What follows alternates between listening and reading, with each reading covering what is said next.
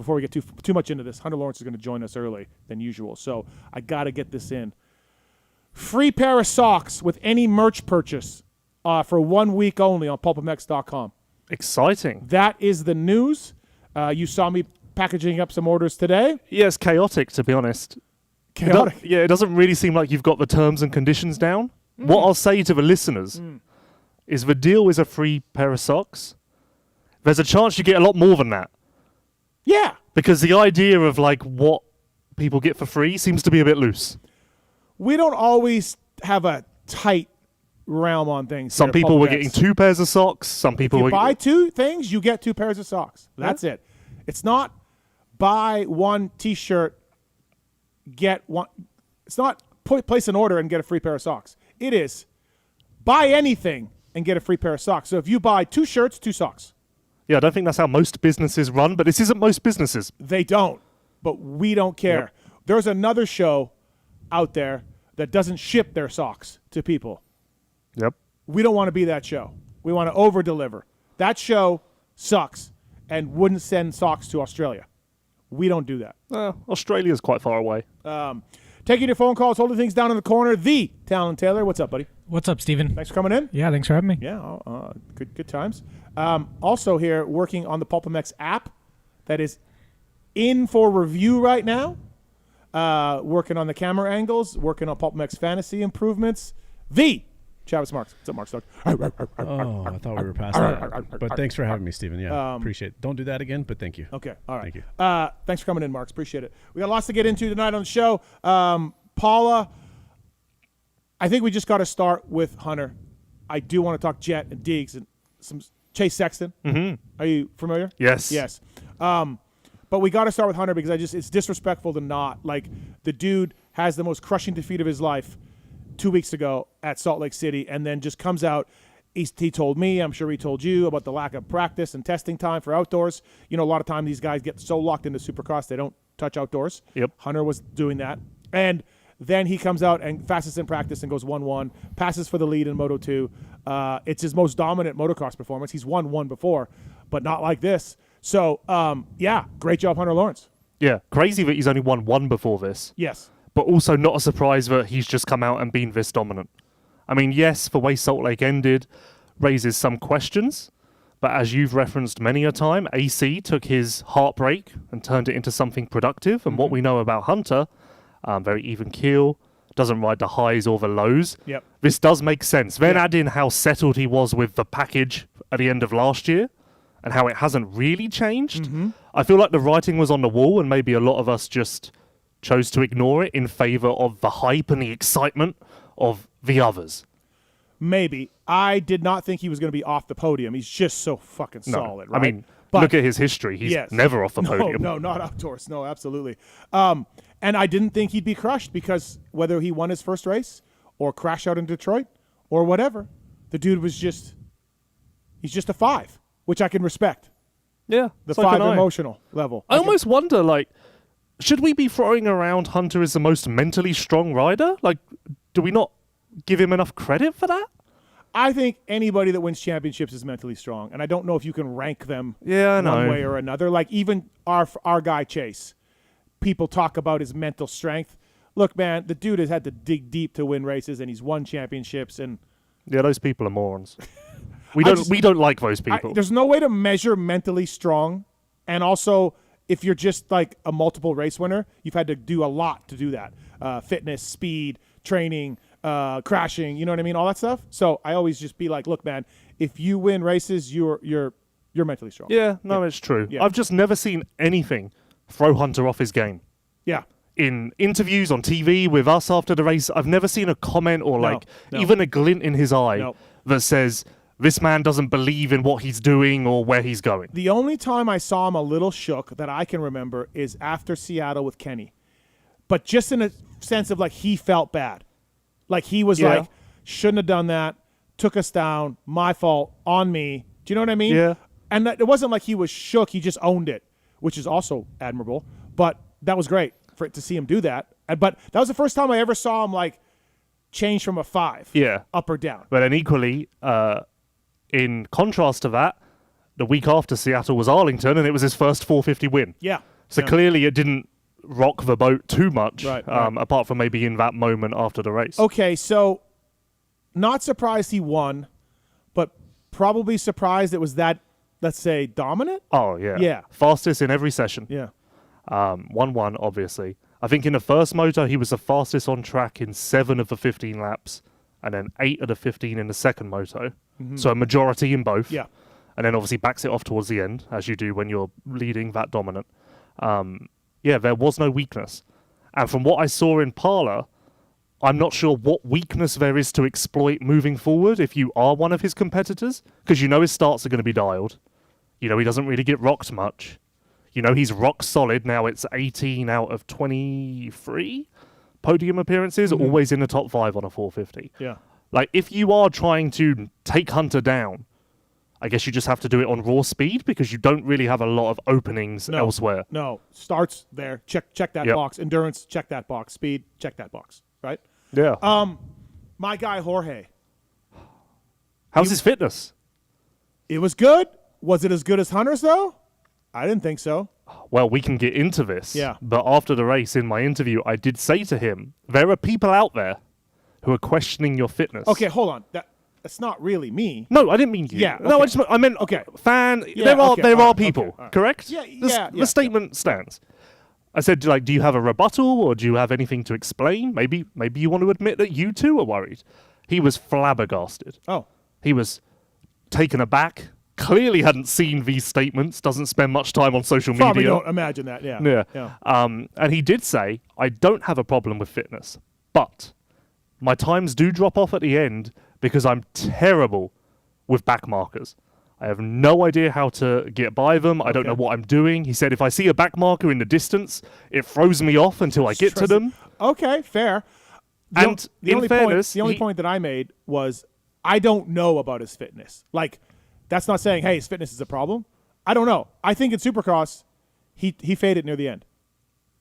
Yeah, but as I said on LVK versus BMP, I lean towards the fades in Supercross being a result of him not quite having mastered the idea of running the intensity of a Supercross main for 20 minutes, but also picking himself back up after a hiccup.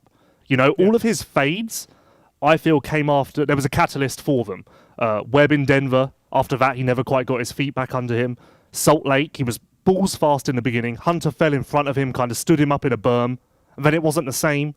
So I almost look at it as it's an issue of picking himself back up and almost forgetting being a goldfish and forgetting about the last 5 seconds and moving there on. was more to it than that, I feel like. But anyway, Supercross fitness and outdoor fitness is different in a way. So was he definitely dropped off more than Hunter. Yep. But still, awesome day. It's annoying because the way the result sheet is laid out now, you can't really see how many back markers they hit on each lap. And I was trying to go through the lap times and see, like, if Hunter was significantly faster on a lap with 5 back markers, say, or whatever. Yeah. But you can't really judge that anymore. So I don't know. I don't have the hard data to back up his statement. I mean, what Jorge is saying makes sense. Like, understandable. Yeah. You know, And he doesn't equally, quite get around those guys. this goes into another weakness that he cited, and this comes from MXGP quite obviously. He's not very good at reading the track and seeing new lines opening up and kind of getting out of his line. Even once his line goes away, he's not very good at reading the track. So I can imagine he comes up on back markers and maybe he follows a little bit too much. Did he say that? That was, yes. I didn't just make that up. Well, no, you said from his GP, so maybe it's something that you saw over time from him doing no, that was exactly what he told me after Parlour. He's a 4-time world champion, man. He's lapped 8 million dudes. Well, actually, I think I wrote down what he said in my little Pulp Show preparation here. Okay. Which go through my Bible. Hold on. What is that? That's a pro motocross book. Yeah, I'm really prepared today. Where'd you get that from? When you know people in the industry, gifts come. I just used the notes on my iPhone. But, it turns out I wrote down something different. Okay, 702-5... Great, good stuff. Cool, man. 702-586-PULP. Give us a call. Lewis Phillips brought to you by the folks at DeCAL WORKS. The Cowboy using DeCal MX on his bike. Eli Tomac, too, which we'll get into. DECALMX.com, Red Bull KTM guys. Beaumare, I think, was a real surprise using DeCal WORKS out there. And PulpMX 26 is a code to save with DECALMX.com. Great guys, great graphics. They can design anything you need from the wild to the mild. If you want this. Yep. And who doesn't? And who doesn't want that on their bike? They can do that for you too. So thanks to the folks at DECALMX.com for all that they do for us on the show. Lewis Phillips from VitalMX brought to you by that. We don't have Hunter's coming up here shortly, so let's just go with this. I'm with you. Like, there's 10 more rounds to go, and who the hell knows what happens, right? And we did see Hunter make mistakes in Supercross, but I'm ready to already be like, he's my favorite. He's my title favorite, Hunter Lawrence. Like, we'll get into Jet, got into Prado a little bit, for all the reasons you said. How do you beat the dude? And you never know what happens, but from round one, I'm like, okay, there he is. You know? Yeah, look. He's just a package. Parler very much backed up what we knew pre-season, and that is of all the 450 contenders, and there's a shit ton of them this year. Yeah. Prado and Hunter are the two with the least question marks, the least to worry about, the least to doubt, quote unquote. Yeah. And that played out in real time in Parler. Yeah. So we just continue on that trend. I don't think that anyone is necessarily going to take a massive step forward by Hangtown. I mean, all of Jet's comments indicate it'll be a little bit of a run before he, maybe feels normal again. Yeah. Maybe even past outdoors. I don't know. Hey, Tallon, do you see my text? I'm with you. Questions are bound for everyone else. Yeah. Right? I mean, Jet with his injury, Deegan just adapting to the 450, Chase with the Cowie. I mean, those are kind of the big ones, aren't they? Eli? Well, now we have many a question about Eli. Yeah. Whereas Hunter, okay, Supercross hangover, sure, you can add that as a question mark. And Prado, last year wasn't great, sure, have that as a question mark. Yeah. But those are just sort of like for the sake of questioning and for the sake of doubting. Yeah, they both looked really good, and they're and both great starters. You know what I mean? Which is just an awesome thing to do for those guys. It's going to make their lives a lot easier going in forward. 250 class. We're going to wait a little bit for Hunter Lawrence, 5 minutes or so. 250 class. I don't feel like we learned really anything. Like Seth won, and he's got a 13-point lead already. Davies was good. Dudney made the podium without getting a podium in the moto. Yep. Levi was really fast. Joe and Chance were good in one moto each. I don't feel like I learned anything because I counted Seth Hammaker as a title favorite. Like that didn't surprise me. He's Hunter Lawrence light, in shape, gets decent starts. The bikes, Pro Circuit bikes, looked good, but I don't feel like we learned anything. Yeah, I would agree. Yeah, and actually, the 250 class looks so chaotic. It is without Deegan, without Vial. I almost don't know if we'll ever learn anything. I feel like each week could chop and change to the point where we're just constantly questioning. I mean, maybe my biggest takeaway is, as you said, the new engine package that Pro Circuit cooked up in the off-season, which the riders already praised in Supercross, but naturally outdoors you see it more. Yeah. That's the real deal, and that's going to help a shit ton, quite clearly. Yeah. Been a while since PC had a red plate. Yeah. I saw that on the broadcast. Yeah, was it AC? AC. Yeah. Like, holy shit. Like, nobody had the red plate at all. I guess you had Jet, you had Hunter. I mean, who else? Yeah. Like, I can't even think of a name who would have been in the realm, really. I guess Kitch, but he was, when he won Lakewood, right? But he had, not last year, 24, he had a couple of wins, but he was also wildly inconsistent. Yeah. So 250 class, I'm just kind of like the emoji, like, I don't know, man. We'll wait and see. Davies was probably better than I thought, but that second moto drop worries me a little bit. Yeah, the first moto as well. The last 10 minutes aren't quite there. Yeah. But then on the other side, I was really surprised when I saw it in the second moto. He had the fastest lap of the race by 6/10. Oh, was it that much? Yeah. I knew he had the fastest lap because it was purple on the. I couldn't believe it was that far, that much. Yeah. But then if you look at the lap times, he did that on lap 4, I think. Mm-hmm. And then after that, it's gone. Yeah. Like 3 seconds slower than that for the rest of the race. So I don't know what that is exactly, Maybe cut the track? We can look into it. All right, Hunter Lawrence coming up here. We got some awards coming up, and also we do want to talk about Chase Sexton. I got some questions for you. As always. Yes. But Eli Tomac, it's not good. We covered it in the review show. That is 3 out of 4 races that he has crashed out in, and big ones, like hurt. I don't think we'll see him for a while, although he checked out okay. But like, this is not good, man. To me, that's a racing incident. Are you with me on that? With yeah, without doubt. Okay, yeah. right. You're not one of those kooks on the on the Twitter. No, you won't find me in any Instagram comment sections. Okay, all right. But dude, yeah, and there's nothing where you're like, oh, he tried a quad, or this guy landed on him when he backed out of like all that stuff that you're like, well, that's understandable. Yeah, and even first lap melee, you could say, oh, he needed a better start. His start wasn't bad. Yeah. He was top 10. Yeah. That is technically a Yeah, good start. you're not so you in can't even traffic. say Right. you put yourself in a bad situation via a bad start. Yeah. You said you don't think we'll see him anytime soon. Yeah. I hope we don't see him until maybe Redbud, just because I think now, after Cleveland, after Salt Lake, after Fox, his body must need some time. The championship's gone. Yep. So I think the best case scenario is just to rest. Like, there's no need to rush back, is there? Yeah. There really isn't. Yeah. I can't think of a single reason, unless you really hold on to the fact that maybe there are injuries, bike problems, and this championship is still on. Yeah. But it's not. It's not. I think he was going to ride the 27 this week. Maybe he did it last week. No, he did it in the break. Oh, he did? Okay, Yeah. so he rode the 27. So Yeah, there was actually there was guys from Austria in Salt Lake in preparation for Eli riding the 27 because they were going to be there and whatnot. So he's all in, I hear. I would think that was the last thing they wanted to do. Yep. Probably KTM didn't fuck up the bike, I would imagine. So he's probably coming back. And so, yeah, man, just lay low. Like that. There obviously everyone probably saw the still photo of him and his neck bending. Like, holy smokes, man. Yeah, the human body isn't meant to do that. No, but you just again, you're just like, dude, this is all adding up, and you're old, and his legacy is protected. He's an all-timer. Yeah, but damn me, dude. It's I said it on another podcast, but the saying, sometimes you're the hammer and sometimes you're the nail. Yeah. His 2026 is exactly that. The first couple of months of the year, 8 races. he was the hammer, the best hammer in the world, the most beautiful hammer. And ever since, he's just been a nail. He's a very beautiful hammer, the best hammer I've ever seen. Some say. Yeah, some say.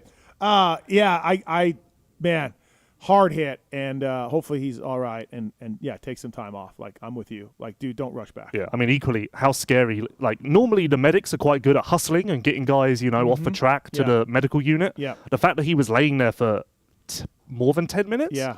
That's scary as hell. No, absolutely. All right, everybody, welcome to the PulpMX show, presented by Motosport.com, Fly Racing, and DeCAL Works. Also, Renthal, straight for the source, straight from the factory. Lock-on grips in stock, 9 styles to choose from. They got new pedals as well, clipless pedals. They got the 661 fat bar back in stock. Twin Wall 995 is the equivalent on that bar. And you want to talk about Renthal, factory Honda HRC, using Renthal sprockets and bars. And this gentleman took Renthal to the win Saturday in Paula. It's Hunter Lawrence. What's up, Hunter? How are you, man? Hey, mate. Good. How are you? Thanks for the time tonight. Appreciate it. I'm sure you're busy as shit. So we appreciate it, man. You're good, man. Thank you. Hey, I got a new butt patch idea for you. For me? Yeah, for you. Just okay. The package. The package? Yeah, because dude, you're the package. Your fitness, your speed, your team, your training, your attitude. There's no weakness with you. I think you're looking for the whole package, not just the package. Well, the whole package won't fit. You're just the package. That's funny. Thank you. Yeah. Yeah, I mean like I can look at different. It takes a village. You're right. It takes a village. It's we're blessed to have a great team around us, and a lot of hard work goes into what we do. So it's good to have days like that. It makes it all worth it, honestly. Did you be honest? Did you really think you could do that with the lack of time testing and riding after Salt Lake? I knew I could win. Okay. Yep. Maybe not like that. Right. Yeah, I mean, I knew I could win. I knew I'd be competitive. Even with the short amount of time, I still have a lot of faith in the fact I've been racing all year, and that, I felt like all year I've been strong and stuff. So I had a pretty good gut feeling that, yes, I would be okay. Do you like Paula? No. Yeah, okay. Nobody really does, I don't think. It's just not great. So it's not a track that you're like, oh, man, I loved it. Like, I was having a great time. Nah, it's one of those ones that's really tough to get a good rhythm and flow and stuff. So it was like, I mean, yeah, not an amazing No. one for me, but like, you know, Jed and myself seem to always do pretty good, you know. Mm-hmm. Yeah, I mean, now we got Jet's streak was broken, but a Lawrence streak continues on. Yeah, it's Yeah, good the enough. Lawrence streak. Yes. Yeah, he said that after we were leaving, and he's like, "So does my streak really end? Because technically, a Lawrence still won." Yeah. No, I think I think we roll it over. Yeah. Okay, a couple things before I let Lewis jump in here. The pass Jorge got on you, and then you got him back. Were you thinking, like, did you blow that section a little bit, and that's why he got you? Because I know you swung wide there, but then the next lap you seemed to have more speed coming in. Were you talk about him passing you, what you remember, and then getting him back there? Was that a plan, or did it open up and you're like, oh yeah, I got it?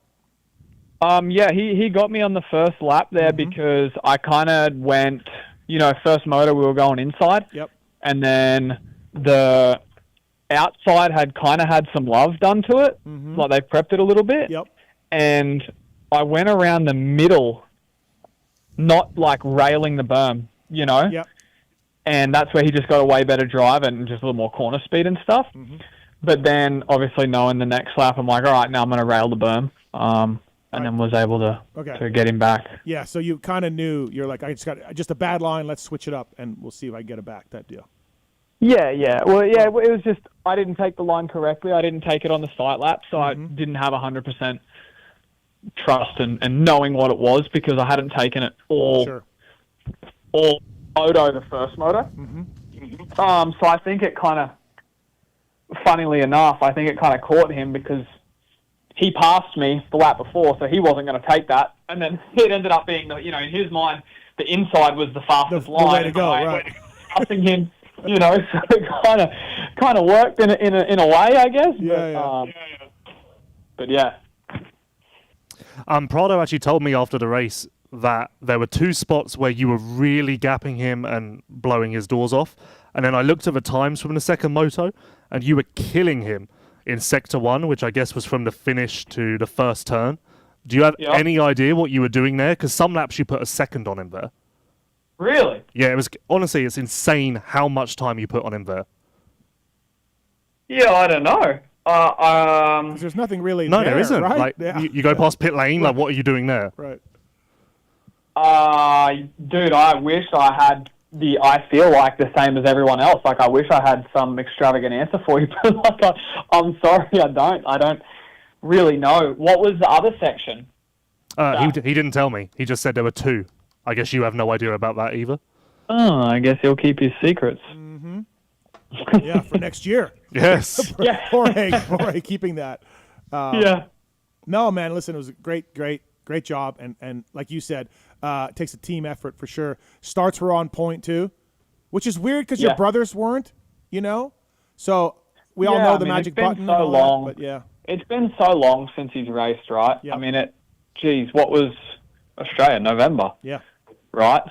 So it's been such a long time since he's raced, and I think he's been on the practice bike and the same track and all of that back at the farm, right, for so long. And race bikes are a little different, I think just a little bit of that at the start are a very repetitive nature thing. So I think he'll be up there and probably a pain this weekend coming. So yeah, watching you and Jorge got out all right, and then I thought your bike just pulled him, watching it back. So really, yeah. I mean, Lewis knows, there's been a lot of years I've raced Jorge and been out horsepowered by him in Europe.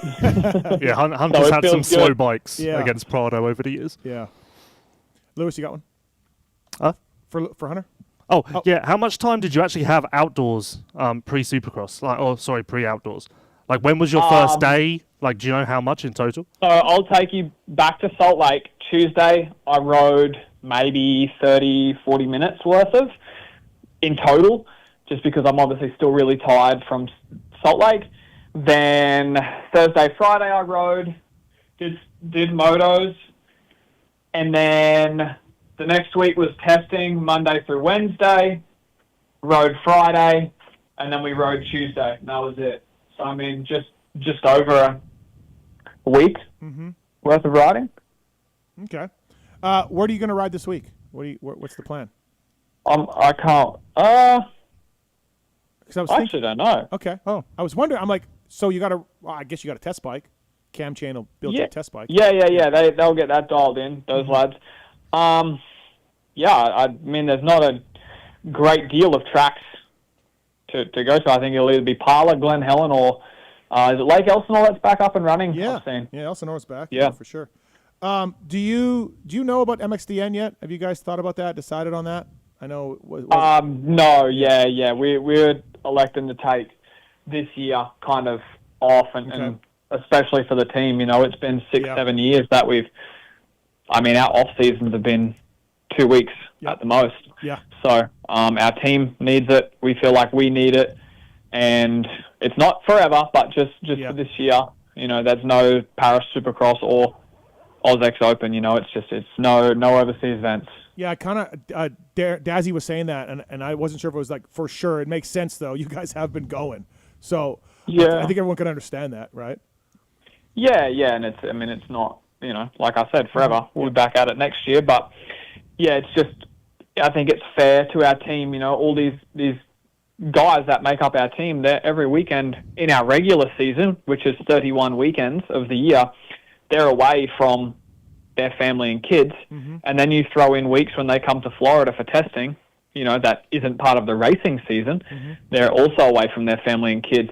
I think, you know, we owe it to them as well to care about them and go, you know what, we're just going to have a bit of a break, give you guys a break. Hopefully everyone can take, you know, the month of October off. That would be huge. You mentioned the fact that you were helped by leaving off the end of 2025 outdoors in such a good place with the bike. But you mentioned testing before Parla. So what did change from the package at the end of last year to round one this year? Like, what did you feel like you improved? Oh, you'll laugh. We tested for 3 days and I was a bit stubborn and said, no, last year's still better. And made him go back to last year's bike. Can Parla be a bit deceiving in that way, though? Like, a few riders after the race said to me that they were so far off on bike setup, but they're not reading too much into it because Parla's semi-unique compared to other tracks. Can that also go the other way with being comfortable? Yeah, maybe. I guess we'll see, right? I know that the setup we're on is what we pretty much finished majority of the season off on last year after we ironed out, you know, the wrinkles we did at the start of the season. So in my mind, I'm like, we definitely, absolutely have a better bike for round one than we did last year. So in my mind, it was already a win, like a win-win situation, you know, in bike setup. Right. Hunter, the package Lawrence on the PulpMX show brought to you by Renthal, renthal.com. Free shipping over $99, by the way, if you spend the money at renthal.com. Lewis, can I ask Hunter about Supercross, or is that a dick move? No, you had a great season. I did have a great season. Yeah, you can ask me. Okay, all right. Okay, so we had Kenny on.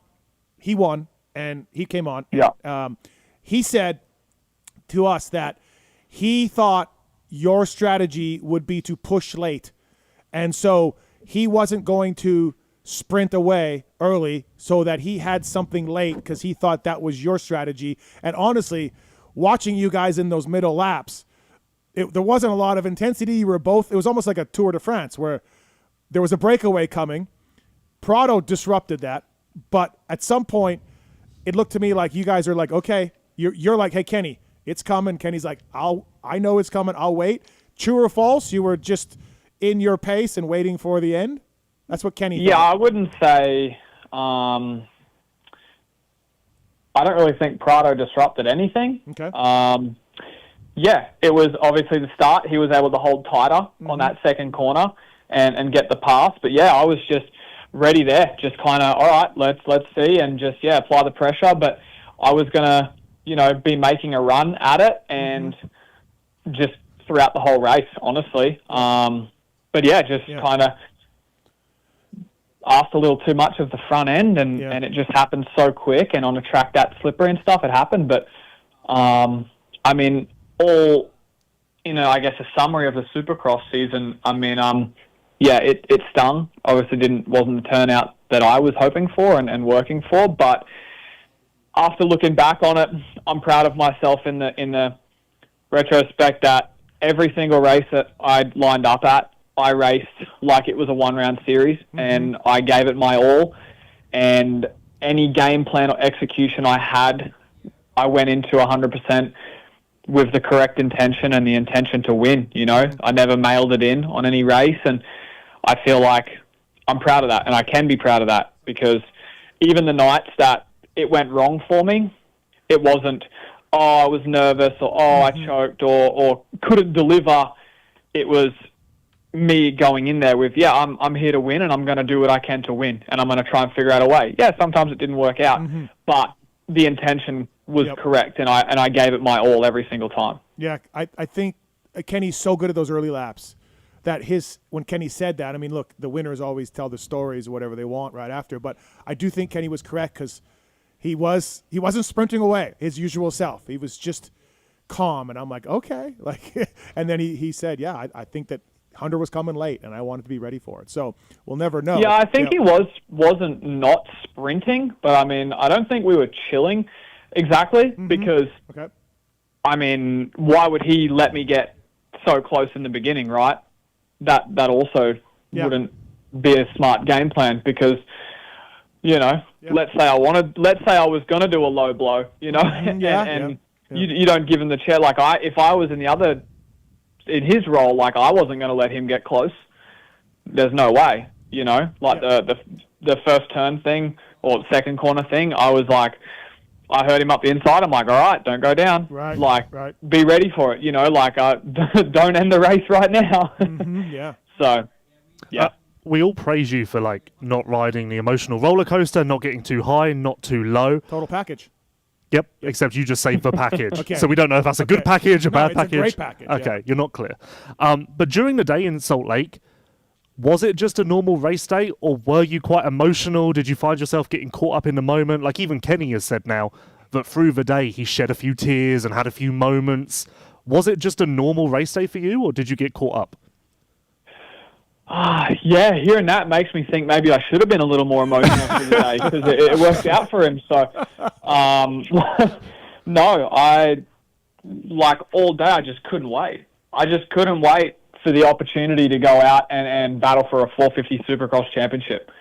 Like, if I'm being completely honest, I was probably,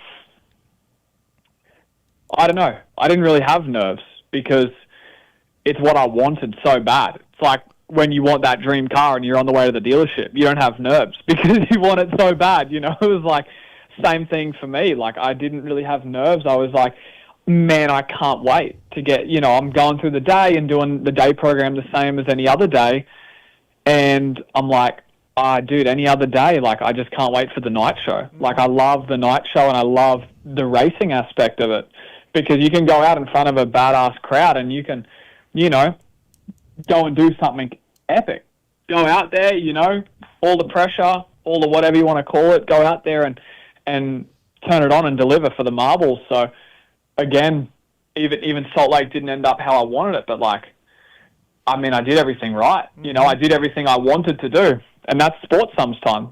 Sometimes it doesn't, you know, like, doesn't work like that. I mean, the one thing I will say that was making it hard, or not making it hard, but, like, I'm like, man, I really would rather be battling someone else, because, like, I like Kenny. You know, obviously I'm very close with his family, and a lot of the friends that he has that were actually there for the championship race were my friends, you know, become my friends when I was living with his dad in Germany as well. So his kids are obviously, you know, big fans of Jet and I, and they're over at the Lawrence zone and stuff, and they're walking over to the truck, and we're seeing Griffin racing. We're like, what's up, boys? And then on the broadcast, Larry Brooks, I had no idea he had cancer, and they're like, Larry Brooks is here, it's the first race, he's doing better from cancer. I'm like, oh my God, man, like, dude, like, I want this guy to win the title. Like, what the fuck?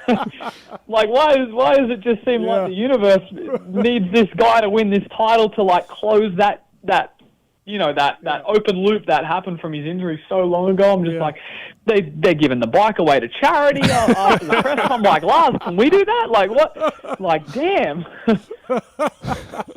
Damn it, dude. This guy's got everything going for him. Yeah, I'm like, far out. Like, dude, Lars, can we donate the truck after this? Like, what are we doing? Like, Larry's just, had cancer and, like, he's here and, I'm just like, far out, man. Like, let's break Lars's leg, and then we can talk about our team manager having a broken leg. yeah, like Lars is hobbling with a broken leg. Like, that's a good storyline, right? Like, yeah. Oh, that's great. All right, I got some calls for you. First up, it's Cody on one. Cody, welcome to the show. What's your question for Hunter Lawrence? Hey, what's up, guys? First time, long time. Appreciate all you do, Pulp. And I did happen to win the Paula overall on fantasy, so that was cool. Oh, nice. Yeah. I want to let my buddy Gary publicly know that I destroyed him, and he'll be listening later. And then, hey, Hunter, congrats. Have you ridden the 27, or is there any talks about busting the 27 out like halfway through, like Villapoto did in like 11 or 12, something like that? hey, man. No, not yet. I mean, I would love if it ain't broke, don't fix it. And I'm pretty happy with the bike right now, so I would love to just get through this season on this bike and then worry about the 27 for next year. That would be epic. So, yeah, fingers crossed it can keep kind of going in that way. It's just easier for us, right, and the team to when you're familiar and I mean, look at Kenny. That bike's been the same since, 2017, 2018. So, yeah. Familiarity is a huge thing. There's a lot of value in that. Thanks, Cody. Thanks for the call. Appreciate it. We also have Lucas on 3 with a car question. What's up, Lucas? What's your question for Hunter Lawrence? Hey, Steve, thanks for taking my call. Hunter, congrats on the weekend. I just wanted to call and ask you, since you're a big car guy and I appreciate your taste in cars watching your vlogs, what's the next car you have on your list of, like, you want it and you're going to go get it? Oh, that's a good question. Jeez, where do I even start? Man, the 458 market is really going crazy right now. That's probably like, I really do and have for a long, long time loved the 458, the last naturally aspirated V8 from Ferrari. That's a huge one. That was one of the first Ferraris I ever sat in, like got driven in, I guess you could say. That's a big one. Most reliable Ferrari, too, of the recent stuff, so you could daily it. Yeah, I don't know. I wouldn't daily it. Just I like to keep it a little special. I feel like, if you did something every day, it becomes a little less special, and I think that's the same for that instance. But I've been doing a massive rebuild on my air-cooled Porsche, my 993, and I really miss that. And, dude, like, honestly, like, it would be unreal to have a 993 turbo in the collection as well. That would be really, really cool. I think that's just such an iconic, the purest, the best final version of the air-cooled 911, Yeah, I agree. That's super cool. All right, thanks for the call, man. Appreciate the time. Yeah, I won't take up any more time. Thanks, guys. Thanks, man. Appreciate it. Thanks, Lucas. So, I can talk cars now a little bit. Why now? Okay. Because I have it in my mind. I hope Pookie's not listening. I want to get myself a nice car or an exotic car to just, I don't know. I'm midlife crisis maybe, I kind of been thinking. So I've been thinking about 2 cars. One of them, Hunter, is an early 80s Ferrari that Magnum PI drove. Those were bitchin'. Is it the 308? I think it is. Yep. Yeah. 2-seater, 308, bitchin'. Yeah. Awesome car from my childhood. And then MC and those mid-90s NSXs. God, I like that. Yeah, that's a cool one. Yeah, cool one. Like the early, NSX is really, really cool. Yep, those are my cars that I think I want, but they're hard to find. Yeah, the NSX they're really expensive. I was surprised. I was like, holy shit. How much? Yeah, the NSX is probably more than the 308. Hey. Yeah. Oh yeah, a lot more. Oh yeah, no, a lot more. And I was like, wait. I think the NSX is more reliable than the 308. Yeah, I've heard that. So I went down a rabbit hole of those 308s, and people are like, dude, they're not that good. Yeah, they're. Yeah, I mean, hey, I'm sure you've probably heard it, but the cheapest exotic or sports car you buy can also be the most expensive, Yeah. Well, we'll see what happens. Yeah, we'll see what happens. Yeah. NSXs, though, I was around when McGrath would roll up in those in the pits. I was old. That's epic. And it was like, oh, dude, he would just roll in next to the semi, like park next to the Honda truck, the box fans. You're just like, fuck. Hey, last question for me from Supercost. Have you ever watched it back yet? Hell no. Okay, all right, good. I figured you would. No. Not. Okay. Dude, I see it. I'm a big YouTube guy, and I see it. And then, like the week after the Salt Lake City highlights, and my hair stands up. Ugh, yeah, not yet, not yet. Yeah. The next week, and I don't want to see that. I know how that story ends. I've got a better last question about Supercross, a bit more uplifting. Okay. It was an incredible season. It was a massive step from where we'd seen you in 450SX before now. What do you attribute that step to? And also, if you hadn't got hurt in Supercross last year, do you think what you did this year would have been possible last year? Yeah, I really feel like it was trending that way, to be honest with you, Lewis. Last year before my injury, I really do feel like it was coming, if that makes sense. Like, when you get a feeling like things are going in the right direction, that's where I really had last year. So I do think that was it. This year, I was a pain in the ass to my team. I was ruthless on where I felt like the bike, what I wanted with the bike, and I did not settle until we got it there. And I feel like that was the biggest thing. I feel like a 450 on Supercross is extremely tough to set up, and I think that's probably it. Well, that's a great point, because that is also exactly what Jeremy Sewer said to me in my interview last week, is that you have to be ruthless with teams, and if he had never complained or tried to make things better, he would have always been a 20th place rider. So look at that. It all comes back to the number 91. Yep, amen. Smart guy. He really is. Sewer's got to get back on Suzuki. Can we do that? He's going to buy a Suzuki. Is he really? Yeah. Okay. That's what he said in my interview. He was good. Steve needs to listen to our interview, Lewis. Yeah? That's what I said. Oh, really? He needs to. He owes it to the world, and he owes it to Lewis and myself that he races MXGP on a Suzuki, because the Suzuki World MXGP team closed down as he was supposed to move up to the 450 class, and we never got that, and we're owed to it, aren't we, Lewis? Yep. And he even said he did one race on a Suzuki 450, the Matthes Nations. Natalie Basin, Okay. MXLN. And he said still to this day, the best 450 he's ever ridden. There we go. And Suzuki The golden might days, be, Yellow Magic, hey? Yeah, who Yellow can- Magic, yeah. Who can forget Tuchenthal 2016? 17? Yeah, that's 17? the one. Yep. First ever win. So Oh Suzuki, no, that was 2017. Me Yeah. and Jeremy, 1-2. Yeah, 1-2. Oh my gosh. Suzuki's coming back is the word, maybe? Maybe 28 now. Oh, okay. But I don't know. You got to get Kenny back on to ask those questions. Yeah, okay, yeah, we could do that. Yeah. Hunter was really generous in my interview on Friday, because he said if there's one thing he'd like to put into the universe, it's that Jeremy races a Suzuki again, when he could have used that wish to wish that he would win Parla. Yeah. But he used his one wish The on one Jeremy, wish, yeah. which is Okay. really what a stand-up guy. What a guy. Yeah. What a guy. All right. All right, lads. I got to run. Yep. On that note, thank you. Yeah, appreciate the time. Good job on Paula, and we'll see you at Thank Hangtown, you. Hunter. Thank you, man. Thanks, guys. Have a good one. All right, See see ya. ya. That's Hunter Lawrence, everybody. Brought to you by Renthal. The package. Hunter Lawrence. Yeah, I think you need to add another word in there. The package. Is it a shit package? Is it a great package? The package, man. Sounds gay. You can watch him and just know. Okay. And also, Yep. it worked brilliantly, because how he described being passed by Prado and then passing Prado back, and how the outside wasn't really a line in Moto 1, Yep. but he saw it, Prado clearly didn't, all falls back into Prado's theory that he's not very good at like spotting new lines and moving away from his line. It's odd because Prado has won 80% of his races by getting the whole shot and taking off. Yep. You would think a guy like that with a wide open track has time to sort of like, where do I... Because, when you're in traffic, you're forced to go places because the other guy goes here. You know what I mean? You're trying to stay out of the roost. You want to pass. You want to make up time on guys. You experiment. A lot of things like that. If you're out front, you're like, ooh, look at that. Ooh, look at that. Yeah. But MXGP's a little more inside to inside, one good line.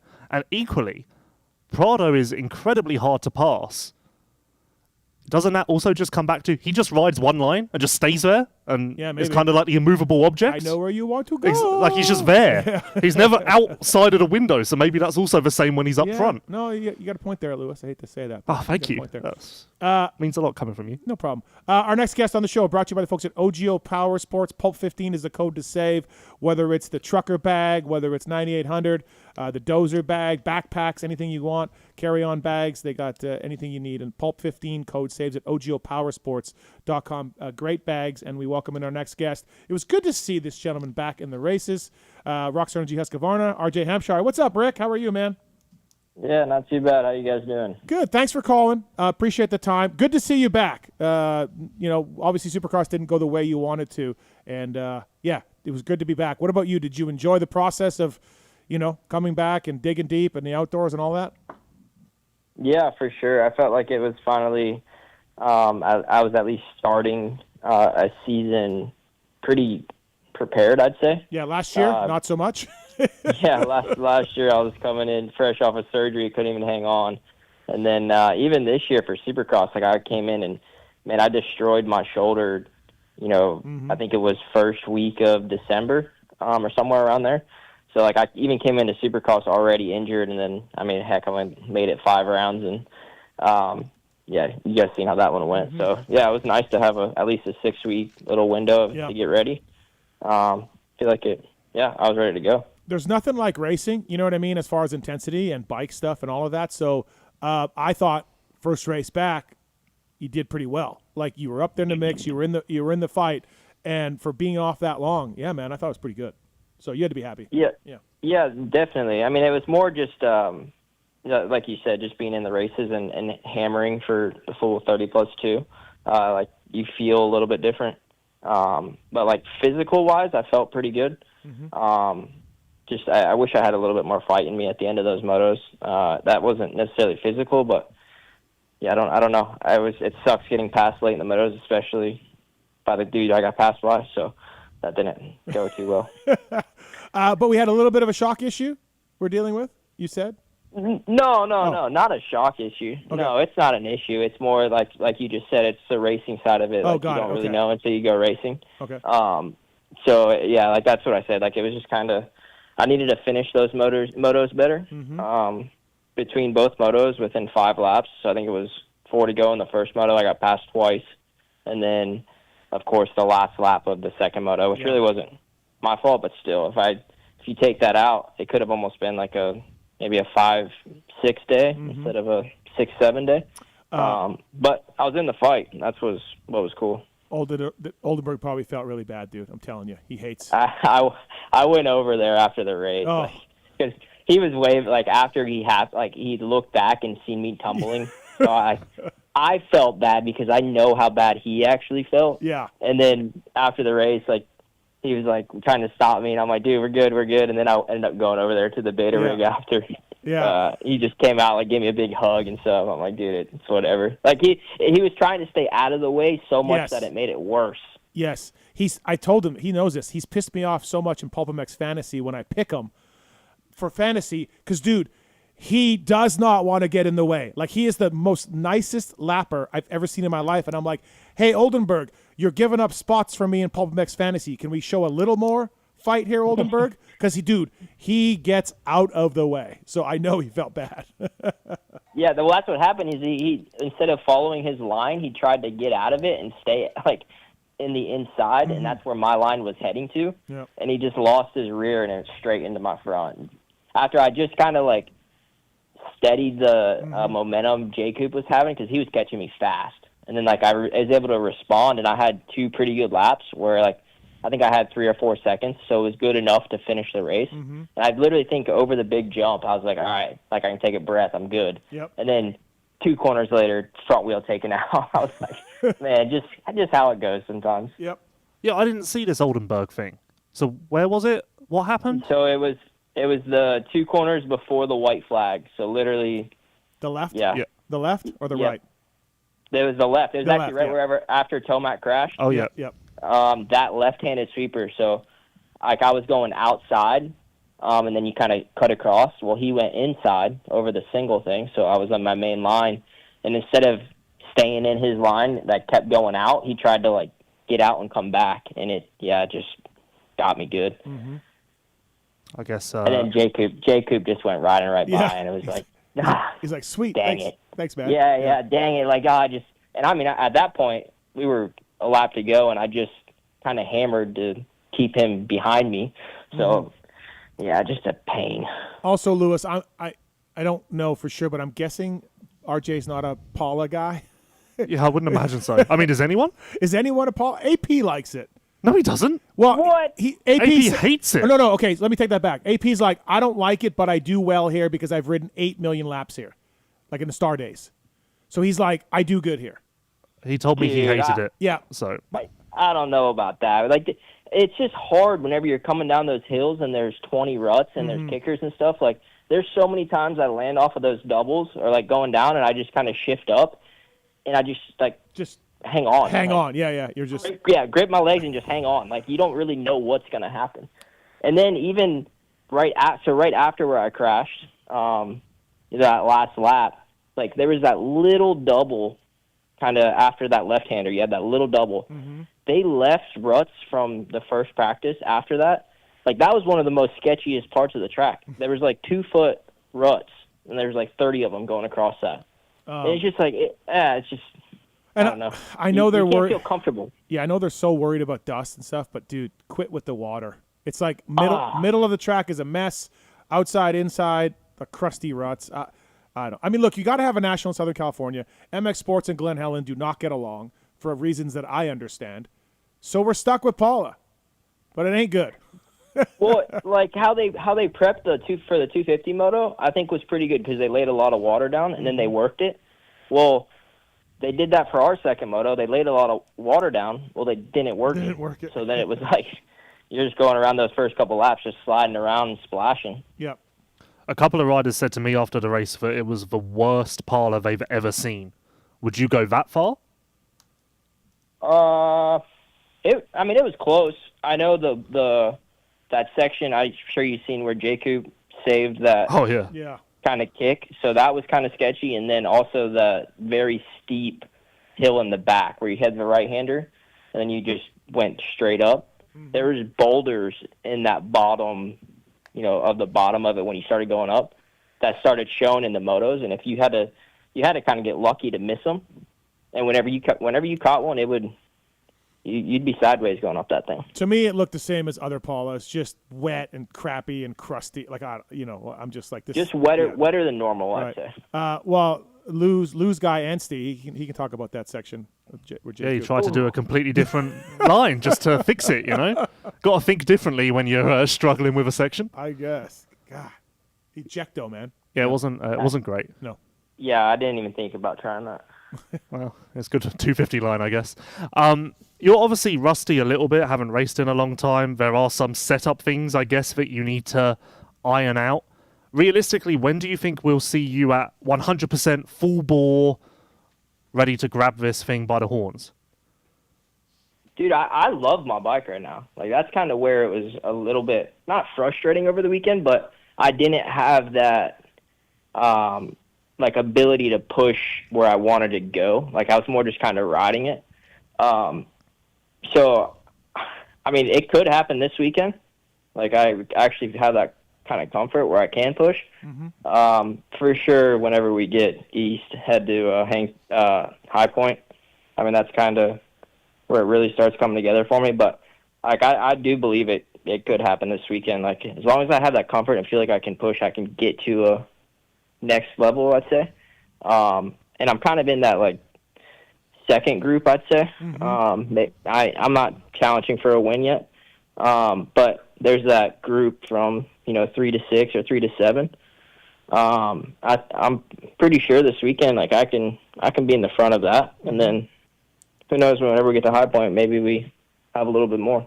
Yeah, definitely I think everybody expects you to be even better on the East Coast, which I'm sure everyone knows that, so 702-586-PULP. You got a question for RJ Hampshire, brought to you by OGIO Power Sports. PULP 15 is the code to save with those guys.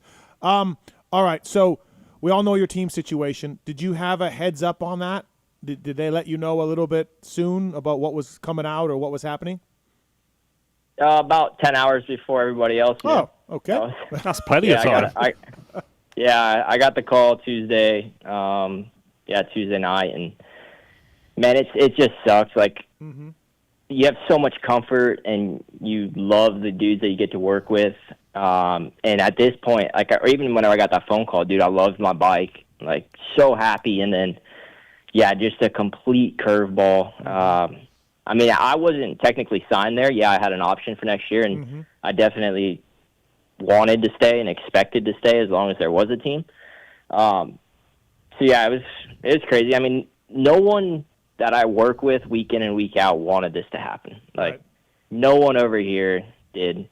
But there's always, higher ups, and business is business. Like, I get it. I understand. Like, yeah, it sucked when I got the phone call, but you got to move on. And I think it's a opportunity for me to kind of have a fresh start, but, like, still have a lot to prove, I'd say. I mean, yeah, I'm a little bit older, but I think it could be like a, kind of like a rejuve of my career. Yeah, I mean, and you never know. I mean, we think we know where you're going or where you want to go, but you're like, you could just jump. Because I don't. I just thought about just hear some Ducati stuff, I just hear some Ducati stuff. Oh, I thought you were leaning towards something else. No. Oh. No. Well, we should talk and compare notes. Okay, we can do that, Lewis. Okay. When we hang up with RJ, we'll leave him out of the RJ conversation. Yeah, we don't talk. We'll talk about RJ without RJ. Yeah, of course. But like, okay, so you love your bike and you love your team, and Nate Ramsey's a great dude and all of that.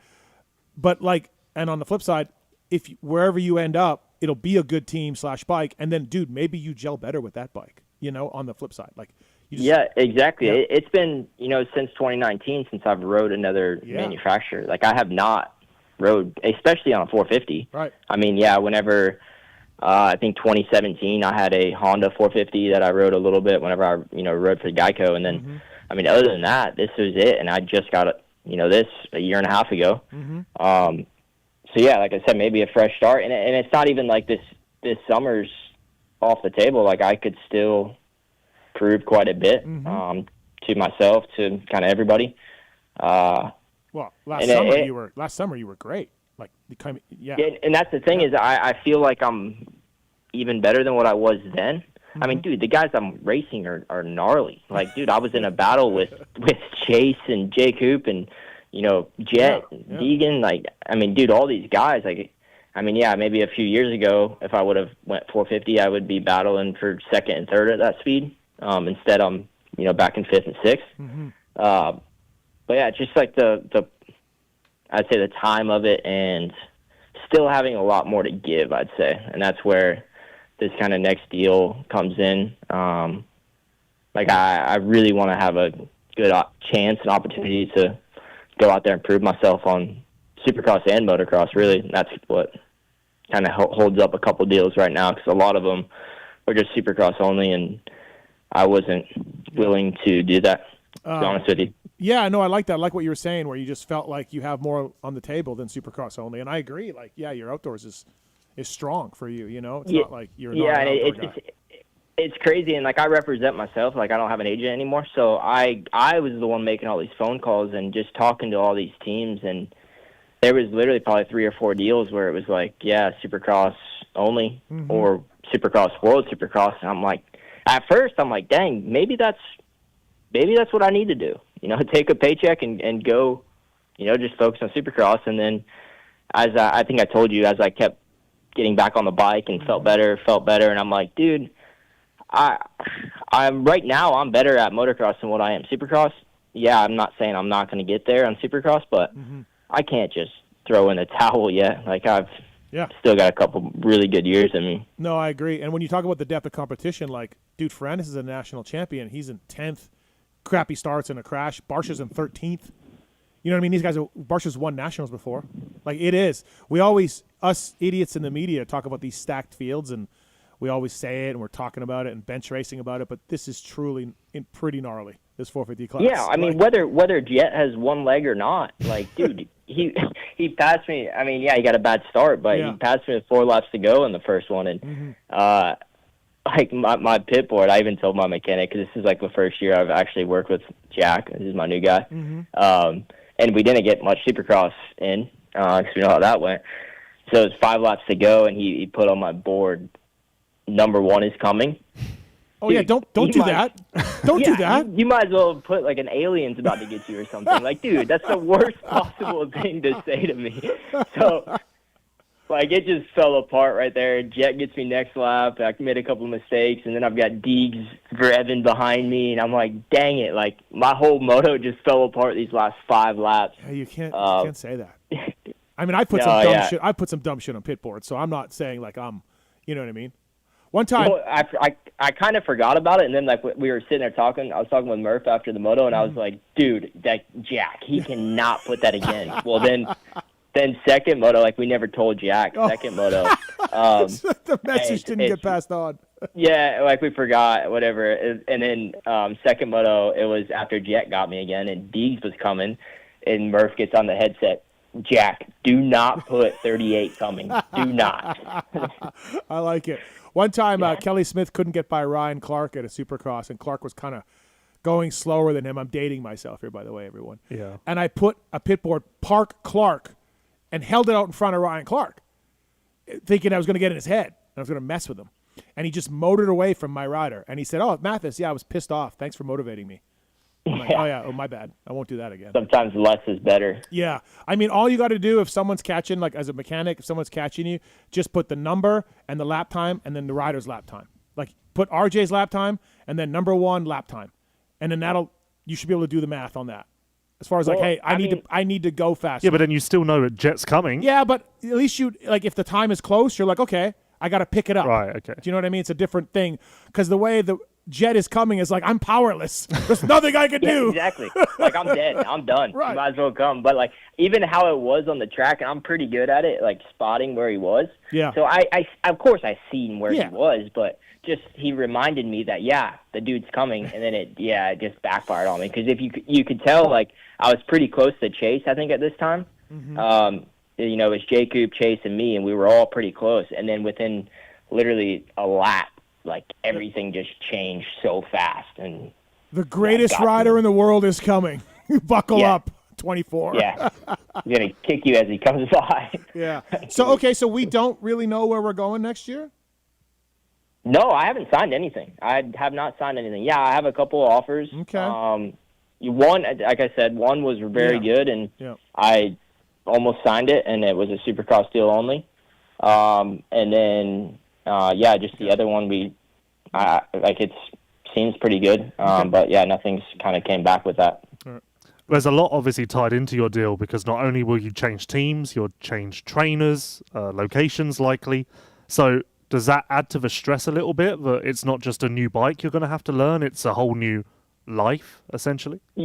Yeah, well, that's another thing is, look, I've got 2 little girls and a family and a wife, and we just built kind of a house on some acreage here in Florida, and spray foam business, all of that. Yeah, like if we have to go spray some foam in sheds, we have to do that. But I don't think, and even I'm all for going testing, developing, and doing whatever else, but I can't move somewhere full time at this point in my career. Yeah. And I've told pretty much everyone that I've talked to that. And I haven't had anyone say, like, you have to go here or train here or live here to be on that team. I even spoke to, one team that is pretty set on their spot, and it seems like if that were to be an option, I'd still be able to live here in Florida. Mm-hmm. So that really doesn't change much. But, trainer-wise, I mean, I've been with Alden since 2019. I won't be able to work with him anymore. So that would be a big change, and then of course not being able to ride there.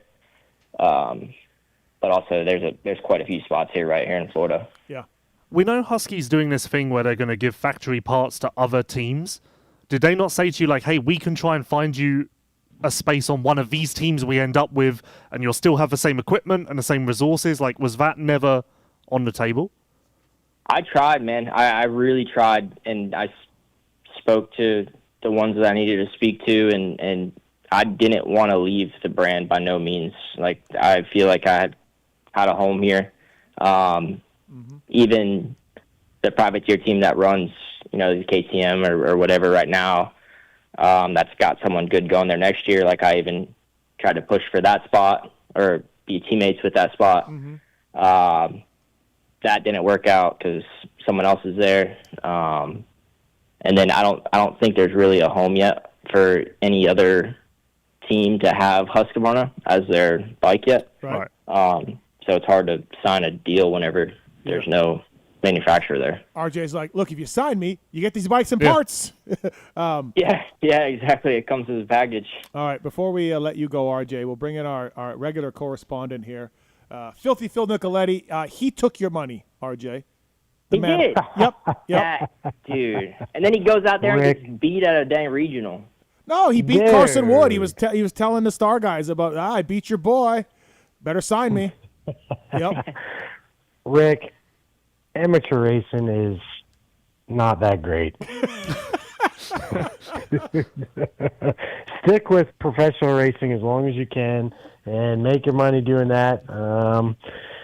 And try and skip amateur racing as long as possible, buddy. How'd Glenn Helen go, though? Glenn Helen was sick to be way better than Muddy Creek. You know, I actually enjoy Glenn Helen, believe it or not. But except RJ, he threw away $6K late in the races. Yeah, I blew some money, but it was all right. I'd rather, like I said, rather go there than the way Muddy Creek was prepped and this and that. It was not what I remember when it was a national. I can fucking tell you that, buddy. So did Zacho love it though? Because no one loves Muddy Creek like Zacho. Oh, of course he did, because he did okay. Yeah. You know, so he was all about it. But is that I'd still rather be struggling at Muddy Creek than racing Paulo this past weekend. Phil was there, by the way, Rick. He was there hanging out. Dude, you're a brand ambassador. You even come by the rig. Yeah, you took all RJ's money. Malcolm's too. Yeah. I was letting you guys do your thing, you know. You could have tagged in for Malcolm and Moto too. No, there's not a chance. There's not enough money to make me go out there and ride that track. Holy fuck, dude. Oh, that was not so fun. You know. Yeah. Hey, Rick, but I mean, Phil, RJ was a huge sleeper on the weekend. He was. Fucking hey. Yeah. Dude. I mean, people probably won some money on RJ on DraftKings. DraftKings? Well, no. I mean, what do you expect, dude? The last time that someone seen me, I was literally not even there in Arizona. I was so sick that weekend, and that was the last time. It's been, almost 3 months since you've even heard of me. And then I lost my job for next year. Like, of course no one's going to expect me to go out there and do anything. Yep. Phil, Rick was just saying that he had a really good deal for next year. It was a Supercross-only team. But he wants to keep riding outdoors. He's got more to give outdoors, and I agree with him, Phil, right? Like, he is an outdoor good guy. Like, yeah. Yeah, I mean, obviously he's always been fast outdoors, but, I mean, this weekend, he was obviously results showed the next best guy of quote-unquote second-tier guys, I guess you could say, but, man, he was pretty dang close to the quote-unquote top-tier guys, you know, not too far off of podium stuff. So first moto especially was really, really good to come out firing like that. So I was really impressed. Starts were good. So what happened in the second moto, RJ? Because you were sixth and then you kind of went back to ninth or something. No, a lapper got me last lap. We just talked about this. Oldenburg was trying to be too nice, and literally it was right before the white flag and tried to get out of the way, but he lost his rear and took my front wheel out with him. Better watch out. You know, Beta Cruiser out. Blame Muto. Yeah, it's fucking Muto. I probably told him, take out RJ. Blame Muto. No, it was good. Yeah. I was impressed. God. Whenever I went over to the rig after to talk with him, he said, "Yeah, Rick, you're actually pretty good at outdoors." No shit, I was trying to tell you guys this. I was trying to tell you beta jerk-offs about this. Benny and Mitch came in studio, I don't know, a couple months ago and talking about coming in the outdoors, and Oldenburg hasn't raced for 6 years, I think, outdoors. I think Freeze was 8 and Oldenburg was 6. And I'm like, dude, it's all about attitude. You just got to really enjoy it. And they both were, Oldenburg's like, yeah, I am. I'm looking forward to it. I have a good attitude. And then, dude, after qualifying, I walk on their rig, and I'm like, dude, what about the attitude? And Oldenburg's like, I'm trying, man. I'm trying. Well, hey, what's funny is if you look at the results, Malcolm, after the first practice, he was 36. Like, he was on the border of barely qualifying. And then the whole team was actually very impressed with that first moto. Like a 12th after qualifying 36 was pretty dang impressive for Mal. Yeah, no, for sure. And he passed Coop, I think, with 2 laps to go. And those two were both like, what the F are we doing out here right now?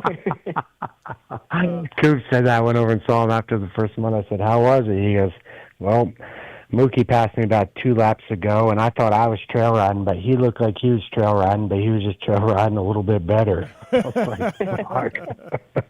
He's like, I guess I just got to get used to seeing P13 on my fucking pit board. Webb said that too to me. Like, yeah, that was hilarious. I better get used to seeing 13 on my pit board. You're like, yeah. He got a good start. He got a good start that second moto, like a really good start. He but did. It was like, he did. Hey, it was funny though because like I think I passed him in the rollers, but like he was just going like 10 miles per hour slower than the guys in the front. Like it just was like he didn't want to go that fast. So then he just was going back in a hurry. He did say, Rick, that he heard some air horns and he thinks they were for him, so he was happy. The air horns were the guys passed on telling him to get the fuck out of here. Just Coop, get out of the way, Coop. Well, listen, Phil, RJ says he doesn't have an agent. Are you available to help him be an agent? Dude, trust me, RJ's been around and he's done enough deals. He knows what's good and what's not good, so he can manage on his own. Can you get rid of that injury clause for him that you love so much? Nah, dude, stupidest clause in our whole sport. Rick, nothing gets Phil angrier than getting hurt on a dirt bike, practicing or racing, and then they dock your pay. Nothing gets Phil more irate than that. Dude, I can't even say it, but there was even something that was way worse, like way worse than that. In this, yeah. Like what? You mean on your current team or on a team you're talking to? No, and just one of the options for next year. Oh, okay, yeah. How can you get worse? I don't know how it could get worse than that. But if you get hurt, we take you out back and shoot you? Yeah. Or? Just really put you out of your misery. If you get hurt, we drive you off a cliff. Yeah. That seems like the only option. Yeah. Don't sign that one, RJ. That doesn't sound very positive. No, definitely not. I can't say it. Can't say anything about that one. Can you text me? I won't say it. Yeah, I can text you. Just text me what it was. All right. Anything else for RJ Hampshire here on the show? Brought to you by OGIO Power Sports. No, great ride. I think it was great. I thought it was great. It was sneaky good. Like for a comeback as well. Yes. It's been a long time. That's what I'm saying. Nobody wants to come back for the first round of outdoors after months off and be at Paula at that. You know, like yeah. I wish it was a bit hotter. Because I don't. Like when it's hotter, I feel like I have a little bit more of an advantage at the end of these motos. Mm-hmm. And like, I know Deeg says he's the strongest, toughest. I'm gonna die to get it. And dude, I'm at your that last level. moto, your first moto. I'm like, dude. I will do whatever to usually do it, and I don't know what got into me. I had nothing at the end of that first moto, and then he passed me with 2 to go, and it fired me up really bad. So, yeah, I don't know, but no, all in all, like solid weekend. I was pretty stoked on it, and I think that they'll be continue to get better, find some comfort, and I might have a bit more this weekend. Yeah, I agree. Your gear looked good too, by the way. Fly Racing. Dude, Fly Racing, awesome stuff. It is. I'm so stoked on that whole relationship and being part of the family. You hear that, Phil? You hear that? I didn't notice the gear out there. I just noticed the result. Okay. All right. Fair. All right. Listen, Hampshire, thank you for the time tonight. Appreciate it. I know it's late there in Florida, so appreciate the time, man, and good job. We'll see you this weekend. Yeah, no problem. Thanks, guys. All right. See ya. Good job, Rick. That's RJ Hampshire, everybody. Brought to you by OGIO Power Sports. Brought to you by Icon Meats. Phil's an Icon Meats guy. You have on the LVK show, you have an Icon of the Week? Yep. Has it been Phil yet? Not yet. Okay. He might be waiting a while. Is the beach race happening? Look, we talked about agents with RJ. Yeah. And sometimes you think a deal it's there. It makes sense for everyone. If anything, it makes too much sense for the other side. And our side is getting fucked, but we're willing to take it. Okay. And they just have no interest. They just don't get it. You can't teach people. Well, PulpMX 26 bringing you Phil Nicoletti on the show. That's the code to use at Icon Meats. We've got this stuff on here. The honey barbecue is so good. Anything honey is good, I think, in the meat world. Dude, it's so good. Let's be honest, most protein snacks are soft. Weak ingredients, weak flavor, weak everything. Don't be that guy. Beef sticks go full send. Bison, elk, venison, and pork. 16 grams of protein. Lou, you're a big protein guy right now. Yeah, you got to watch your protein. This is for riders, grinders, and people who want to show up. PulpMX 26, code to save at Icon Meats. Bringing you Phil Nicoletti on the show. Punching his ticket to Loretta's. We are in. Yep, we're going. Oh, he's thrilled. Yeah. Alex Ray not going. Wait, what? Did not make it. Yeah, what? Just straight up, or did he crash? His potentially? results were 2288. Yeah, I can figure out what probably happened in the 8-8. I can fill in the blanks. Poor A-Ray. Yeah, he's keeping me updated. I was watching the results, and good thing we have a backup regional. Oh, we do? I didn't. I think so. He acted like he wasn't going. He was done. No, he has to go. Okay. All right. He's too fucking deep into actually, I don't know. It might only be one, but if he has two, he has to go to the second one. I think it's at Lincoln Trail and get in. Like, dude, how do you not make it in plus 25? How? I don't know, man. Yeah, he doesn't like Red Bud. He said. I don't like fucking Muddy Creek. And let me tell you what, I've seen videos from Red Bud. I've seen videos from Paula. And those two tracks looked bitching for a regional. Muddy Creek was it was a disaster. I don't even think any prep went into it. It didn't look good. Yeah. No, it was just a money grab. I'm like, what is this? So I should have just went to Red Bud or Southwick, but it doesn't matter. We're in. We're going to the ranch, and got some work to do. Yeah. All right. So let's talk Paul a little bit. We got a Phil question on Deegs. We got a Phil New York question, Phil Muddy Creek question. Let's get into this, though. We didn't touch on Deegs, so let's start there. Lewis, you and I didn't touch on it. I thought it was good. I think he uses too much energy on a 450. He's got to calm down. He looked a little out of shape at times on the bike, and then I felt like yes, he's in shape, and yes, he digs, but I was surprised he lost that much time to those guys late in the moto. I don't care about all the fan shit and all of that. We'll get into that. But just as the race went, the two motos, Phil, I thought he was good. Not great, but good.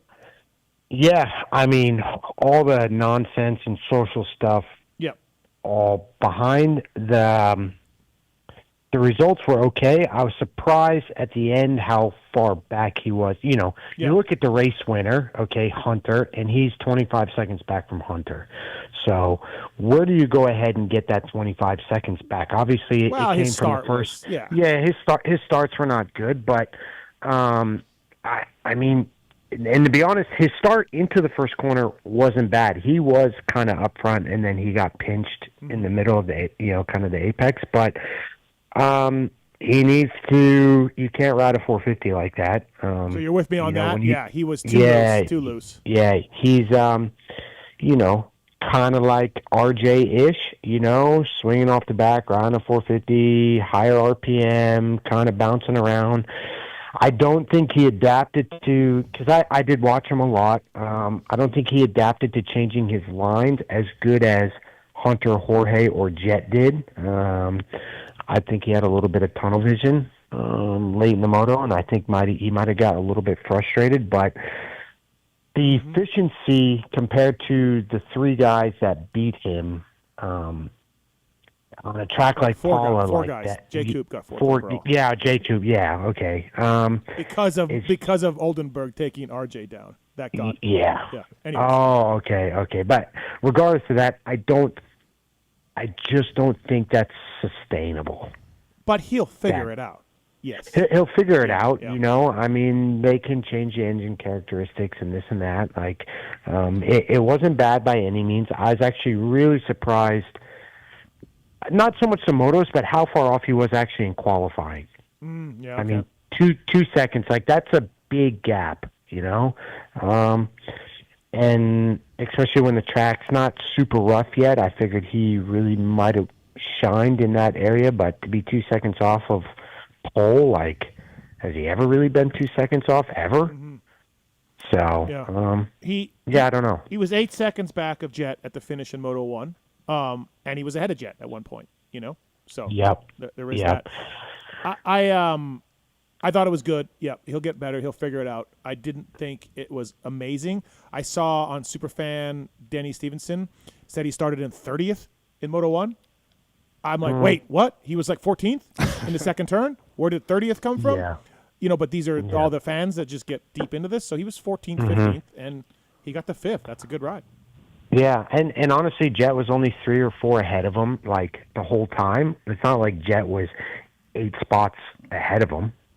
So they kind of worked with each other up through the pack. Yeah. I mean, Jet might have not have passed as many, but pretty damn close. So I thought it was, between Jet and him, it was a great first moto working through the pack and kind of testing the waters and seeing where everything was at. So kind of a little bit boring. I thought there might be a little bit more fireworks, but plenty of racing to go for that to happen yet. He told me after the race, because I talked to him. Did you interview him, Steve? I didn't, no. Next time. Yeah.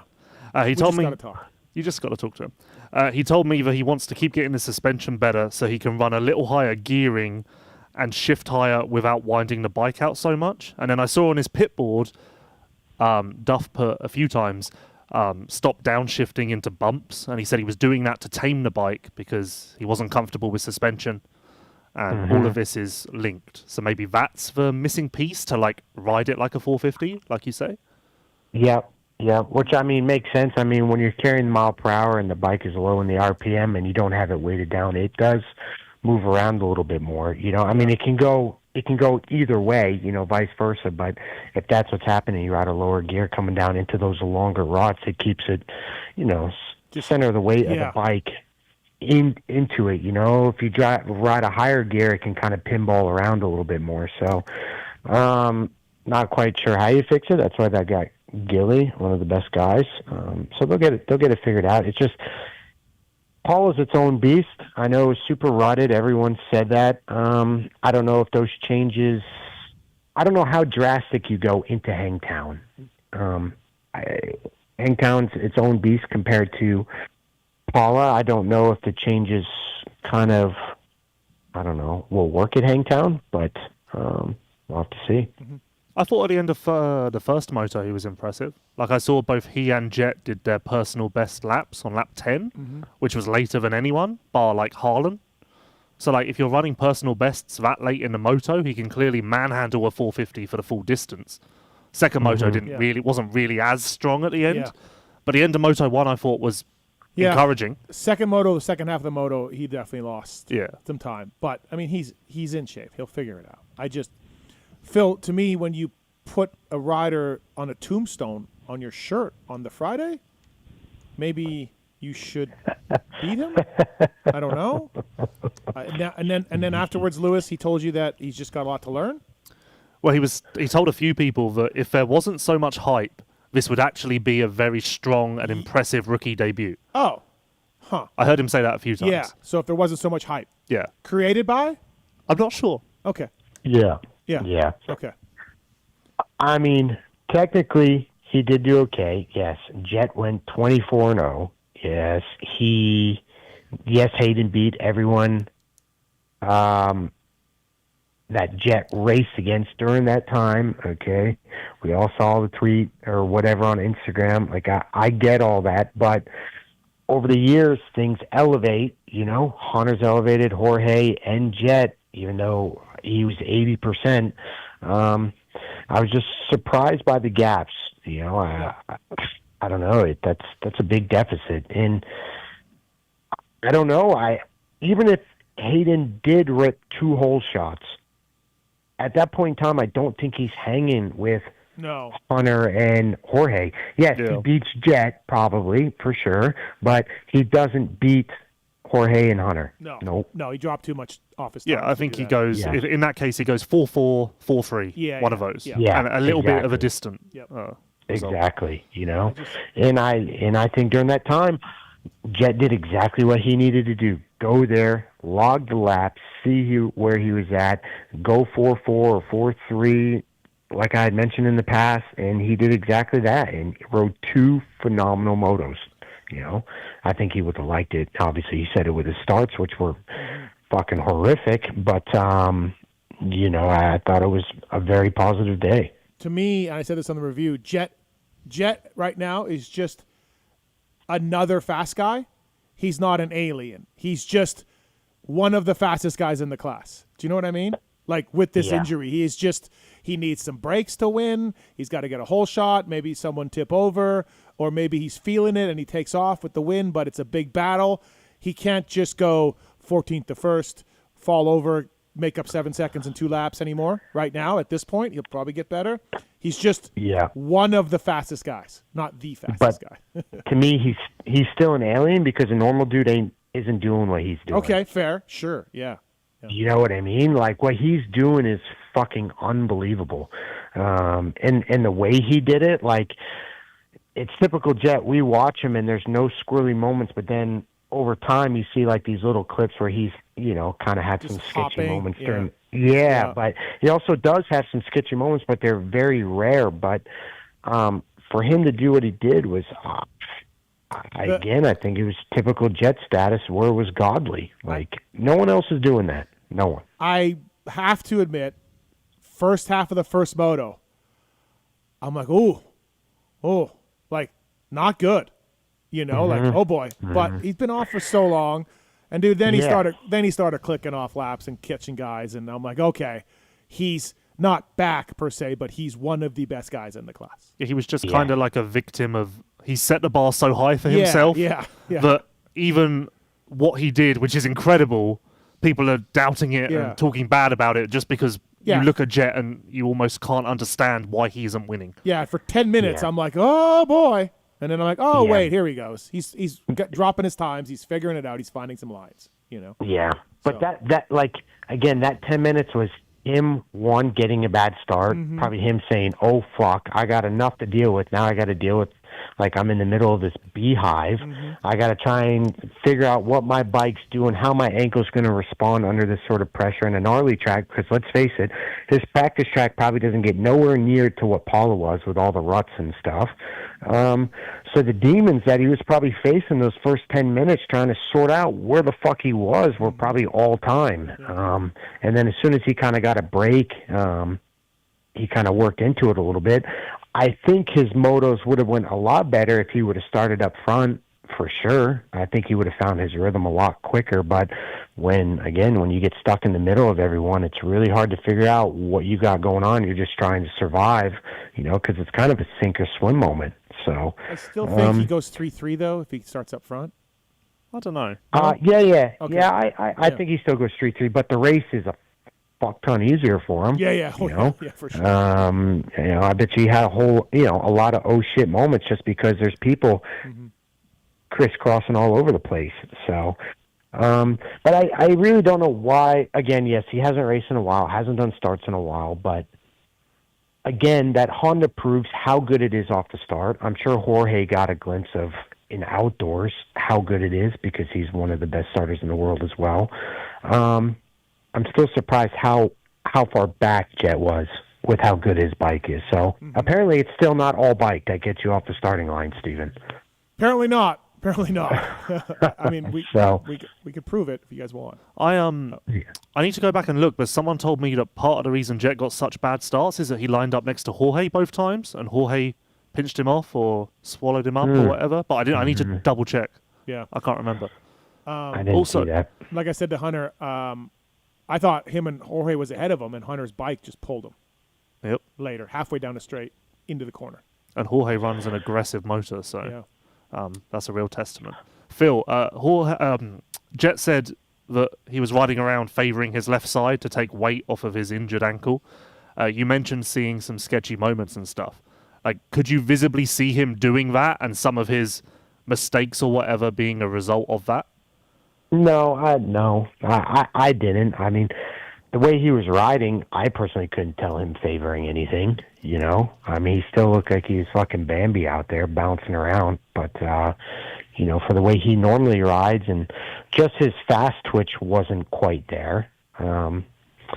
But, again, I thought it was still old school Jet. Like, that flare is still there, just at 80%. Deegs' shirt, comments, anyone on Friday? The rest in peace Jet. shirt. Yeah. Eh. On brand. I mean, it's not surprising at this point, is it? On brand. I'm cool with it all except for the rest in peace part. Even though I know it's more for a competition side of things, but you know what I mean. Yeah, that's a bit much. By the way, in such a gnarly sport. Yes, exactly. Correct. A-Ray said he's got to get the swelling down on his knee, but he does have another regional, and he might just send his money in to be an alternate with the 7th. So Stop it. Can't do that. That all checks out as A-Ray, the norm for A-Ray. Yeah. None of that is surprising. He's got to get the swelling down. Phil Nicoletti here, brought to you by folks at Icon Meats. By the way, we have phone calls for you, Phil. Let's get into those, I guess. Cody's on 4. What's up, Cody? Hey, Steve, you actually just stole my question 30 seconds before answering the call. I do appreciate it. But, Phil, I told you after Dallas that I would call in every time. Since Steve stole the question, I did want to audible to this, man. You know how retirement is after the sport. We all saw what happened to ET3. Everyone is done. The slow-mo of that. Man, when is enough enough? He goes out as a legend. I think for you, you're the man whenever you were racing, and I think you're now more the man in retirement. What do you think is going to happen after that last hit? What do you think about ET, Phil? No, I do. He's still got that grind in him and that competitiveness to where he still thinks he can line up and do it. So I think I don't know what the deal is. I think his neck is obviously a bit banged up and whatever else, but if he doesn't show up at Hangtown, does he show up at Colorado? Sure, I think so, but he must feel somewhere in his gut that he's still got a little bit to give, and obviously in Supercross it showed that he was nowhere close to wanting to retire after the way he came out swinging. So I don't know. It's only he can tell you when that's going to happen, but things happen in threes, so maybe this might be the end of it, and he comes back and he'll be good for the rest of the year and stuff. So I don't know. Man, I did have a quick follow-up on that. We've been talking about Sexton starts, and Lewis, you're not allowed to chime in on this one because I know you might be one of the spies in all this. But Phil, did Dan actually pay you? Did Fahey actually pay you to finally tell him how to help with his starts? Because we know you were the one with the entire recipe this whole time. No, I had nothing to do with that.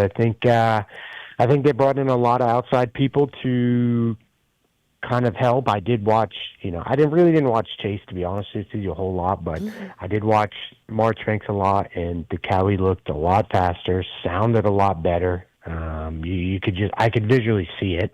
I thought it looked a lot better than what it has in the past. So, and for Marchbanks to come around the first corner, how did that happen in 4 weeks? Well, it's a factory. Money makes a monkey dance. They can pay and get shit done quick. So, again, if you get the right people, it's not rocket science to figure it out. So, thanks for the call, man. Appreciate it. Thank you. Appreciate it, Steve. All right, see ya. Kevin has New York questions. Go ahead, Kevin. You got Phil Nicoletti on the line. Hey, Phil, I just got a question for you. If you ever raced any D3 tracks back in the day, and if you did, which one was your favorite? District 3, that is Western New York. Oh, my God. Palmyra. I did Mexico back in the day. I did a Area 51. I've done a shit ton of Frozen Ocean. Fuck. Yeah, Frozen Ocean that's been a questionable track over the years. It used to be good back in the day. I don't know about so much anymore, but a couple legendary tracks up that way. All right, thanks for the call, man. Appreciate it. Thank you. I just got one more thing for Lewis. All right. Is the Sexton ship sinking? No, I think we're back above water after Salt Lake, and Parla was fine. We're going to get into that. Yeah. I think we're fine. Okay. We're loving. We're happy. Positive. We crashed 3 times. Yeah. Okay. It's dirt bike racing. Shit happens. Yeah. Okay. All right. Ask A-Ray. Thanks, Kevin. Appreciate it. Thank you, man. Yeah. Have a good night. Anthony wants to talk Loretta Lynn's regional with you. What's up, Anthony? Phil's on the line. Hey, Phil. I wanted to know your side of the story on the Canadian National Champ hate crime that happened in the plus 25 moto. What? That might have been. Is that the? Actually, yeah. I think that was Derek my bad. Fisher. Yeah. Derek Fisher. Oh shit, Derek Fisher. Which I didn't even know that he was Canadian champ. Yeah, bro. Back in Come the day, on. but- Everybody knows that. Well, Oh yeah, obviously, he I'm took not him out in the second up to- turn, and then caused another dude to have to get stitches from his bike flipping. Okay, I didn't take him out. We came down, and there's a bunch of ruts. I squeezed way to the inside. We clipped bars, and then someone went down, which obviously I almost did. So it was Racing incident. Racing incident. I'll take the blame for it. Okay. Yeah, racing incident, but that's on me. All right. I should have. It definitely was. taken my tame. So. All right. Thanks, Anthony. Appreciate it. Thank you. Yep. Yeah. P is on one. P, this is a Race Tech Rant. What's up, P? You want to talk Hey, about Paula? Matthes, Yeah. am I on? Yeah, what's up, bud? Hey, man. Yeah, Race Tech Rant. I go to Pala. I bring 3 dudes with me. We pay $80 a ticket. And I talk it up. I've been to Nationals before. Went to Troy, went to High Point, went to Steel City. We get there. We start walking the perimeter of the track. It's easy ups everywhere. You can't see shit. You go into a corner, easy ups line in the corner. You go to like some of the jumps coming out of that second turn, it's easy ups for 100 yards along that whole straight. And we spent the day just kind of looking around at the easy ups, and like I guess general admission for like someone who goes for the first time, I'm not going back. And maybe if you pay VIP or if you pay for camping, you can bring in an easy up, and they're probably going to be return customers. But how many people are they losing who go for the first time and they're just staring at the back of easy ups? Yeah, I don't know, man. I didn't notice it, but again, I'm not watching for that. It's bad. Is it? Yeah. I mean, Okay. Yeah. Marks, was that 480 Phil? Was 480 Phil in favor of easy ups, or did he hate the easy ups? I thought he hated the easy ups. He hated the easy ups. I don't remember. Yeah. Someone can correct me. 480 Phil from Southwick. We had a caller one time. He was very angry about easy ups. Yeah. Yeah, they are bad. Okay, second thought. Okay. Okay, so Matthes, you ride mountain bikes. I know Phil rides mountain bikes. Lewis probably doesn't do plays that. chess. No, yeah. But when you first get on a bicycle, you'll stand naturally left in front of right, like regular foot, or right in front of left, goofy foot. It takes no time to know if you are regular or goofy. It's just a natural thing. Has anyone ever staggered foot pegs on a motocross bike to see if the balance is better?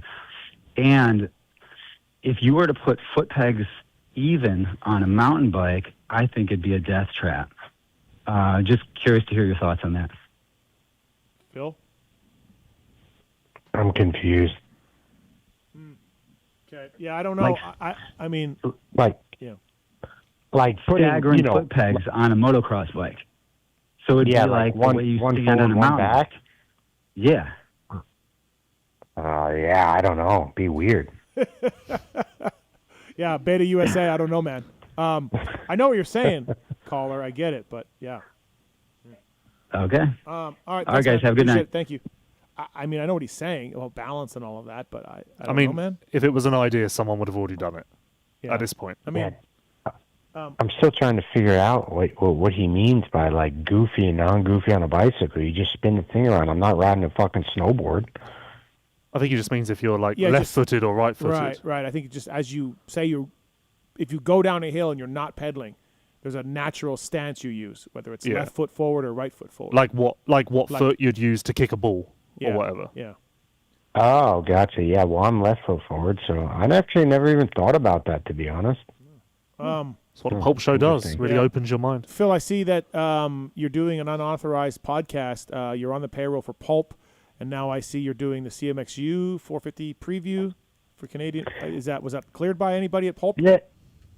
Wow. Dumbass Galdi, he tells me, hey, 9 p.m. tonight. I'm like, dude, you fucking kidding me? 9 p.m. tonight. Monday. Like, I got contractual obligations, bro.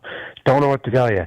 He's like, oh, fuck, okay. Then he said Tuesday, and then couldn't do Tuesday. Now it's Wednesday. I'm like, dude, I thought this was a janky radio show, but CMXU is way worse. Oh, fuck yeah, those guys are way worse. So I had... You guys are all pussies. We actually were bench racing about Canadian stuff. Oh, Alan Brown and I were. Bench racing about the Canadian series coming up a couple weeks.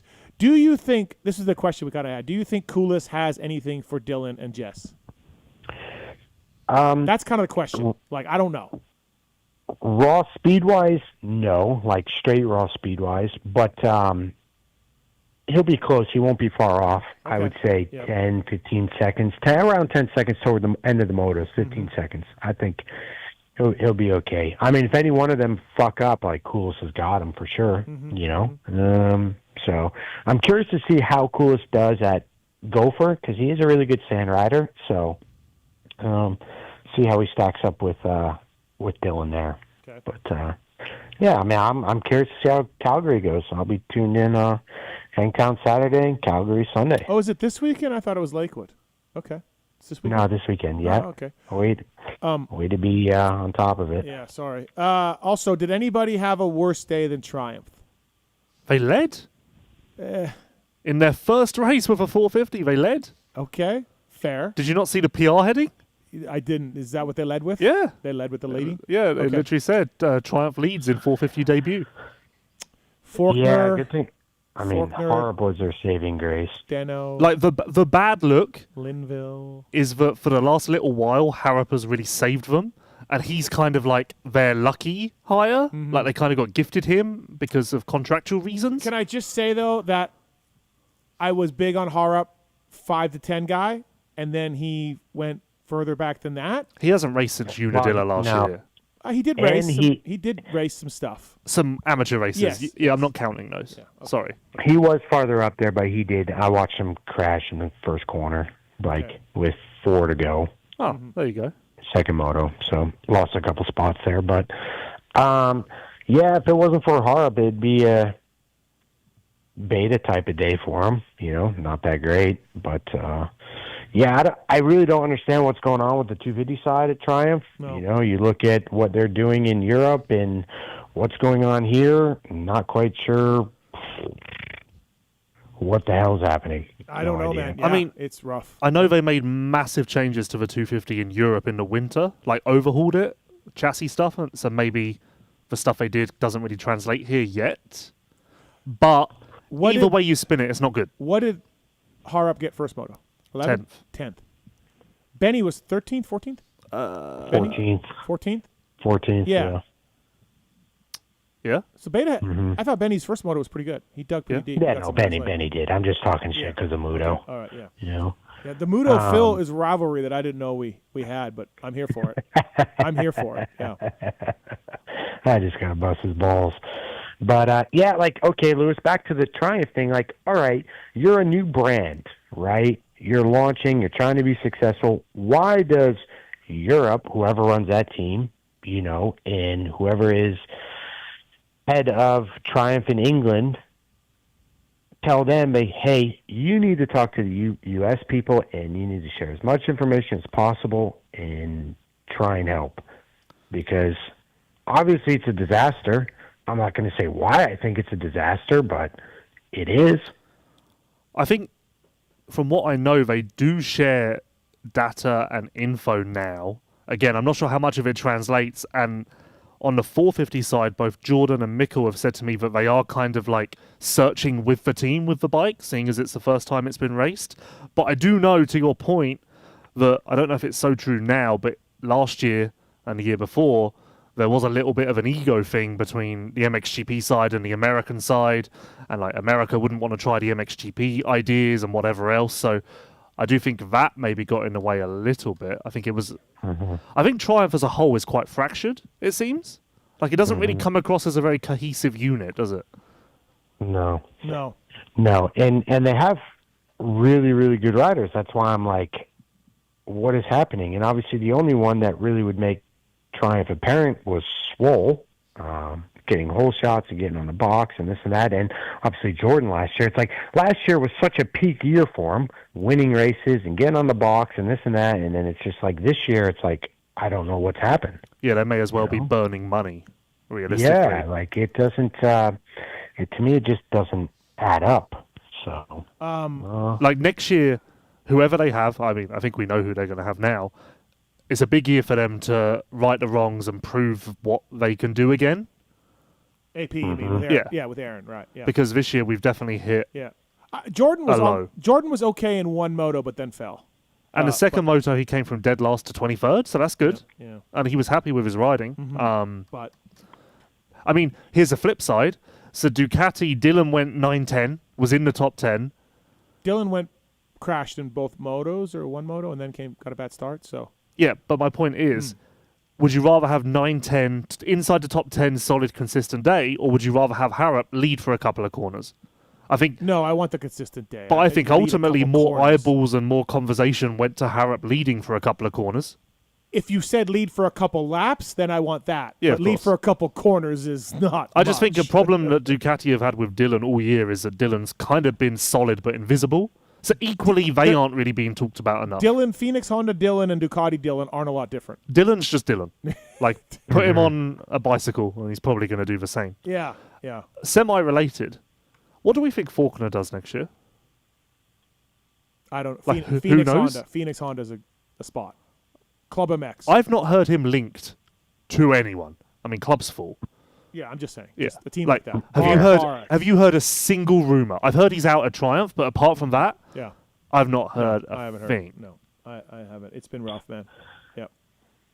Yeah, so I don't know, but who does Triumph have for a 250 then? I heard that they're kind of going to scale back a little bit next year and do less riders. I mean, they're not letting Deno. They're not letting Deno. No, go, Deno's right? in. Deno would be go. Yeah. Yeah.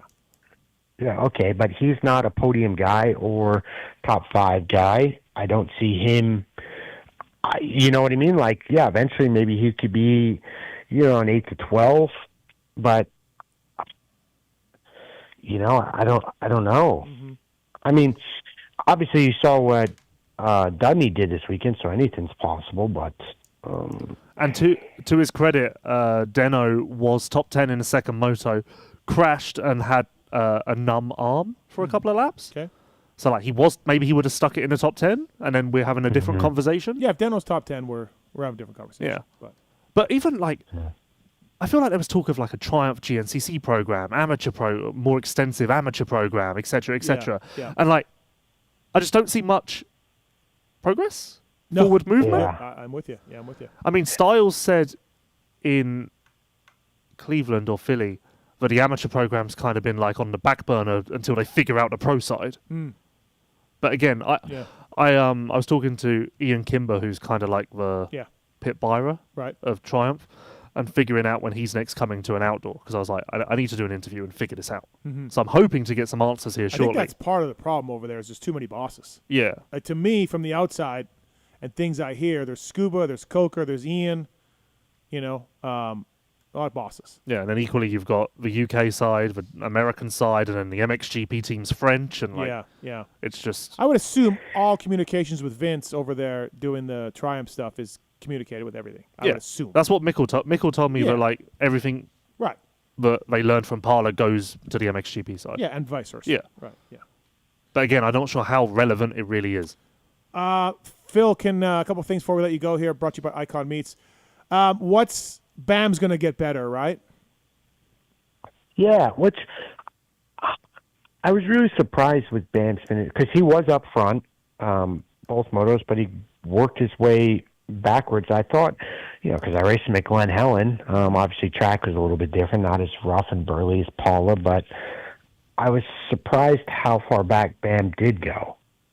I didn't think that was really going to happen, because where he started and stuff, I thought, it'd be a 9-9, 8-8 day for Bam, but it was not. No. Barsha told me in Denver that their window outdoors is much, much, much smaller than it is in Supercross.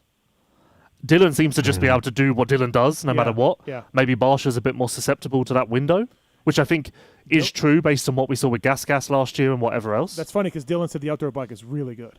Best chassis in two-wheeled motorsport. He didn't make that comment, but he did say the outdoor bike was really good. We're still close to that, though. Yeah. Yeah, we're competitive in the range. Yeah. Maybe we're not top spot. Yeah. And then the MXGP side say the same, that the window's small. So maybe Barsha's a bit more susceptible to that. Yeah. I don't know, man. All right, Dale wants to talk about Triumph. He's on one. What's up, Dale? Hey, okay, what is Triumph's actual expectations in the MX world? Top 10 all the time, I would hope, and if not better. Yeah, build towards being the best, I guess. Oh, okay, Lewis, hear me out. Yep. What makes you think that they would ever be the best, being that they have like 2 British championships in the past 20 years? I didn't say I And think they they'll don't be the win. best, but I think that's their expectation, is to put the wheels in motion to get there one day. I didn't say I think they'll get there. I mean, it's a motorcycle company that's been around for 120 years, and they don't win anything.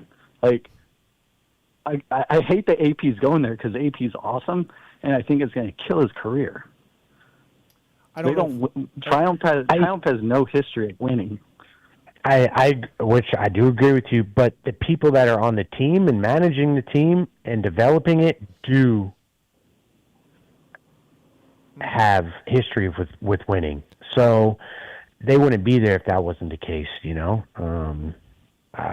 I do think it's possible. It might take a serious amount of time, and right now they are a bit fucking derailed, but the core people that are there, I've worked with many of them, are all winners and all champions. I think it is possible. That is the end goal, because you don't spend money to go racing without trying to win. So, but it just takes time. Yeah. No, I agree. I think they have awesome people. They don't have a history of it, and so I don't know. I was curious, you know, what their actual expectations were. To your point, though, when they first came in, I did an interview with the UK, and they did kind of say the same, that they've not really been in competitive competition before, so it is a bit of a learning process for the UK home headquarters sort of side. Because I think they did Moto 2, they were like the engine supplier, and it's a stock class or whatever. Yeah. But they were never really in the business of building the best in-house and going to win. So I do think you're semi-right that, to a degree, Triumph had to get a bit of a culture shake-up, but that doesn't really affect the race teams. Even the MXGP side, they've won countless GPs with Cowie and whatever else. They won a race with Jordan, but I would say Jordan underperformed in 450s this year. I would say Jalik has done about okay. Joey underperformed, and Faulkner is way underperformed. So they have had some success, but yeah, Mikel was good last year. Yeah, Mikel was good. Sure. Yeah, but you have to give him benefit. Jordan came back after a gnarly injury, came back onto a new bike in Supercross, zero development. Like, there is an uphill fucking battle to some of the stuff, you know. So that's all got to be, you know. Phil, he crashed so much, and I know it's Jordan Smith, but he crashed so much. Yeah. I mean, Dale, thanks, man. Thanks for the call. Appreciate it. Thank you. Yep, I appreciate it, guys. All right, real quick, we got to get going. But Muto's on line 3. Well, Muto, look, here's the. It can only get up. It can only go up from here, buddy. We're on to Hangtown. Yeah, we're on to Hangtown. Okay. We're on to Hangtown. Philip, low blow, way to kick a man when he was down. I expect nothing less out of you. That guy's questions was absolutely fucking crazy. Like, what do they expect to do? Like, bro, they expect to, like, that's the goal, is to win. Like, that's the dumbest shit I've ever heard. But Phil, I do have a question for you. It was nice to see you, kind of. I got the first flip off in, so we're keeping score. I'm up on that. How was it having Big Al at the regional? I know he's helped you out a lot. I was a mutual friend of ours, Alex. How was having Big Al at the regional at the track? Are we bringing him to Canada? We might bring him to Canada. I enjoyed it. I went full 90 style box fan, E350. It was dialed. We enjoyed it. Pickup truck. It honestly felt like a big local race, you know. So at Airbnb, we lived the dream for the weekend. So quite spoiled on that front. Right on. I might try to make it out to a couple Canadian outdoors. You know, he might your helmet. You know, he might be a PulpMX correspondent here coming up. Yeah, and you might do St. Julie. That's what I heard. Yeah. Yeah. Oh. You won't be there though, right? Deep. No. I'll do the other French one. I'll go up to Deschambault. A lot better track. So, and I like Quebec City. Should go to that one. He's probably got to work for Mr. Oldenburg that weekend. Yeah. I walked by Muto quite a bit on my way over to see Marsh Dog, and looked like he was just loving his life, fucking cleaning dirt bikes. Muto, did you have any Pulp Show fans come up? Yeah, I had a whole 0. Oh. Yeah, so that was sad. That was actually kind of nice. I wasn't really like that thrilled. Like our gas pressure washer took a shit, so I'm like using this shitty little electric one, and Benny's mechanic's trying to be nice and like, hey, you can use it. I'm like, dude, just fucking get your bike done. Like it's fine over here. Let me just be miserable. Almost blew Great my shoulder outdoors, out. buddy. Waiting for Benny. Yeah. Hey, we got 10 more to go, dude. We're fucking thrilled. We can only go up, man. Only go up from here. Only up from here. Yep. All right, boys. Thanks, Thank you. I just want to check in. See ya. Good seeing you, Phil, Lewis.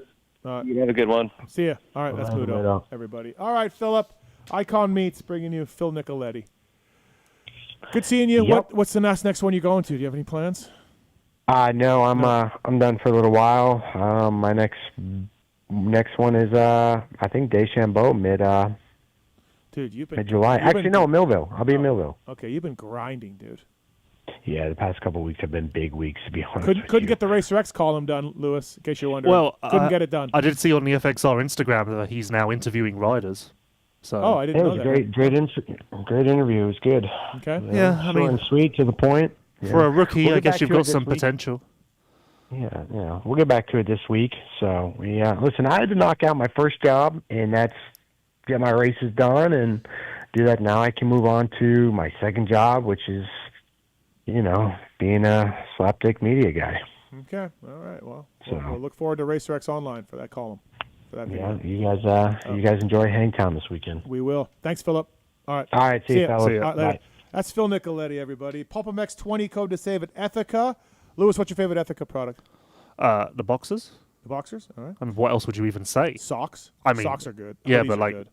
they're known for their boxers. They are. PulpMX 20 code to save at ETHIKA. Whether it's hoodies, whether it's boxers, whether it's socks, women's, kids, men's, all of it available there. Also, thank you to Wiseco Piston, Pulp 26 code to save with Wiseco, supporting Factory Honda, HRC, Club MX, and more.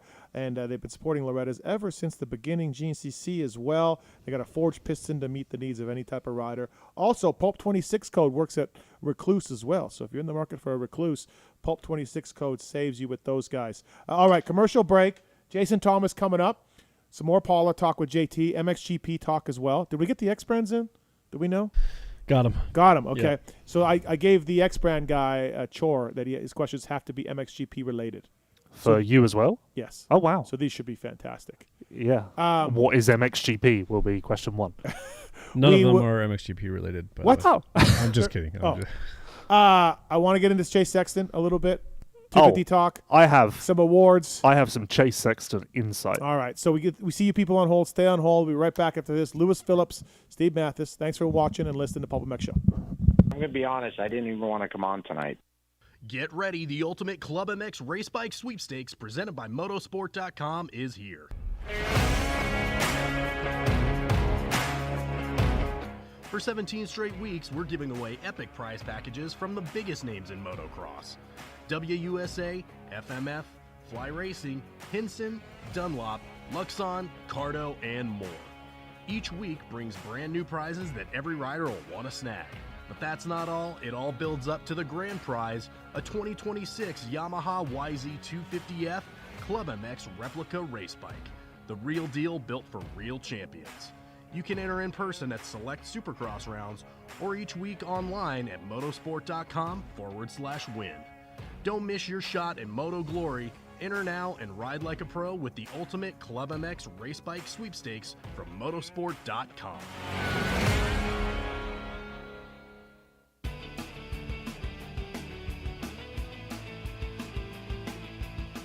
You likely know Racetech as the suspension and engine tuner of choice for the world's fastest privateers. But what you may not know is behind the scenes, Racetech is the trusted source for many OEMs and factory teams throughout the motorcycle industry.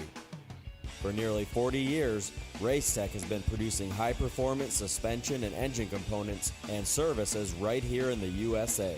Racetech doesn't just specialize in motocross. In fact, they have many off-road, hill climb, flat track, road racing, and supermoto championships on the mantle as well. Not a racer but want to smooth out the ride on the street or add some performance to your Harley? Racetech offers a full line of suspension solutions including industry-leading built-to-order G3S custom shocks. All Racetech products are 100% guaranteed to exceed your highest expectations. Don't wait. Experience the Gold Valve advantage today by logging on to racetech.com. Don't forget to mention PulpMX when ordering for a discount.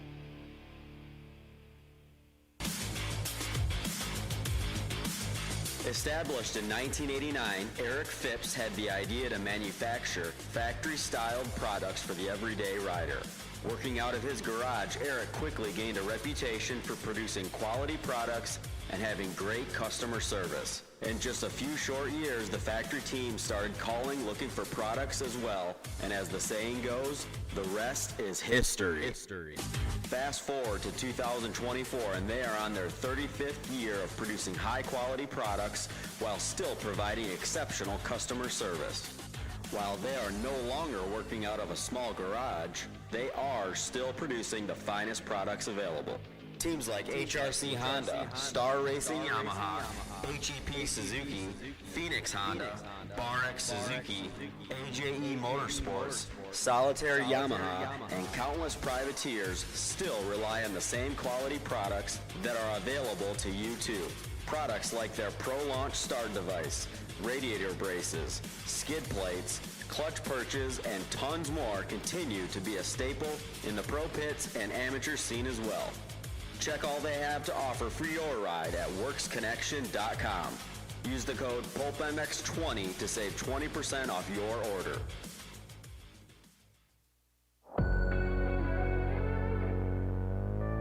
Wiseco Piston has over 80 years of experience manufacturing pistons in Cleveland, Ohio, USA. Wiseco pistons are developed and proven through professional racers, teams, and engine builders, including factory Honda HRC, Club MX, DBTV, Twisted Development, and many more. Wiseco is rooted in supporting grassroots racers across the country. Wiseco has been a sponsor of Loretta's and GNCC Racing since their very first events. Wiseco has a piston to fit the needs of any type of rider, from reliable rebuilds to serious racers. Wiseco is still the piston expert. However, the brand has evolved and has a complete range of performance components, including engine rebuild kits, clutch and valve train components, crankshafts, gaskets, and more. Wiseco has all of your power sports machines covered, from dirt bikes to UTVs, ATVs to jet skis. Find what you need at wiseco.com or wherever you like to buy your parts.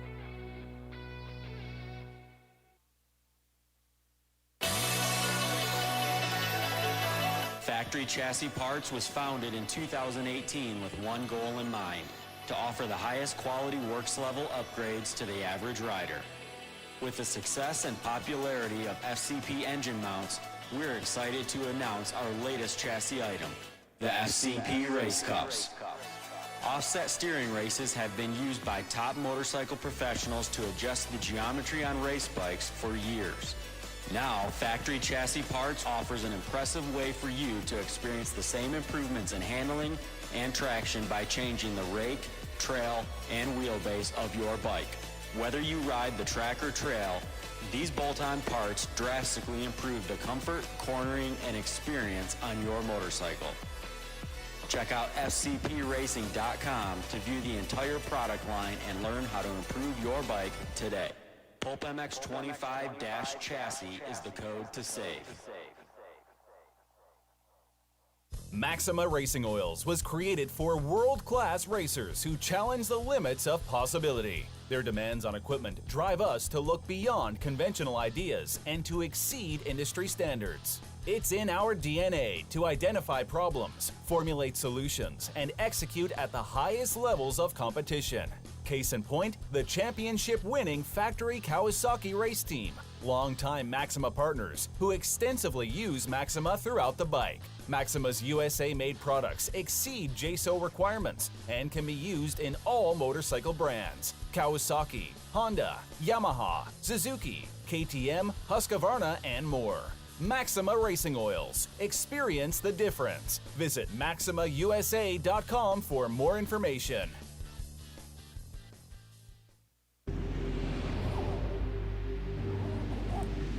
I'm Cooper Christopher Webb, and I choose OGIO.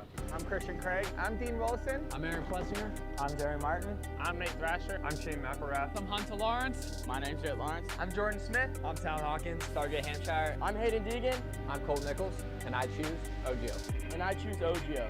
And I choose OGIO. I'm Tom Diallo. I choose OGIO. And I choose OGIO. And I choose OGIO. I'm Jiren Ferrandis, and I choose OGIO.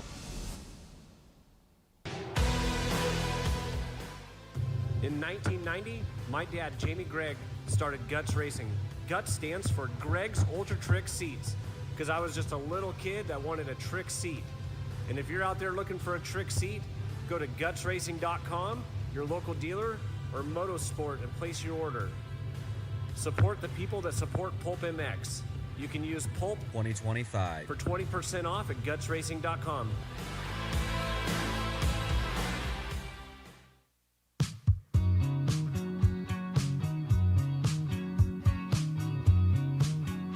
Hi, it's Randy Richardson here. Michelin has been a proud sponsor of the PulpMX show for over a decade, which is almost as long as we've been waiting for Life Swap to happen.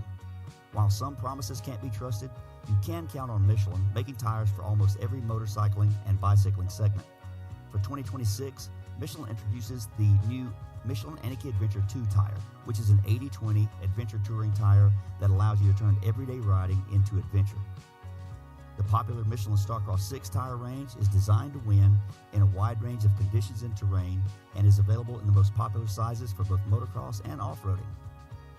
Michelin has multiple options for the V-twin motorcycle riders, from the Michelin Scorcher range of Harley-Davidson original equipment tires that are co-developed and co-branded, to the Michelin Commander 3 cruiser and touring tire lines that offer exceptional wet grip and class-leading mileage.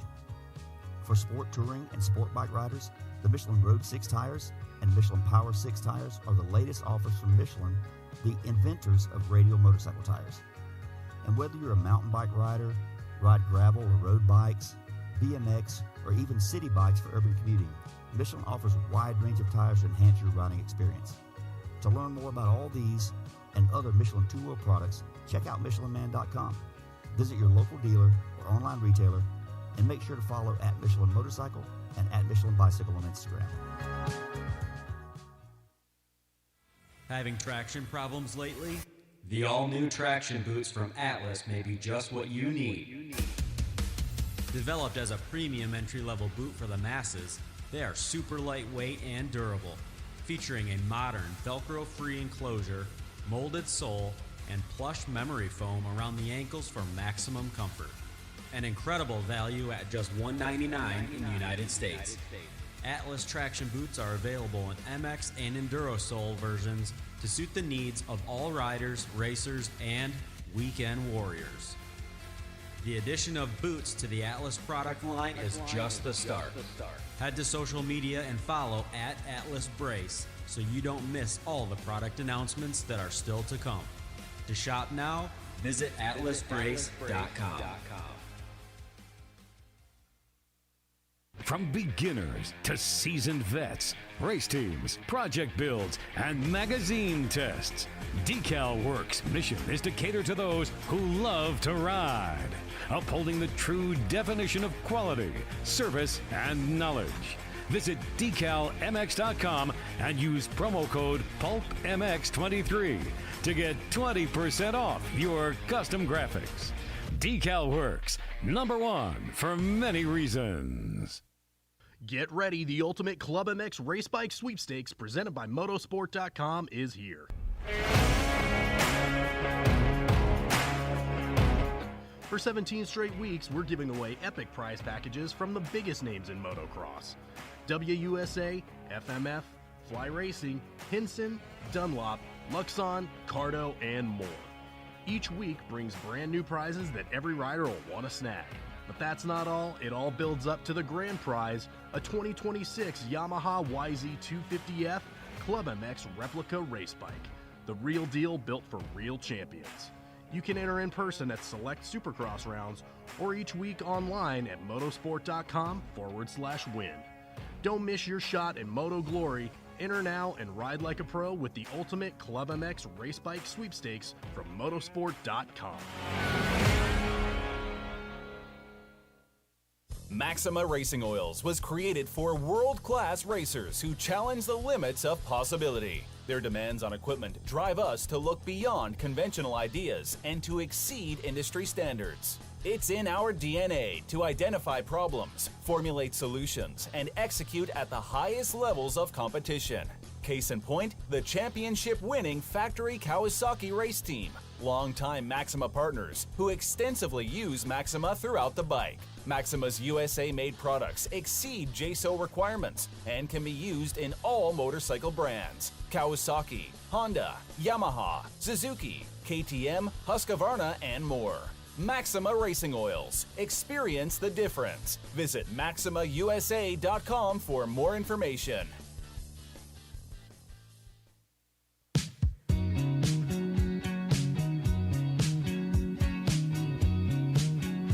Hi, it's Randy Richardson here. Michelin has been a proud sponsor of the PulpMX show for over a decade, which is almost as long as we've been waiting for LifeSwap to happen. While some promises can't be trusted, you can count on Michelin making tires for almost every motorcycling and bicycling segment. For 2026, Michelin introduces the new Michelin Aniki Adventure 2 tire, which is an 80/20 adventure touring tire that allows you to turn everyday riding into adventure. The popular Michelin Starcross 6 tire range is designed to win in a wide range of conditions and terrain and is available in the most popular sizes for both motocross and off-roading. Michelin has multiple options for the V-twin motorcycle riders, from the Michelin Scorcher range of Harley-Davidson original equipment tires that are co-developed and co-branded, to the Michelin Commander 3 cruiser and touring tire lines that offer exceptional wet grip and class-leading mileage. For sport touring and sport bike riders, the Michelin Road 6 tires and Michelin Power 6 tires are the latest offers from Michelin, the inventors of radial motorcycle tires. And whether you're a mountain bike rider, ride gravel or road bikes, BMX, or even city bikes for urban commuting, Michelin offers a wide range of tires to enhance your riding experience. To learn more about all these and other Michelin two-wheel products, check out MichelinMan.com. Visit your local dealer or online retailer, and make sure to follow at Michelin Motorcycle and at Michelin Bicycle on Instagram.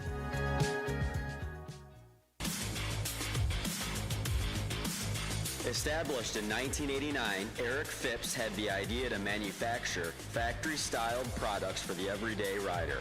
Working out of his garage, Eric quickly gained a reputation for producing quality products and having great customer service. In just a few short years, the factory team started calling, looking for products as well, and as the saying goes, the rest is history. Fast forward to 2024, and they are on their 35th year of producing high-quality products while still providing exceptional customer service.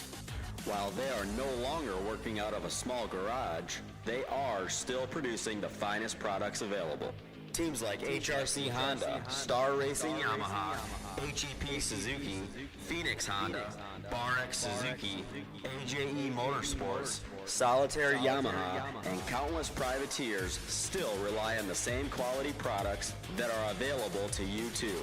Products like their Pro Launch start device, radiator braces, skid plates, clutch perches, and tons more continue to be a staple in the pro pits and amateur scene as well. Check all they have to offer for your ride at WorksConnection.com. Use the code PulpMX20 to save 20% off your order.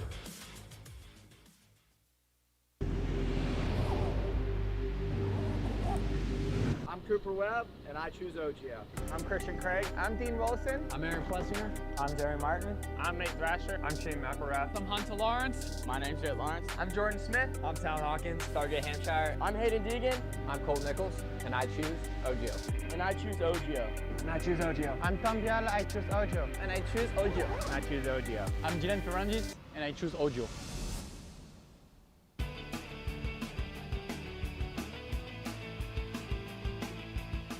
You likely know Racetech as the suspension and engine tuner of choice for the world's fastest privateers. But what you may not know is behind the scenes, Racetech is the trusted source for many OEMs and factory teams throughout the motorcycle industry. For nearly 40 years, Racetech has been producing high-performance suspension and engine components and services right here in the USA. Racetech doesn't just specialize in motocross. In fact, they have many off-road, hill climb, flat track, road racing, and supermoto championships on the mantle as well. Not a racer but want to smooth out the ride on the street or add some performance to your Harley? Racetech offers a full line of suspension solutions including industry-leading, built-to-order G3S custom shocks. All Racetech products are 100% guaranteed to exceed your highest expectations. Don't wait. Experience the Gold Valve advantage today by logging on to racetech.com. Don't forget to mention PulpMX when ordering for a discount.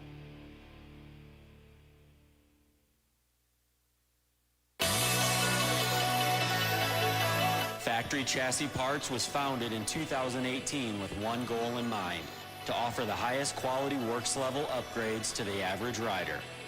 With the success and popularity of FCP engine mounts, we're excited to announce our latest chassis item, the FCP Race Cups. Offset steering races have been used by top motorcycle professionals to adjust the geometry on race bikes for years. Now, Factory Chassis Parts offers an impressive way for you to experience the same improvements in handling and traction by changing the rake, trail, and wheelbase of your bike. Whether you ride the track or trail, these bolt-on parts drastically improve the comfort, cornering, and experience on your motorcycle. Check out fcpracing.com to view the entire product line and learn how to improve your bike today. PulpMX 25-chassis is the code to save.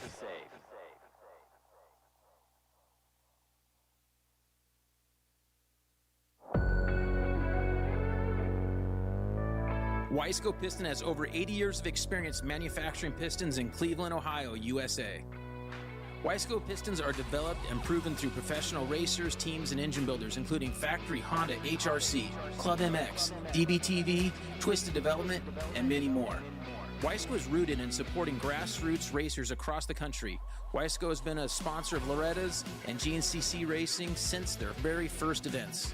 Wiseco has a piston to fit the needs of any type of rider, from reliable rebuilds to serious racers. Wiseco is still the piston expert. However, the brand has evolved and has a complete range of performance components, including engine rebuild kits, clutch and valve train components, crankshafts, gaskets, and more. Wiseco has all of your power sports machines covered, from dirt bikes to UTVs, ATVs to jet skis. Find what you need at wiseco.com or wherever you like to buy your parts.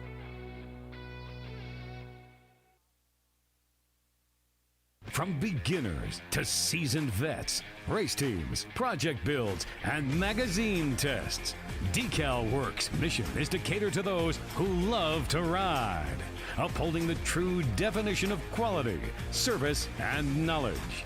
Visit DeCalMX.com and use promo code PulpMX23 to get 20% off your custom graphics.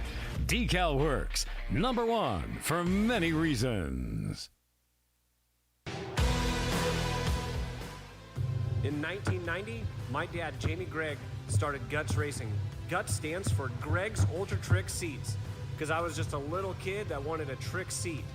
And if you're out there looking for a trick seat, go to gutsracing.com, your local dealer, or Motosport, and place your order. Support the people that support PulpMX. You can use Pulp 2025 for 20% off at gutsracing.com.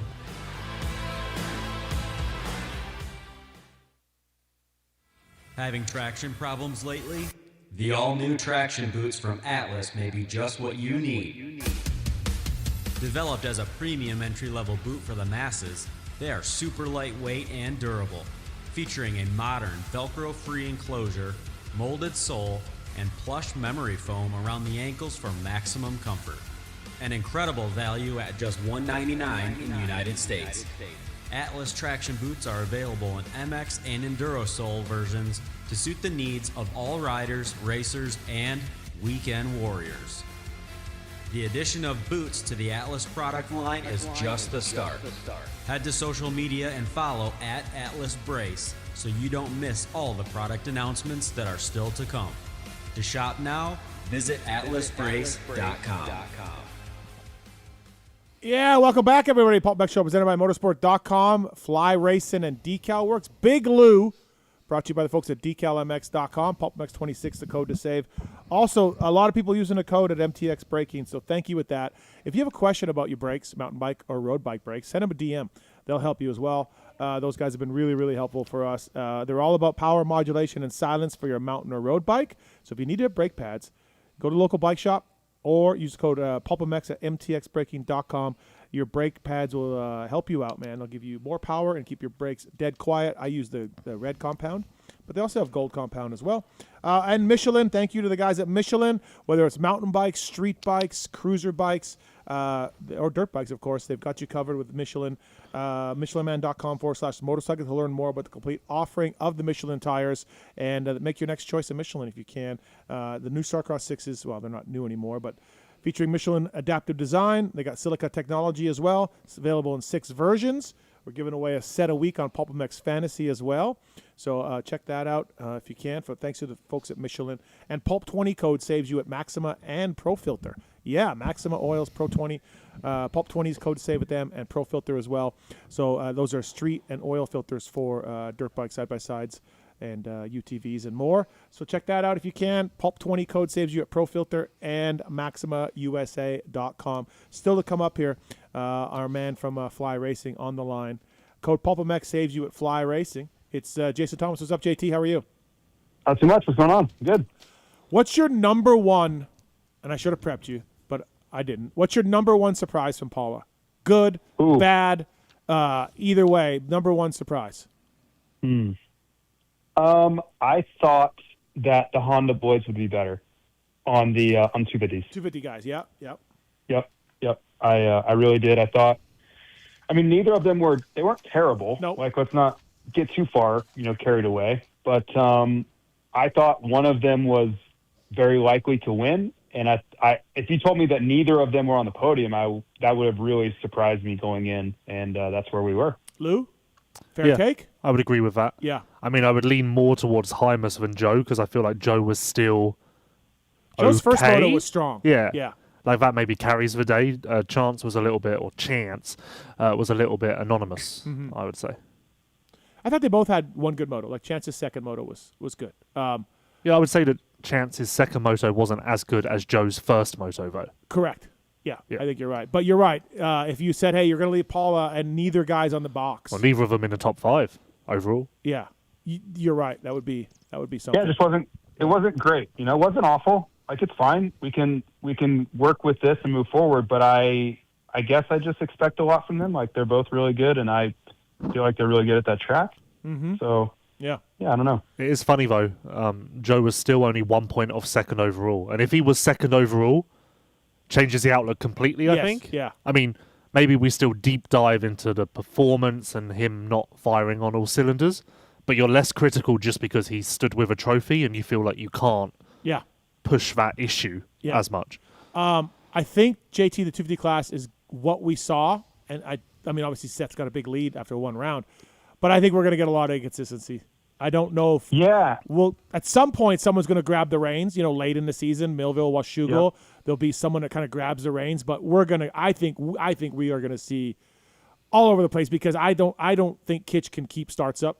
Oh, obviously he couldn't at Paula, and I don't think he can keep them going forward. So. Yeah, I think it's all over the map. Yeah, man, I said this on the broadcast, and I don't know if you caught it or not, but I felt like there were going to be a lot of 30, 35-point days for a lot of people. It just felt like we're going to look up at the leaderboard for the overall day, and there's going to be, like, lots of guys with 30-something points because the scores are going to be all over the place, which is kind of abnormal. We're used to kind of the good guys being really good and staying near the top, and they win, the win or podium with 40, 44, or something like that. Like Seth was 47 points. That's ideal, but I think we're going to have less of that than we normally would, to your point. Dude, took me back to RV, Metcalf, and Townley. PC bikes, 1, 2, 3, gone. Yeah. Be interesting to see if Peace Pro Circuit guys can keep doing that all summer. I mean, it's a good setup for Mitch, I think. Yeah. Like he's had a rough run, I would say, the last few years, but this is a big opportunity for that team, for Monster Energy Pro Circuit Kawasaki. Yeah, no, they surprised me. And Romano, I guess he got fourth in a moto. I have no memory of that. He First moto. He did fade late. No, I meant in his career, like at Star Bikes. Oh, He yeah. got a Sorry. fourth Yeah. somewhere. What do you go? This Fifth? weekend he You had get fifth? 5. What do you get, Romano? This weekend 5'10", 5'11". 5'11". 5'11". Oh, JT, yeah, the 5'11" guy at the press conference. Yep. Yep. Challenge impossible. I didn't realize that 511 actually have like physical stores. I saw one yesterday. And Oh, I was I didn't mind know blown. either. Yeah, No. I was mind blown. Oh, okay. Yeah. Turns out it's a legit company. I had never heard of 511 until they came into No, Supercross. look at that. Marketing in SMX Yeah. works. Because me too. Yeah, I guess we're not the core customer, Lou. Well, But Tim Cotter apparently- did say at a press conference, if we're not racing, we're hunting. Yeah, So yeah. But they're a really high quality clothing Yeah, company. the people that know of it are big fans because they do not compromise on quality. That is for sure. It's like those. It's like a cult of 511, and then the cult with those fucking shoes with the squares in them that people swear by. What? Crocs? No. You know, like that. The sole is open squares. You can see through them. Excuse me? I have no idea Running what you're shoes. talking about. Marks. Those shoes that people absolutely love that are like. Like you're saying, if I looked at the sole of your shoe, I could see through the shoe and see the bottom of your if foot. you looked at the side of, where the air pocket is in a Nike. Yep. Well, some brand of shoe. On cloud. On clouds? Is that it? Yeah, that's it. Yeah, people fucking love those. Yeah, man. but I've had on clouds. I wore on clouds this weekend. Yeah, no, my point is there's a cult of 511. I don't know what squares you're talking about. There's a cult of 511, and then there's a cult of on clouds. On clouds are great. So Yeah. Like just passionate people for those products. I didn't like my on clouds. Oh, so okay. Yeah, they were really bad quality. They ended up with holes in them and pulled threads really quickly. Well, don't say that too loudly because the on cloud people will come get you. I'm hoping on cloud themselves will maybe bring me in as an ambassador with more product. Hey, I walk every day in my Ultras that you connected me with, Steve. Yeah. I really enjoy those shoes. Yeah, they're good, right? They're solid. Yep. For walking, and I don't run because my knees are jacked, but I walk a lot, and I really like them. Shout out Corey from Altega. Altega? I think it's Ultra. Ultra. What are they? Unbelievable, dude. What? These guys hook you up. You got to know the name. I only said it like 3 times before you said it, and you still got it wrong. Well, do we have anything else for Shoe Corner?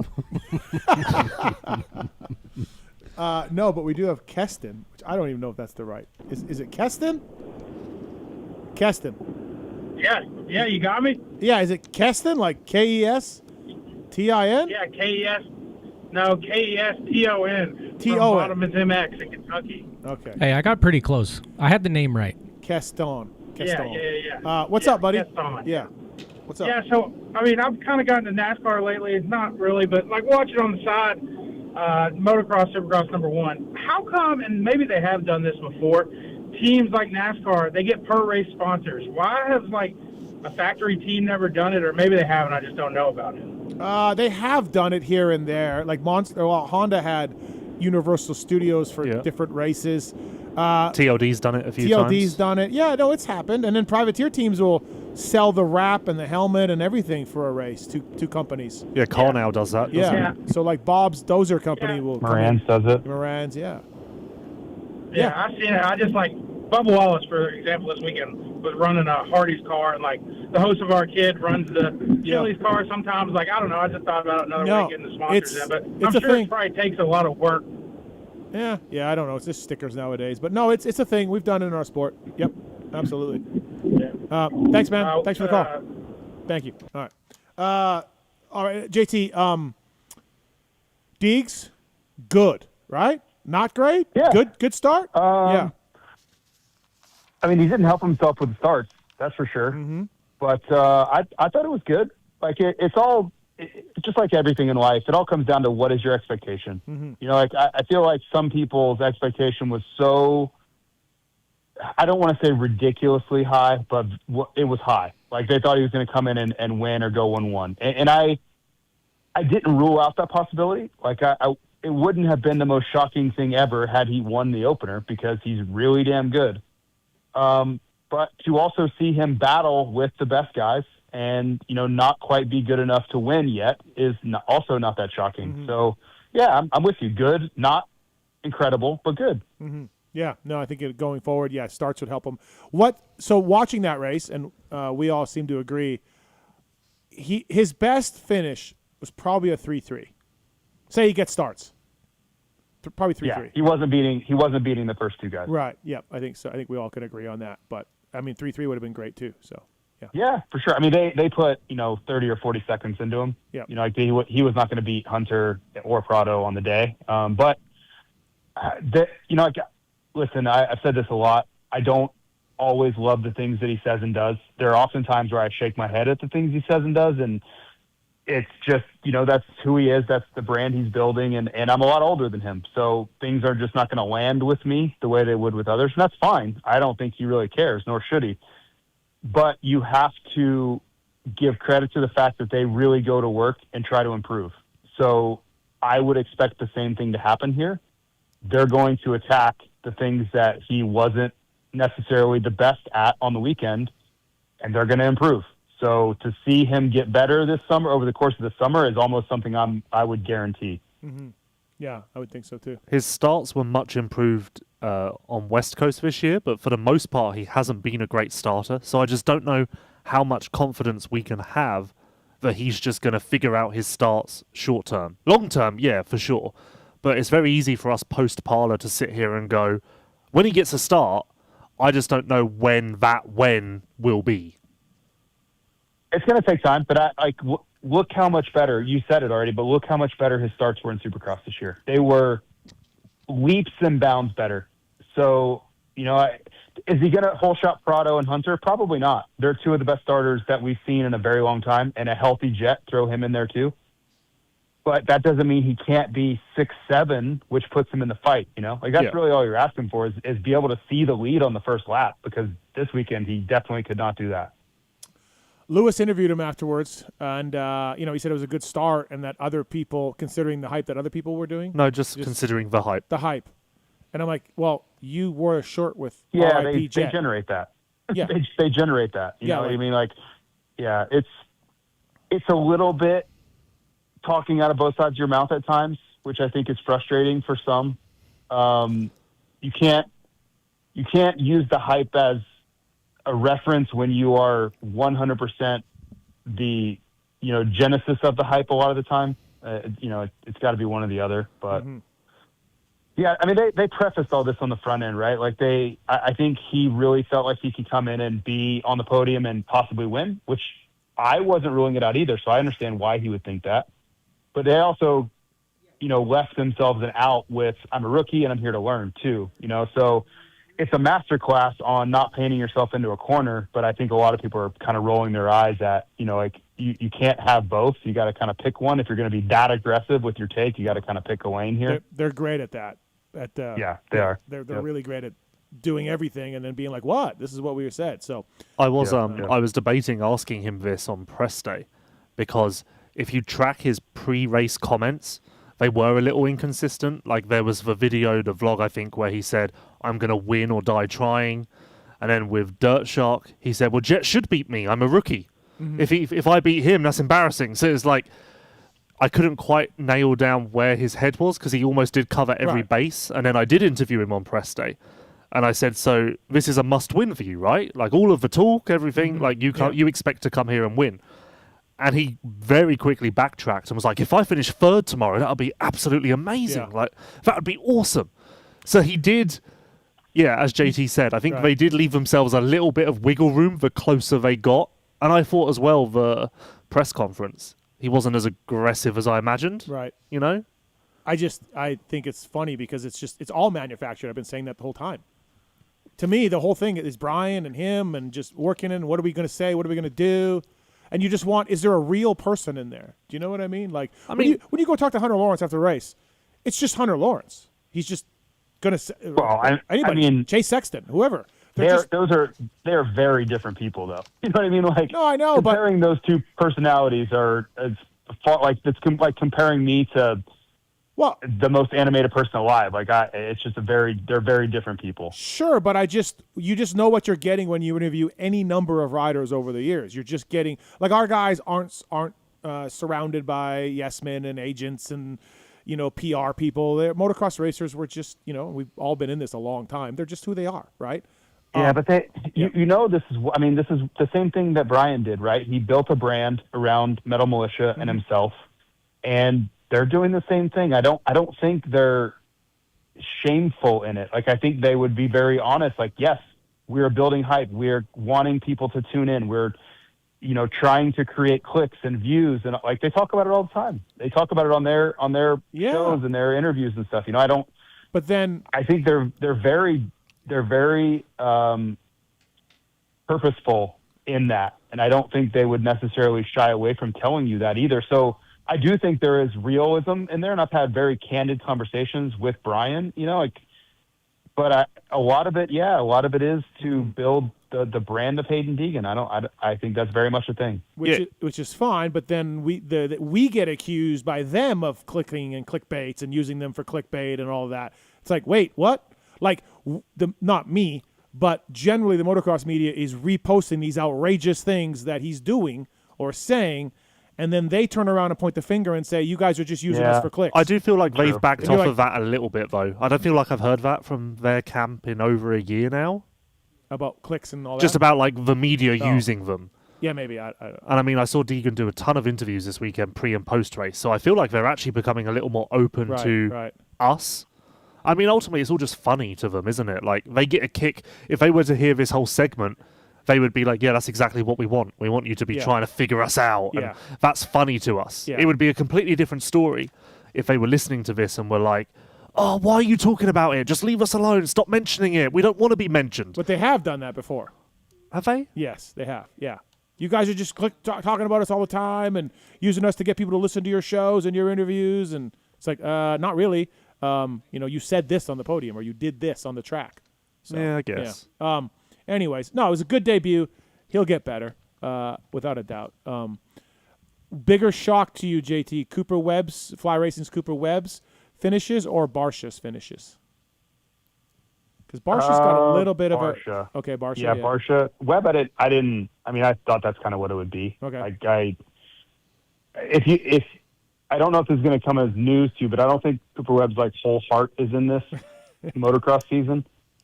So yeah, it's fine. Whatever, 8 to 12 is kind of in a healthy field that's not shocking to me. Mm-hmm.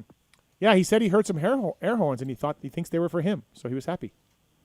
Yeah, I did expect more from Barsha though. Yeah, I will say that. But then I looked a couple times and I looked for Colt Nichols, and then I saw Barsha a little bit ahead of him. So maybe Glenn Helen was just kind of what it was. That's the guys that were there. What he was doing at Glen Helen, right. Yeah, they beat all the guys that were there, and then they didn't beat any of the guys that weren't there. Uh-huh. All right. Anything else for JT on Paula? Lewis? Nothing. Okay. MXGP time? Yeah. Oh, good. MXGP corner. Lucas Coonan. I think it's 31 points now, JT. He's legit. Well, he got some help, man. I mean, that's a little bit of a misnomer because Jeffrey's DNF the first moto. Yep. But, the fact that he is riding unbelievably well is true. Yeah. I don't want to be like, yeah, man, 31 points, he's killing everybody. It's been a lot tighter than that between him and Jeffrey Hurley. Well, or even Tom. Sure. Tom was right there until the crash. So, No. No. Well, Tom was within striking distance. It wasn't. Not really. Okay. Now, Tom's out of this thing. And then Febra's just been Teushenthal this weekend, muddy. It was not fun. I watched a little bit of it. Febra had a DNF also, but he's had a lot of mistakes too. Yeah. Lewis, I was cracking up. Febra and Maxime Renault are not big fans of each other. Yep. And Febra trying to run into Renault this weekend was hilarious. I wasn't laughing at him crashing. I was just laughing at him trying so damn hard to make contact with Renault. It was hilarious. Yeah, I was actually quite surprised. I was expecting to see some fiery post-race comments from either side about the other or the battle. Yep. And they were quite cordial, which shocked me a little bit. But that may be one of the biggest low-key rivalries in the sport. Yeah, totally. Jeffrey's bike on lap 1 went out? Well, so he did, because it was muddy, he did the sighting lap on his spare bike, which is quite common, I guess. Okay. And then jumped on his race bike for the moto start, of course. And I guess from before the gate even dropped, he could tell there was an issue. Okay. I mean, obviously, I guess you don't know if it's going to make it the whole way or not. Yeah. But he knew there was something going on, and it's a bit touch and go. So second DNF of the year. That's right. Yeah. Because actually, before Tuchenthal, the equilibrium had been set a little bit because everyone in the top 5 had one no score. So it was all happy days. And then Tuchenthal came, Jeffrey got a 0, Fevre got a 2-pointer, Geiser got a 2-pointer, Vial didn't race. And that kind of is where Koonen's 31 points comes from. Yeah. Tuchenthal's always been a bit of a spanner in the wrenches for the season. Like something always chaotic. A spanner is a wrench. A spanner is a wrench. Well, what did I say? Spanner in the works, I meant. Spanner in the works. Okay. That's what I meant. I was getting confused because wrench in the wrenches. No, I didn't know because you don't call them spanners here, do you? So No. my mind was on like, do I say wrench in the works? And I was like, no, that doesn't work. So I just sent it. Leave me alone. He's 80 points up on February 3rd. It's really sad because at one point I feel like we all looked at 2026 as a 2021 redo. Yeah. 5 riders in the title fight. Yeah. This is going to be amazing, and we are so far from that. Yep. I said to Kellen on LVK earlier, I can see a world now. I'm not willing to put myself out there just yet, but I can see a world where Lucas and Jeffrey win the remaining GPs, and no one else gets a look in. Really? Yeah. Oh, man. Yeah. I mean, look at it so far. Tim is not. Tim's hurt a little bit. Yeah, Tim's He's seriously off a little banged up. bit. Yeah. But I mean, look at it so far. That's what it's. Apart from Vial in Switzerland, helped by the DNFs or the DNF What about- for Jeffrey and a DSQ What for about the Lucas. Wolf on a sand track? Yeah, no, that's know? a point. Yeah. Right? Like he's pretty fucking good. I don't know. I think Fevre is going to be like Fevre on Saturday was really good in Germany. I don't know.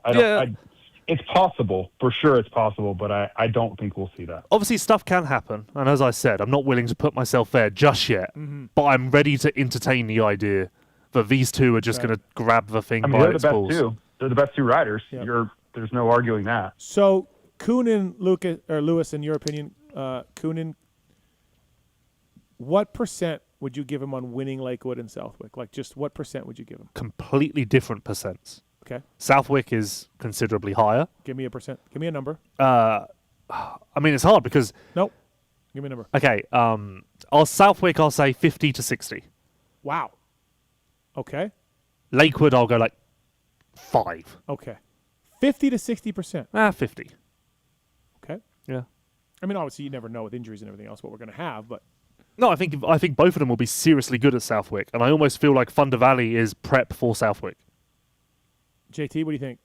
50%? I would say 50 seems high to me, but it's a really strong chance. What I don't like about Thunder Valley, as far as like the percentage of winning, is there's a lot of differences, like the elevation.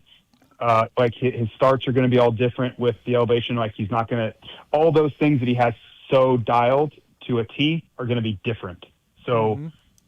What do those variables mean? You know, like his starts are unbelievable in MXGP right now, but is he going to have to start in first gear? Is he going to have to start in second gear? Like all that stuff doesn't mean he can't execute. It's just different, which means the perfection isn't as guaranteed. So, I'm with Lewis. I don't know that I'm at 50, but much, much, much higher at Southwick than Thunder Valley. Yeah, Thunder Valley to me is very much a practice day. They can do whatever they want results-wise, and I won't really bat an eyelid because But it's all learning. Southwick, I'm judging. Top 5 for both in Lakewood-ish. Yeah, and around Sasha, there, yeah. Sasha could throw it away, but... Yeah, whatever 140 moto scores get you.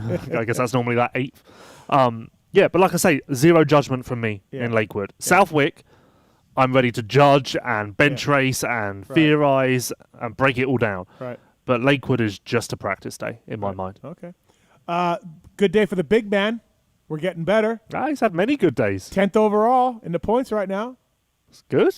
Lewis, did you see this selfie that I took with Ferrato? Yes. How did you pitch it to him?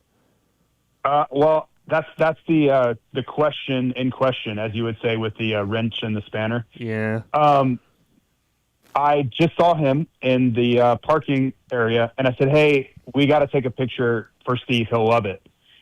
The question is, Steve's like, I don't know that he knows who I am as far as Steve goes. So he may have just thought you wanted a photo because he's awesome, and you wanted a photo, which is fair. I would take a photo with him anytime. Right. But it was definitely too thin to Steve, which maybe we missed the mark on that. I think you needed to say Pulp. Yeah. You needed to say Pulp. And I think even... Well, yeah, I didn't think about it at Yeah, the time. yeah. I just assumed he knew. I think even Pulp is questionable on whether he Really? knows. At Matterly, when I interviewed him, and I said PulpMX, and he knew. He definitely knew. He nodded. He smiled. He laughed. He knew at Matterly, PulpMX. But did he know what PulpMX was, or did he know PulpMX's infatuation with him? I don't know. Exactly. Like, I feel like if he knew, he would have played into the bit a little bit more if he knew. No, the interview was great. Okay, sorry. Some say the best interview ever. Some say. Yeah. He's riding good, though. Yeah, he really is. We need Ruben's bike, although Ruben's podium this weekend sort of hurt my campaign for that. That was my campaign for a while, and then Ruben goes and gets a third. So I mean, Alberto has been ruined with injuries for the last couple of years. So if this is a comeback season, it's a hella good one. what factory bike can he get? Well, he's on a factory Fantic. Okay. All right. But what factory bike can he get? He's on a factory Fantic. Yeah, none. A Fantic. Jeremy's bike? I don't know. Italian? I don't know if he'll go back to free riders. Italian? I don't know. Like, how does Fantic not have like a tagline? Like, you know how like Suzuki has like Yellow Magic? How can it not be like Fantic, it's fantastic or something? Yeah. Just something ridiculous with the word fantastic in it. I think you just have the word fantastic and you have the fan and the tick capitalized and the TAS in the middle lowercase. Okay. Yep. That's how I see it. I like it. I like it. Also, by the way, did you notice Hunter Lawrence dropping Yellow Magic tonight? No. Yes, when we were talking about Suzuki. I didn't hear that part. Hunter dropped Yellow Magic. Hunter and I just want to see Sewer on yellow again. That's all we want. Why doesn't the Italian team hire the Italian? That makes perfect sense. They've got an Italian. I know, but when they want another one. I don't know, man. Okay. Yeah. All right. Results? Seems like a great fit to me. I mean, if I'm Alberto, maybe I want to stay on Fantic. We're beating Vlanderen in the points right yeah, now. and that's maybe why I'd want to stay on Fantic. Oh, okay. I don't think you're winning. I thought you meant Honda HRC. Sorry. What? 'Cause that's an Italian team. No. Oh, no. I meant Ducati. No, Ducati bike. Yeah, I got sorry. it now. Yeah. I thought you meant Honda at first. I don't think Ferrato beating Vlanderen in the points is a reflection on Ferrato being a better rider. Sorry, not I do. sorry. Yes, I realise. I do. Yes. Yeah. Okay, and the Matthias Valen, that's his first win, right? Yep. Yeah. Cowie's first win in MX2 Okay. since 2016. Fuck, 10 years. Yep, Ferrandis. So Ferrandis was the last one? Jesus. So when you say it, Steve, just and I'm not trying to correct you, but just when you say it, it's Matisse, not Matthias. Okay. Just so when you talk to these people, you're. I mean, he still calls right on Lucas Luca. I have done that. So let's not even approach the Matisse Valan thing. It's a great song. Luca. It's a great song. Sure. Hey, on a serious note, when you mentioned Hunter there, I wasn't obviously on when he was on, but I wanted to mention this because I hope he doesn't care that I say this because it's very, I had so much respect for what he did. Like, he won the race, right? Like, huge day for Hunter Lawrence, crushed it. He got off his bike, took his helmet off, and wiped his mouth, whatever, got water. The first thing he did after that was go over and tell Jet how proud of him he was for fighting through, all the pain and all the things to race. Forget, he wasn't worried about himself. He wasn't oh, I'm awesome. He immediately went over and told Jet, hey, I'm really proud of you for what you were able to do today. Oh, cool. You should be proud of yourself. And that to me, okay, cool. He's a great racer. That's awesome. But as a person, that was really cool. Like that, I already have a ton of respect for him, but that's a big deal to me. He shows who he is. Nobody was watching. It wasn't for show. This was him being a big brother, and it was just a really cool moment. No, it's fascinating dynamic as well, because of course the roles have been reversed many a time, where Hunter's been the one coming back or getting on the podium in a comeback, and Jet's been the winner, going to tell him good job. So quite interesting as well, just to see those roles reversed. Yep, I just think they have each other's back to the end, no matter what, right? Whoever's down, the other guy has their back endlessly. It's those guys take brothers to a whole different level. I gave him a nickname tonight, the Package. That sounds sexual and inappropriate. JT, He's missing a word, isn't he? It needs to be the whole package. No. You can't just say think it the shouldn't package. be package at all. The package, man. He's fit. I don't want He's you got speed. referencing Hunter Lawrence's package. He's in got- any way, It's shape, like or form, rock hard, to be honest. It's got everything. He's got everything. He's the package. That was a good man. job, by the way. He's the package. Good job, Tallon or Marks or whoever that was. Who knows? Okay, back to Who else doesn't have those things? You guys derailed the MXGP corner. Oh, sorry. I didn't look at the results besides Velin winning. Cool, what man. happened to the German? Kunin went 1-2. No. I meant MX2. MX2. Yeah, Kunin went 1-2. He lost by like a second and a half. And Velin went 2-1. Yeah. And then what happened to Simon? He was ill. Not a sick. good day. Oh shit. Yeah, okay. not a good day. All right. He was sick, but Did he hold on to the red plate? no. Oh, okay. No. So fly holds both red plates. Oh yeah. Of course, you're big fly backed, so you know that. Yes, absolutely. You're on top of that. PulpMX code saves you at flyracing.com. But as long as it continues in this way this weekend, that means both red plate holders are coming to a national, which is crazy. Yeah. Like, imagine that. Yeah. Obviously, the idea is a little bit downplayed because they're brothers and they come as a package. Mm-hmm. Package. Yep. But if you just look at it surface level, as both world championship leaders are coming to a national, crazy. Yeah. No, absolutely. Like look at the level of two brothers coming to battle two other sets of brothers, and like both of them are on top of the world. Both sets of brothers. Like that is a crazy contrast there. Little different from when DeSalle and Strybos showed up. Well, they're not brothers. No, but yes. But also they were not red plate holders. And like it was cool. It was great to have them here for those couple races or whatever they did. You know, Steve just considers anyone from Belgium a brother of one another. The Belgians. He thinks, yeah, you need to get. We can't even get the Belgians out of you, let alone the names. Yeah, the Belgians. Yeah, the Belgians. Run for the hills. The Belgians are here. I like Strybos. Strybos is cool. Yeah, talk. I like Strybos. Ex-brand athlete. I like Strybos. No, what I'm saying, Lewis, is I thought it was awesome. There were two top 10 guys, DeSalle top 3 guy, coming to America, and I was like, holy shit, like that's awesome. And this is even topping this because these are the red plate guys. Like, Is this the same for you as like Tundell and Harrup coming over? Yes, same. Okay. Both from Norway, aren't they, Steve? Tondell was sneaky good. He got tired. Yeah, 11th in qualifying? Right? And on a team that labels themselves the Supercross race team. I mean, his overall results, I looked at it because I picked him also alongside you, Steve. His overall results are not great. So it was right in line with his previous 3 overall results. It's about what I expected. He's from Norway, man. What Right? does that mean? He's from Norway, right? Are you about to Are you just become spitting out racist? facts because you're trying to impress us, or No. is there a meaning behind this? What do you want the guy to do, man? He's from Norway. Like, it works well He's a for Viking. Kenneth Gunderson. I would think he's a Viking, and those guys don't mess around. Gunderson? He was like a podium guy in GPs. I thought he was Danish. You don't know who Kenneth Gunderson No, I was? thought he was Danish. I didn't think he was Norwegian. Oh. No, he's Norwegian because that's Sax's connection. What's the fucking guy? Brian Jorgensen. Yes. Where's he from? Denmark. He's Danish. Yes. He's Danish. I feel a game coming on. Yeah, me too. I really feel We like can we've really got do this. potential here Yeah. for a segment. Yeah. The Nordics. Pin it down. Okay. All right. Let's get into the X-Brand goggle tear-off. Shall we do that? It's the X-Brand Tear-Off segment. 15-second rapid-fire Q&A. Rapid fire, Lucid Goggle. New straps, new collars, new everything for the guys at X-Brand Goggles. Pulp Show 26 code to save at EKSbrand.com. Great foam and used by a lot of riders out there, including the great Henry Miller, Derek Kelly as well, using X-Brand Goggles. And all right, let's. So these questions are MXGP themed, and it's rapid fire, submitted by Corey Moser. Lewis, are you familiar? I am more familiar with him than he is with MXGP. Okay, so these should be great. But he's got his buddies that do it. He doesn't always do it. He's got buddies. So let's see if his buddies. I'm terrified of what he's going to ask about MXGP. All right, let's do this, Marks. Steve. Yep. How much different do you think Herlin's factory Honda 450? How do you spell that? Just like I said it, Herlin's. H-U? Herlins. Oh. Okay. Herlin's factory Honda 450 is from the Lawrences. Well, it's completely different. It's a 2027. The Lawrences are on a 2026. It's literally called a prototype. They have the production bike.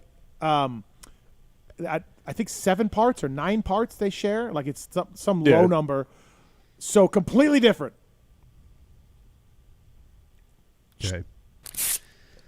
Lou, which country has the best MXGP fans? Fans? This is off to a good start. I would say France. JT, is there a team or manufacturer that seems to have a competitive edge or advantage right now in the MXGPs? This is very much MXGP for dummies. Yeah, I mean, I think, well, it's hard to argue that the KTMs don't look really good, but I would say Honda's usually ahead on tech around the world. Like, they almost always have the most tech. So, yeah, I would say Honda. It's funny, though, to go back to Martin Honda and then over here Honda with the long Carmichael streak that happened, and Ivan and Shorty, and they were great guys. But there was a point over there and here where Hondas weren't doing anything that cool. But the bikes were, other than like the 09, their bikes were always ridiculous. Like, yeah, but they weren't great. They were. They had cool stuff, you know, like the tie pegs and the ECUs, and but they. Chad's 2012 Honda was like cheating, dude. Okay. It was so unfair compared to what like any bike I had ridden, like production bike. Okay. I don't believe that they weren't that good. Well, Martin Honda didn't do shit. Yeah, I have no idea what Martin Honda was doing, right? Other than not paying their riders. It's a good team at one point. Yeah. Pichon. All right. Albertson. Yeah, that was on the other end. Steve, Yep. Is there an MXGP track or race you haven't been to that you would like to attend? Yes, I've said this for years. I'd like to go to Sweden. I want to go. I like the country. I like Mats Sundin. Track looks cool.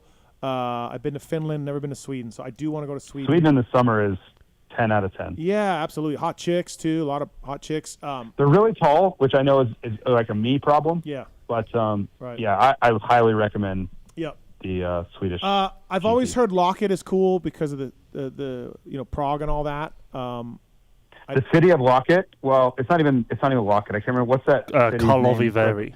Yeah, Karlovy Vary. That place is wild. Like it's like going back in time into Russia 50 years ago. Right, It's which I think would be cool. unreal. Yeah, it's really cool. Which I think would be cool, right? Yeah, yeah. You're not saying it in a bad way. It's like going to like awesome. Yeah. It's like going incredible. to like Disney World, and it's like theme. It feels like a themed area almost, you know, like. So, but it's all Russia. It was like a Russian vacation town. Like all the oligarchs would go there and spend all their money and time there. It's a wild place. Yeah, so those two are on my list. They filmed a James Bond film there. Okay. They did. It's actually there's a like dedicated area where Karl Marx used to hang out. Like there's like a statue and everything. Uncle Carl. Lou, besides watching the races, what's your go-to source to stay abreast on MXGP news? My WhatsApp app. I just text everyone, and they answer me. Very simple. All right. JT, what should Luongo do to increase race entries? Well, it's David now, so Giuseppe's retired, so it'd be David. And they don't want to increase entries. They like it this how it is. They do not want it to be a free for all on people signing up and entering. That is not how they model their series. So I reject the premise. Mm-hmm. Also, they had like 49 people at the weekend in 450s. I saw 40 guys in each field. They had 2 practices. Steve, besides wash bays, is there something in the GPs you would like to see MX Sports try? Besides wash bays. The media centers are better. 100%. The media centers are way better. Wash bays, yes. Skybox. Well, we kind of have a skybox-ish. No, we don't. Okay. No, we don't. Skybox I don't care about, I'll be honest. No, but we can watch the race from there. Yeah, but whatever. You guys got hooked up this weekend, so. We almost got kicked out also. Almost doesn't count. Okay. Yeah, I don't. I don't. Wash bays and then media center. Lou, has anyone filled your shoes since coming to the U.S.? Who's the new Lou reporter in Europe that's just walking around? I don't know if I'd say there is one, but this question typically seems to get me in trouble. So I'll plead the fifth. Okay. Because there's just PR people now? Yeah, Like and there's just no media. I don't know, man. Is there media? I mean, yeah, You just there's. don't want to say their names. No, there is there's people, okay. but like no one really goes to every race. You know, like Okay. it's just local. Okay. People who get to races when they can. Yeah, there's sort of no do it. there's no me or you there going to every race No. or most races. Yeah. Yeah. Okay. All right, last one, JT. Where will the Cohen brothers finish in their exhibition U.S. races? Coen this Brothers, summer? they got a great movie coming out. Great movie. It's going to be a real banger. Coen brothers. How does What he was spell? it? What How was does the he spell question? it? Where are they going to finish? Yeah. Does he spell Yeah. it C-O-E-N? It's C-O-H-E-N. That's a Warrior. That's Cohen and Cohen Warrior Law Group. Cohen and Cohen. Yeah, Cohen and Cohen are coming, so. At Thunder Valley, did he say, or did he Just specify? in their exhibition U.S. races. He probably doesn't even know where they're coming. He just heard they're coming. I think Thunder Valley, I think Lucas, man, I really think Lucas could get on the podium. I don't see a huge difference between like Prado and Lucas Kunin right now. So that, I think he could be in the fight if all things just go smoothly and he adapts well. And then Sasha could be on the podium too. It's just going to be how many times does he crash? I think he's going to crash. It's just how many times does he crash, and is it super punitive to his result? But make no mistake, those dudes haul ass. Like if you're thinking that they're like not going to compete with our guys, then Prado should have shown you last weekend that that's not true. Those guys are really fast. The one thing Lou pushed back on me a little bit because they don't have any rivalry, Lucas and Prado. But to me, when they get together over here, they are both going to be like, I am the best MXGP guy. I don't know. Lucas is super respectful. I don't think he's so much like that, personally. And Prado is so self-confident that he won't give a fuck and he'll just think he's the best MXGP guy no matter what the scoreboard says. All right, that's been the X-Brand Goggle Tear-Offs. Pulp Show 26, code to save with EKSBand.com. Anything else for JT? It's late where he is. We got to let him go. Yeah, he's been on the phone for a long old time. I know, and he wants to hit pad. So. Yeah. Oh, wait, JT, do you want a couple of phone calls that people are going to give you compliments on? Yeah, again, I took a nap at like 5:15 for just so I'd be good for this. Okay, so we got 2 phone calls from people who want to basically 69 you. Do you want to take them or you want to go? I don't want to 69 them, but if they want to talk, I'm cool. Okay, all right, here we go. On line 2, it's Steady. Steady, you want a JT shout out? Yeah. First off, I want to tell Lewis, almost only counts in hand grenades and horseshoes. It's an American thing. Yeah, I've never heard that in my life. Oh, yeah, it's an American thing. Picking up some English things from you as well. JT, big shout-out hooking me up on cash deal on the VIP in 2018 Indy. 2018. Oh, yeah, right on. Good job, JT. Greatly appreciate it. Also, not to put you on the spot with, Webb getting towards the end of his career and being Fly's main 450 guy, how, me reading into some things, with what Hunter Lawrence represents, how big a run are you guys taking at him at Fly? You have to be. For Hunter? Is that what you're talking about? Yeah, yeah. Not so much. I feel like he's Alpine Stars' guy. Like, we typically don't go after guys that are like super happy and are super branded with other companies. That's, we wouldn't try to go poach him. Like if he came to us and said, hey, it's not working out here. Are you interested? Of course. Absolutely. We would, but we are not big on going after, especially because we sell Alpine Stars as a company with WPS. So yeah, of course we all love Hunter Lawrence, but that would not be something we would go after. No.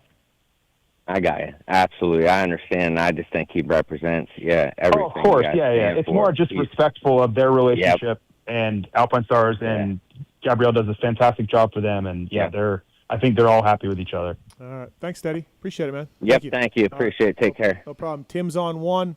Tim, you want to talk to JT?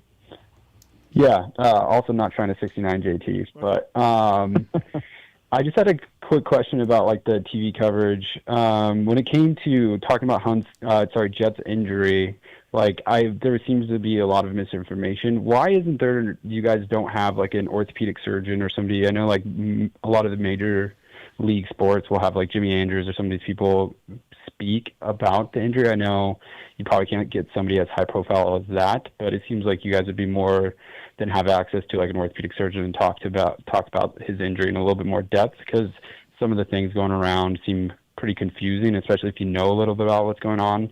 Some of the stuff that I've heard is just like way out to left field, and it's like. But where have you heard that stuff though? Where have you heard that? So like Whiskey Throttle Radio, like Grant Langston was like, well, it's a talus, it's not a joint, and it's like actually GL, it's 3 joints. It's the subtalar joint, the tibiotalar joint, and the talar navicular joint. So it is like a major joint. So I think if you listen to some of these other radio shows or talking heads, you can be pretty confused and be like, well, it doesn't make any sense why Jet is still laboring from what is actually a talus fracture dislocation. Is a huge injury, and he's lucky to be where he's at right now. But I mean, to pump us up, all of myself and my guests, we've all been saying that. Yeah. I've talked to Andrew Short about it. I've talked to different guys that have done it. You know, I think but having a rider talk about it compared to somebody who has medical knowledge and can talk a little bit about recovery, things like AVN and some of the other stuff is like a little bit more in depth and probably better for the viewers to understand. To answer your specific question, yes, we could probably do a better job on the broadcast of that, but on SMX Insider, the show that Weege and I do, we have that Dr. McGinley on every week. And he's a we radiologist, talked about it, right, if I remember correctly? Yeah, and he does a lot of like kind of like new age therapy stuff, but he's super knowledgeable with this stuff. So we talked to him last week about it. We're actually going to interview him again tomorrow about it. That's probably as close as we get to it, but I can't argue your point about, you know, if we had an orthopedic or, you know, any sort of, you know, surgeon on call to discuss these things, it would be great. It's probably, I mean, we have the Alpine Stars medical unit, but I don't know that they're necessarily like broadcast prepped, so to speak. Yeah. But yeah, there's a lot of great information gleaned from Dr. McGinley that he definitely teaches me something every week. So that's probably as close as we're at right now. Sweet. And then I had an MXGP question, since you guys are also talking about that a little bit. Why are some of the bikes like Cowie and Yamaha not as like maybe competitive rides? I mean, Cowie's the wrong comparison here right now, but Yamaha seems to have not been a hot seat for a long time. And I can't remember where I heard, but like Geiser was, or some people were talking about it's going to be a year or two, so Geiser could be up to speed on his bike. Yeah, Lou, what's wrong with Yamaha over there? Well, thank you, Steve. Yeah. What's wrong? Seems Lou? like you could have thrown that at JT. No, just what's wrong? I don't know where you heard that it will take Tim a year or two. I don't think that's true. They definitely took a major step forward this year. Like the MXGP team fired 10 people, I believe, and took a long, hard look at where things were going wrong and what processes could be better. There's also heavy rumors that Japan are going to get way, way, way more involved, similar to how HRC are in MXGP, which should steer the ship in a better direction. But it's just, in recent years, they've been far off the mark because of some archaic processes, some development programs that are perhaps outdated and not fit for current racing, and haven't been overly flexible either. So that you're right, they've been in a very, very dark spot considering the success they've had in the past. But so far this year, they've taken a step in the correct direction. I mean, Renault was so angry, so upset last year that he tried to break his contract. And this year he is happy that he's been listened to, and they have kind of taken his feedback on board rather than just acting like he's crazy. I mean, I said it over and over. They should have signed Jeffrey. I said that over and over. Yep. You guys know that. I think a lot of my opinion too is I think a lot of this stuff is cyclical.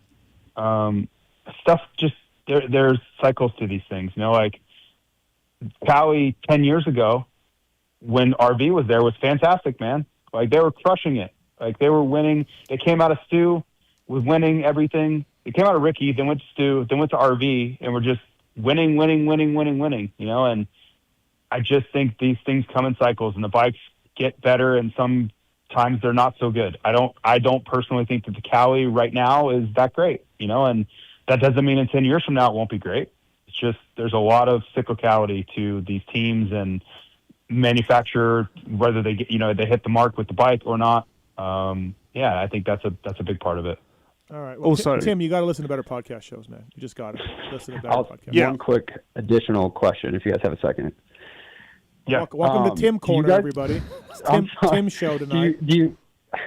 do you guys kind of see a little bit of Deegs like 2010 Justin Barcia-esque, like comes in hot, almost winning, and then maybe just never fits the 450? Any of you guys kind of see that ever happening? I don't, but I was very high on Barcia, like Supercross title high myself back then. I'm like, dude, this kid is. I mean, he won 250 Supercross titles, dominated, and like, yeah, it just never quite happened. So I'm gonna say no from my end. I think Deegs is better than Bam, but I mean, I wouldn't have bet on Bam winning only 5, 6 career 450 Supercross wins. 4, yeah. I see where you've come up with that, and I see where you've made a connection, but no, that's not how it's going to play out. I was definitely high on Barcia, man, back then. I'm like, oh boy. Yeah, I was too. But I just like watching him ride this weekend. I was like a little bit. JT, what do you think? No, I have a pretty strong belief in Deegan for the long term. I think he's pretty relentless with figuring things out. And all I'd say before you Thanks, go. Tim. Thank you. Oh, wait, go ahead. I was just going to say, any podcast you listen to that kind of downplays the injury that Jets had is so out of touch with what's happened recently, because there's been many of these injuries, and every rider has said the same thing. So just disregard that. Sweet. Awesome. Thanks, guys. Tim. Thank you, man. Appreciate it. All right, JT, when is Blueprint coming out? A couple weeks? I think it's technically going to be next Friday. Oh. I believe that's the 12th. Yeah. Look at my calendar. Pretty sure that's the date. Yep, the 12th. Okay. Yep. All right, Blueprint stuff. Really exciting protection line coming from Fly Racing, so stay tuned for that. Yep, mountain bike this Friday, Blueprint, and Patrol Elite next Friday. Nice. Flyer flying. Hey, dude, we are fucking soaring. Yeah, man. Yep, it's going to coincide with the Coonan takeover. The Conan brothers. The Cohen brothers. When their new movie's coming out in Colorado, we wanted to drop a new line for it. All right, JT, thanks for coming on tonight. Appreciate it. Thank you. All right, see you guys. All right, that's Fly Racing Zone. Jason Thomas, code PulpMX saves you with those guys. At a Cherbys USA, by the way, Jorge Prado using a Cherbys plastic on his Red Bull KTM to go 2-2.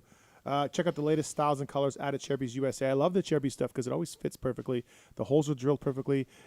Lewis, how many times have you had to take a rat tail file and just hollow out a rat tail file and just hollow out? No. How many times have you had to do that? Do what? Take a rat tail file and just hollow out the holes of some plastic. Like once? Well, I had to do it a lot. Oh. And at Cherbys, you'd never have to do that with a Cherbys. Thank you to Cherbys USA for all that they do for us. And FCP Racing as well, factory chassis parts. Saw Chris this weekend as well. Triumph Performance kits are out. Titanium pivot, as well as some other goodies to help stiffen up that Triumph. Pulp-FCP 26 race cups as well. Engine mounts, of course, available from those guys, whether it's Yamaha, whether it's the Austrian bikes, whatever it is. Pulp-FCP 26 factory chassis parts. Their socks are amazing. I love their socks. On a semi-related note. No, their socks and shirts are great. A lot of sock talk knows what tonight. he's doing. Pulp socks, ETHIKA socks, FCP socks. Yeah, so for 1 week, if you order any Pulp merch shop tab on PulpMX.com, you get a free pair of socks thrown in. And do I need to put in a code or anything for this, or does it just happen automatic? I just know it. I just know it. I've told you this morning, get your order in. You didn't order anything. Well, I've got a week. What's that? I've got a week. Okay, yeah. Okay, cool. Are you okay over there? Seem a little bit frazzled. No, I'm good. Did you know that there's a lot of Cherbys gear flying around MXGP at the moment? Oh, there is? Yeah, Guadagnini was wearing it. Elzinger now. Oh. I mean, when I said a lot. Hey, yeah. Elzinger was all right. Yeah. In his first. Actually, I was really impressed, I thought. Yeah. Well, not really impressed. Yeah. I was somewhat impressed. Who was asking about why he left Beta? Kellen gets very hung up on precise details. Yeah. All right, we got some phone calls. McStovepipe has a question for you. What's up, McStovepipe? Hey guys, Big Lou. I know you probably heard Steve go on and on about the amateur scene in the USA, and probably other people too. But I've never been to Europe. But what's the amateur scene? I know like MXGP has like that 125 class and whatnot, but I'm more so curious what happens before that, and like this is kind of a silly question, but I've been curious about it. Like in Europe, like what's like the main type of transportation for like the moto people? Like, do you guys have like pickup trucks, sprinters, motorhomes? They don't really have full-size pickup trucks over there. It's very rare to see one. A lot of motorhomes, a shit ton of motorhomes, sprinters if you're more local racer. Yeah, but yeah, what's the amateur scene like?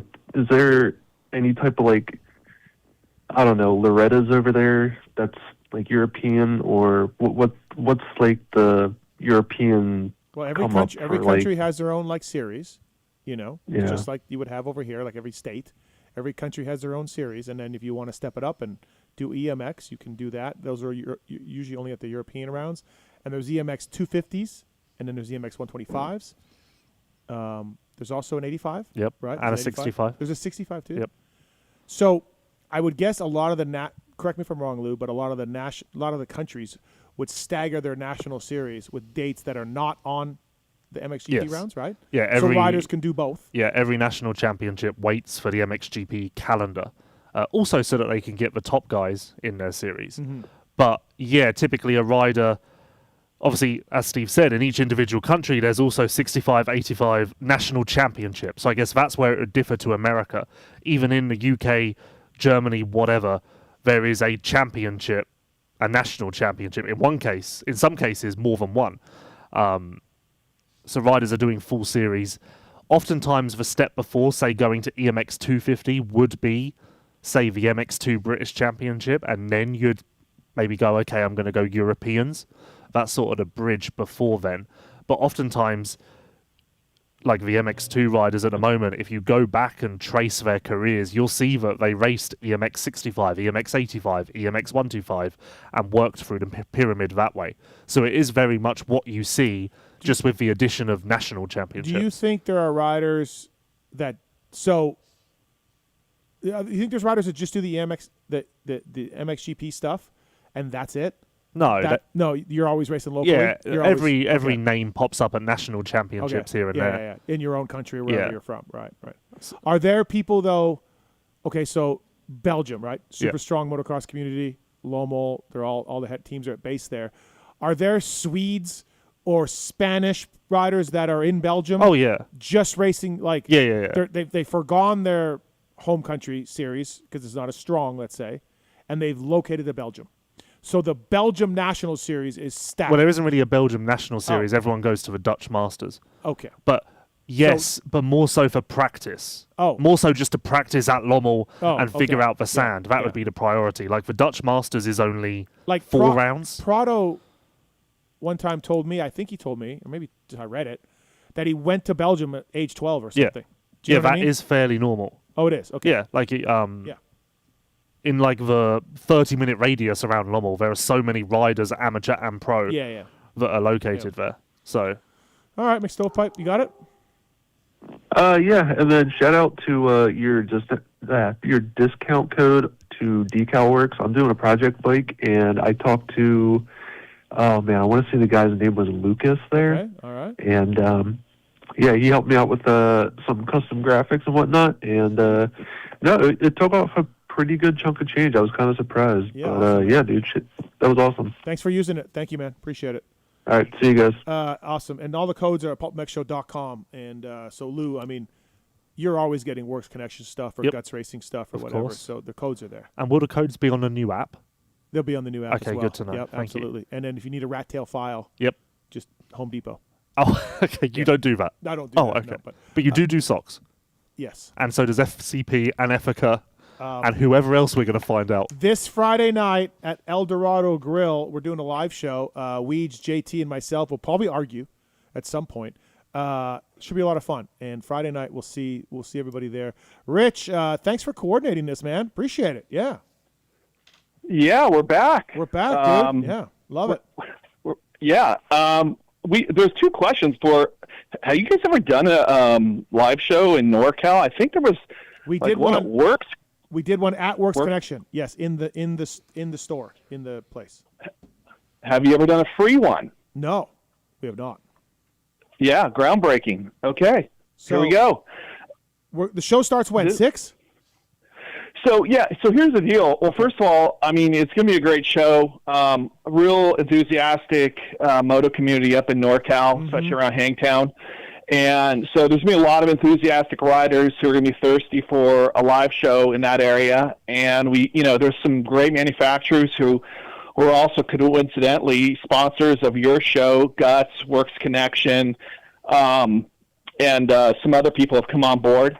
So it's going to be a real nice evening, bench racing, eating and drinking, and just kind of rubbing shoulders with the moto community. Yeah, come on out. It's El Dorado Bar and Grill. Where is this place in relation to So it's just a few miles from the track in El Dorado Hills. So there's Highway 50, and it's kind of on the side where all the hotels are on above Folsom. Really easy to get to. It's a great place to eat and drink. The food is excellent. And it's Can I bring Lewis? It's a cool. Can I bring Lewis? Yeah, we'd love to see Lewis there. We'll we'll take care of him the same way we're going to take care of the rest of you guys. And it's going to be a great night. I would say the pro tip is get there early, stake out some real estate, get some eats and drinks going. And then we're going to start about 6 p.m. Okay. And then we'll throw you 3 guys up on stage about 6:30. Nice. And it should be a great night. Listen, we're going to argue. We're going to bench race. We're going to get into it. It'll be fantastic. I can't wait. JT will 100% say something that triggers me.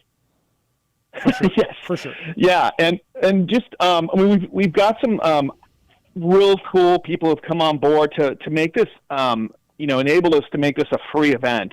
So just a shout out to our sponsors.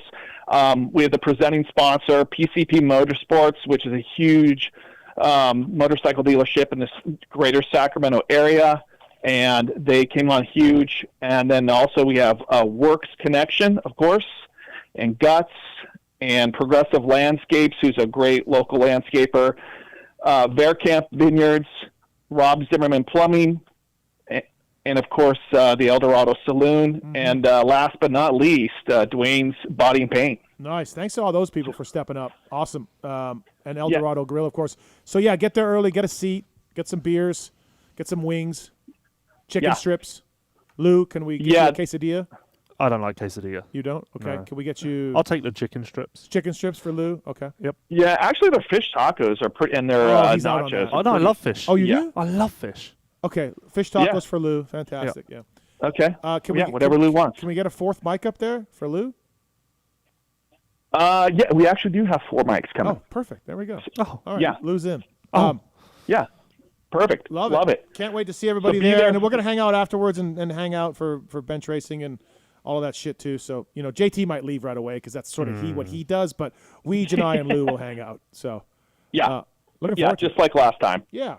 Should be fun. Thanks for doing this. Yeah, it's free too, by the way, everybody. So, yeah, free. Should be a good time. So, all right.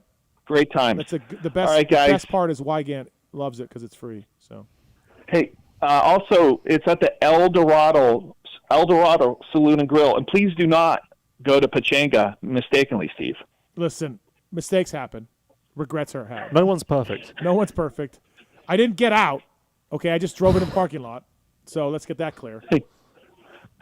When you drove in the parking lot, you were like, "Oh, there's no Sprinter vans here. What's going on?" No, I saw the word Pachanga on the building, and I'm like, "Wait, Paula Casino. This isn't it." So hey, it's your first year doing the circuit, so yeah. But listen, the way the press conference went, I should have just stayed at Pachanga. So we can race tech rant about that if you like. We can. Awesome, Rich. Thanks, man. Thank you for calling in. We'll see everybody Friday. All right, guys. All right, thanks. All right, see you up there. And stay tuned to my social media, by the way. I'll post it up again this week. So, or JT and Weege will as well. So if it starts at 6 and you're on stage at 6:30, who's the warm-up act? Probably Rich. Oh, okay. Yeah. 702-586-7857. We got lots more to get into. All right. Okay. So, Chase Sexton. Ah, yes. So, it was 1 year ago. It turns out I did the show after Parla last year. Oh. It was And that 1 was your year open ago. letter? We did the open letter. Oh. Yep. So, I'm on the record as saying if he rides around 5, 6, 7, he's not going to last all summer. He'll just go home. He'll get banged up. crashed trying too hard, and that'll be it. Shows up at Paula, different forks, different wheels. Shout out WUSA for doing the wheels for them that Cowie bought. He's got this new engine package. I thought it was fine. He crashed 3 times. I think he was 3rd or 4th when he went down in Moto 1. Yep. Right? Yep. So that would have been good. Went after Deegs in Moto 2. I think that was good. But they told Weege he would do an interview. Who told him that? They told Weege they would do an interview with him. Okay. Then they said he's not available. And also, Lou, you're friends with him. Yep.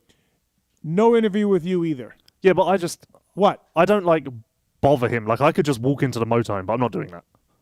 Well, did you ask him for an interview? Did you hang out and see if he was around? I never saw him. But did you... He was in his motorhome the whole time. Okay, so not coming out to talk to team or talk to fans or anything. No. So this worries me, Lou, that he was, like, super pissed.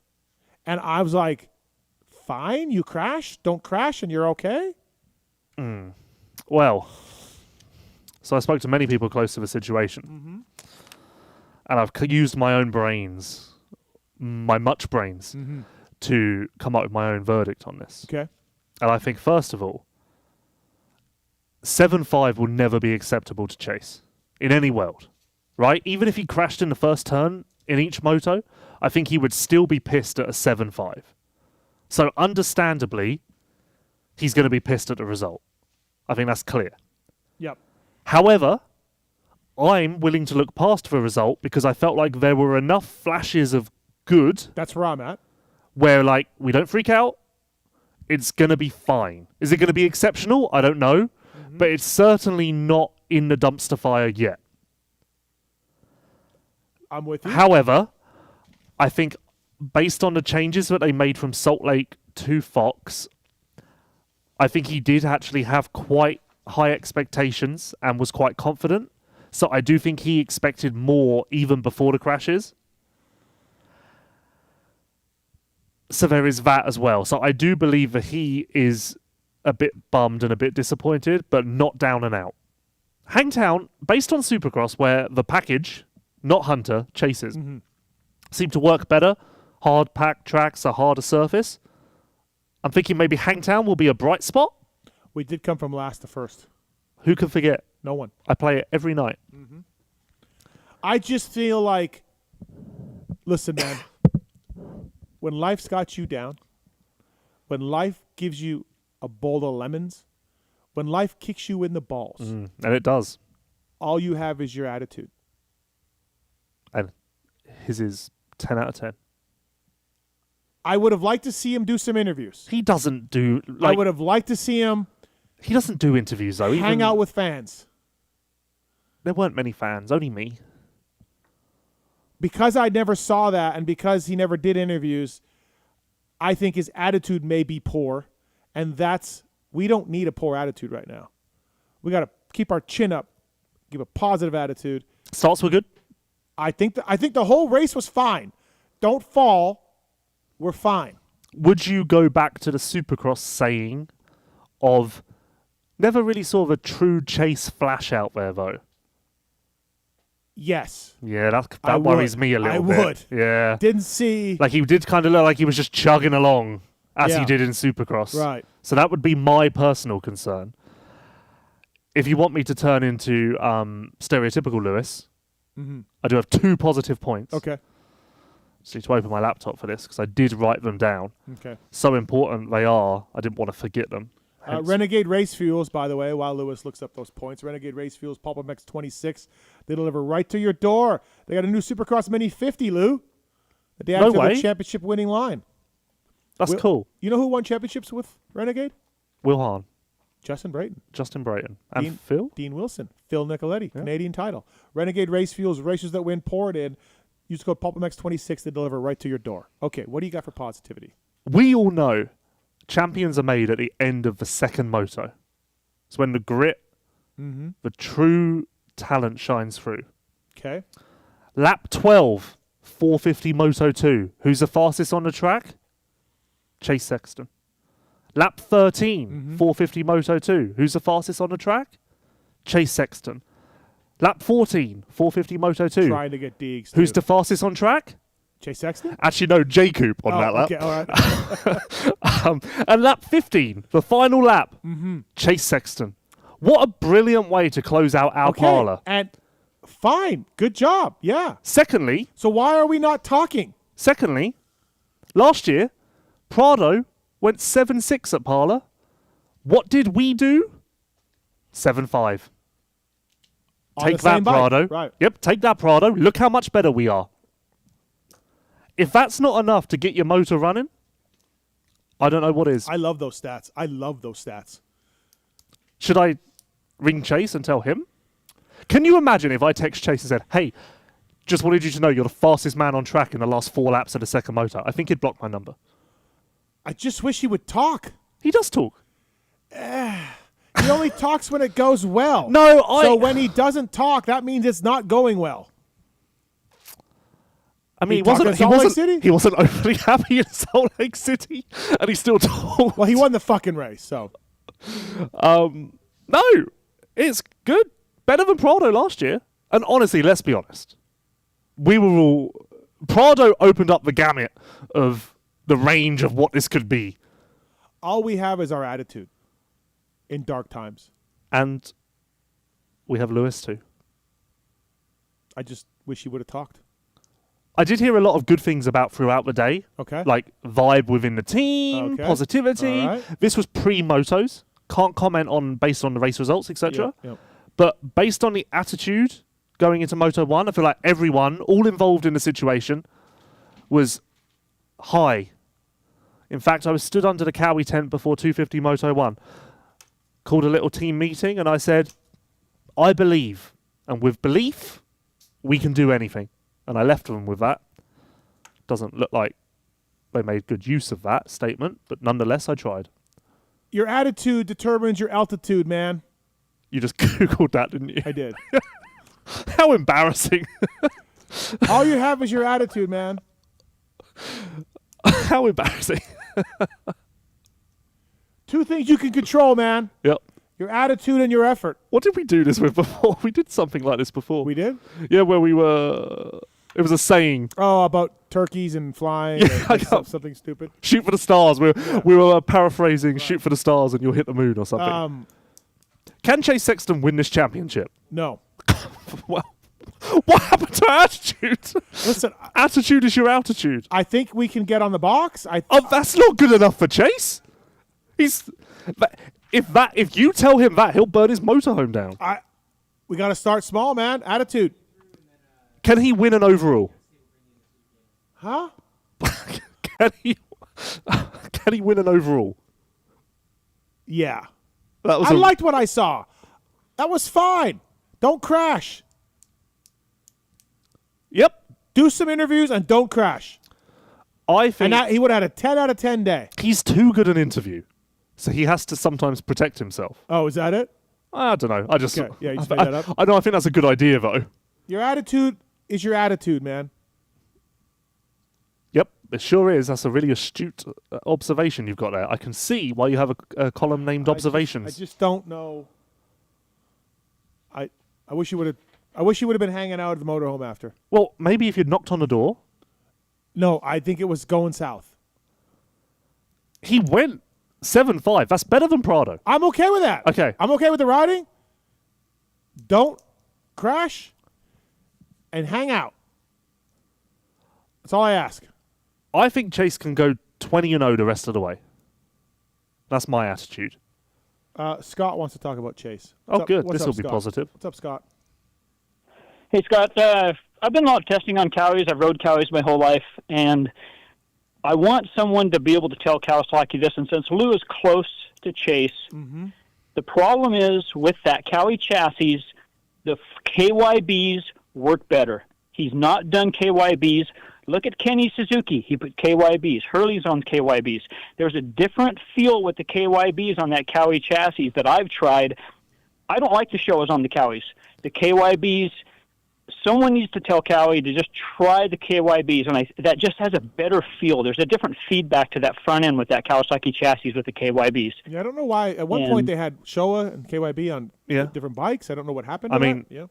Yes, the funny thing look at Tomac's bike. When he was on Cowie, never had a front end problem. Yeah. And he was on KYBs. Well, listen, and Chase was on KYBs last year. Doesn't work as good, huh? Chase went to KYBs last year. Chase tried KYBs on his WP in the inserts. Yeah, he had KYB inserts last year. Yes, exactly, on the KTM, Right. and he rode better. So someone needs Lou. You're close to Chase. Let's get that guy on some KYBs, and it's going to fix that front end feel, and that's what he needs. That's all he needs. Is he out west here this week? Yeah. Text him and say what? Ask him to call him. He's not doing that. Just ask him. He's not doing that. You text him. He might. He's not doing that. No. He might. He's not doing that. Just say we're talking about him. No, that's not going to help. I'm going to text him. Okay. I'm going to text him. Okay, let's see how this Tell him goes. to try KYB, Steve. He needs to just try him. There's a totally different feel. My kid rides honestly, similar to Sexton, just not as no, fast. but dude, that's not even his pick. That's not even his thing. Like, he can't.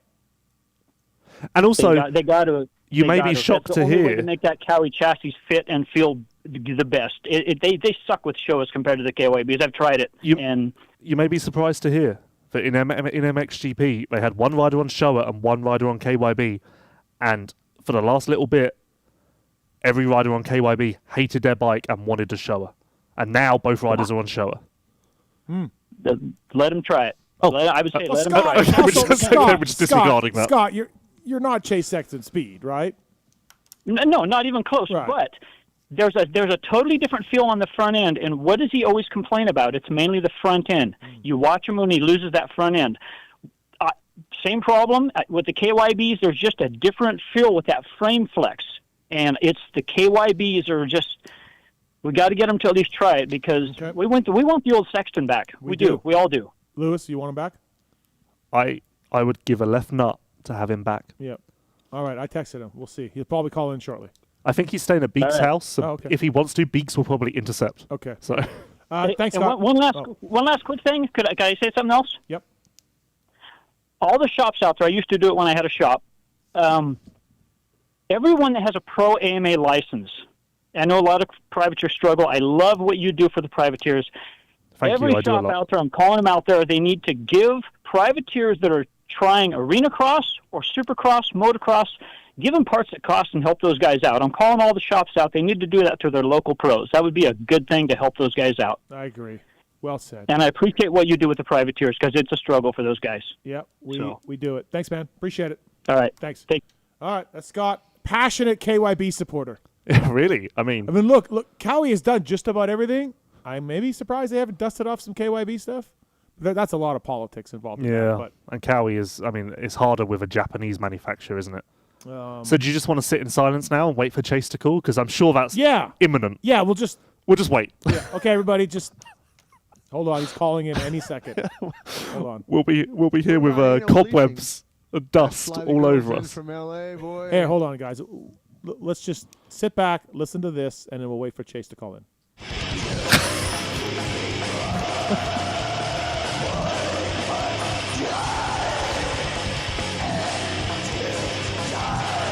I didn't give him the show number. I'm sure he has it saved. Yeah. Of course. Yeah. Okay. Did you say I'm here? No. Okay, good. Does he know that? No, of course. Wait, he saw my Instagram story. But Yeah. Oh, I don't know what we do when the song finishes. Nice bit of ASMR there. Tallon. Did Chase call? No calls yet. Are you sure the phone lines are connected? Hold on. Yes. Is it possible that we have so many fans calling in that Chase can't get through? Nope. Phone lines are dead. Not right now. We got open phone lines. Okay, that's good. Perfect. That's right, what we need. okay. Maybe it's a time delay because we're ahead. WLab. Thank you to WLab.com. They use our merch, which we're doing now. If you buy anything from our store, we're giving away a free pair Tell of Chase socks. if he calls in, he'll get a free pair of socks. Hey, Realty is Life says maybe too late, but do you think Chase is too stiff and too far forward or upright in some of his turns? No, man, because he won fucking 8 million races. Yes. He's fine. Chase is like really, really, really I had good. Well, he says I he had says he Instagram feels he DM needs about to. Tomac's style. He says he needs to be more looser and more flexible when No! turning. Chase is I think Chase maybe needs to hire this Realty as life guide for and some riding tips. KYB man for bike And setup. KYB, yeah. W Lab offers competitive pricing, no minimum order Screw requirements, chiz. quick turnaround Screw times. tick. WLab.com, mention PulpMX.com for a discount from them.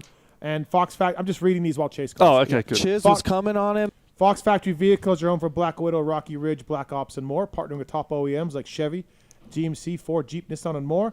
Backed by the OEM manufacturer's warranty. Easily financed through your local dealership. Phone's ringing.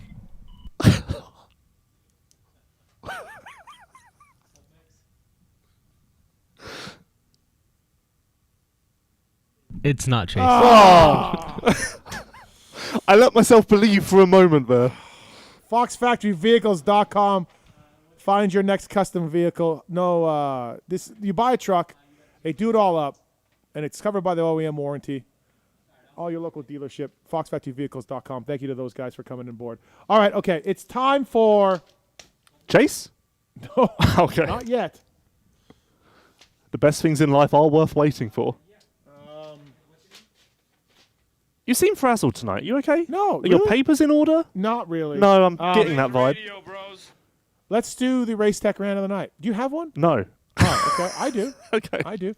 Race Tech Rant of the Night. Racetech.com for all of the stuff that you need for your bike, motor work, suspension work. The guys in Corona, California, doing a great job there at Racetech.com. And tell me, listen to this show to get a discount.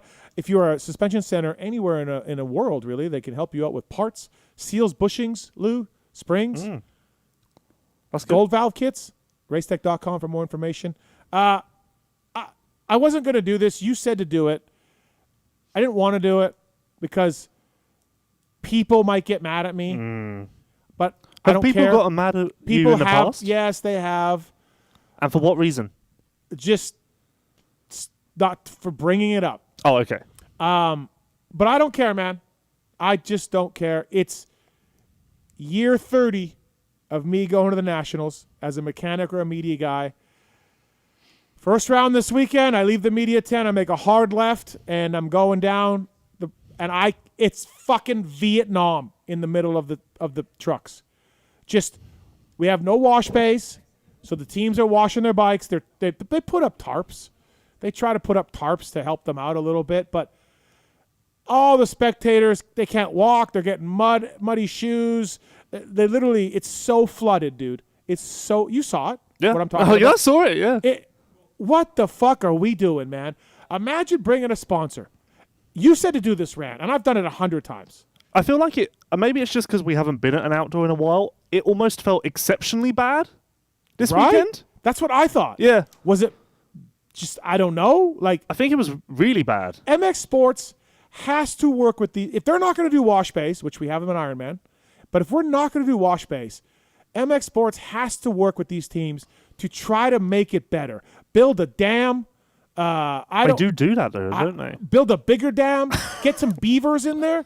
You know beavers. I do know beavers. Beavers chew trees, knock down. They build their own dams. It holds all the water back. It's a phenomenal job. Import some beavers 3-4 weeks before a national. Have them chop down the wood. Build dams everywhere. We got to try something different because it's a fucking shit show. And if I'm bringing a sponsor to a race and he's got his wife or his girlfriend there or his daughter, you can't walk through the pits without fucking getting your shoes ruined. Like, what are we doing? And I asked about wash bays and they said there's not enough time. The team said they don't have enough time to go from their truck to the wash bay and back to their truck, and we don't have enough wash bays for everybody, so now you got to wait, blah, blah, blah, blah, blah. I don't care, man. They got to fix it. It's a shit show, and it's so unprofessional. It's just a disaster, and Paula was maybe, like you said, I don't know what it was, but what are we doing?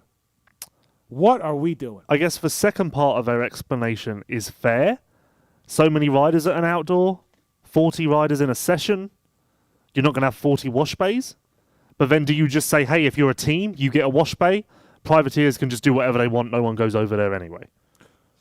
I don't know, man. Or say, hey, teams, can we wash here, and then we'll direct it this way. We'll build a trench.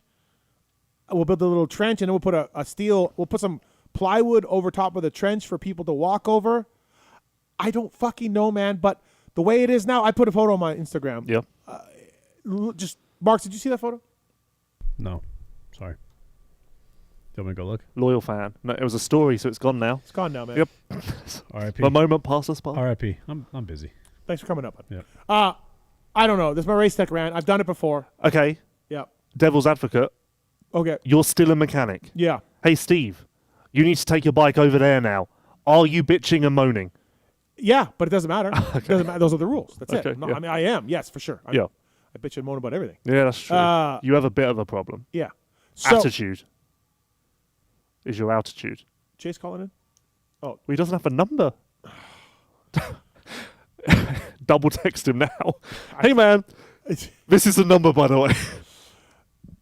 Yeah, I don't know. So that's my race tech rant of the night. You've all heard it before over the years, and I got another reality shock this weekend. I was just like, Jesus Christ, what are we doing? And like the teams don't really care, and I get that part. Like they're trying. They try to dig little trenches and they try to direct the water, but it doesn't work. I just think about like bringing somebody to the event that's never really been there. But even the fans that were there are probably like, what is going on? I'm walking around. Even going down to like, I was having a conversation with someone quite important at a team, and then all of a sudden can't really hear each other because there's just a jet wash going. Yeah, you know? And it's like, okay. Yeah, okay. Guess cool. we're done. Right, yeah. So there is that side as well. Yeah. But the infrastructure at an outdoor is generally lacking. Yeah. So for the most part. It's kind of par for the course. And it is also part of the territory with a one-day format as well. If it was a 2-day format, I guarantee there would be more of that sort of stuff. Why? Why would a 2-day format change that? Well, you said the team said they don't have time. That would open up time. No, they meant between the motos and stuff. Yeah, but then the gap would be longer, wouldn't it? Why? Because the schedule would be more spread out. No, I think it's all trying to fit into a live TV window or I a don't know, man. Peacock Center or anything else. So I don't know, man. That's my race tech round of the night. Yeah, I don't know why I don't have one. Thing is, do you want to make it about Kellen? The LVK show? The Blair Matthes show beating the LVK guys again? Yeah, how does it work with me like wanting a new teammate? Because when I saw him, or heard him, try to say that the Cowie is fine because Phil won a moto on it in Canada. Yeah, you won it off of that I team. did, I did feel like I was part of a losing situation. All right, we got... Chase? No. Oh. Carrie has a rant on Lou. Well, this will go well. Okay, all right. Carrie, welcome to the show. What's your rant on with Lou? Lewis, I'm so disappointed in you from Salt Lake. From Salt Lake? Really left me hanging. Yes. You left me hanging. Like, you ran off with Chase I do without remember a shirt this. on. Yeah. What happened? You know what happened. Lewis? Do you want to explain what No, happened? I'll let her tell the story. Carrie? Dude, I think this chick's into me. What happened, Carrie? Please. Okay, so I saw Lou earlier in the day, and we talked about Chase because we have great love and respect for him. Yep.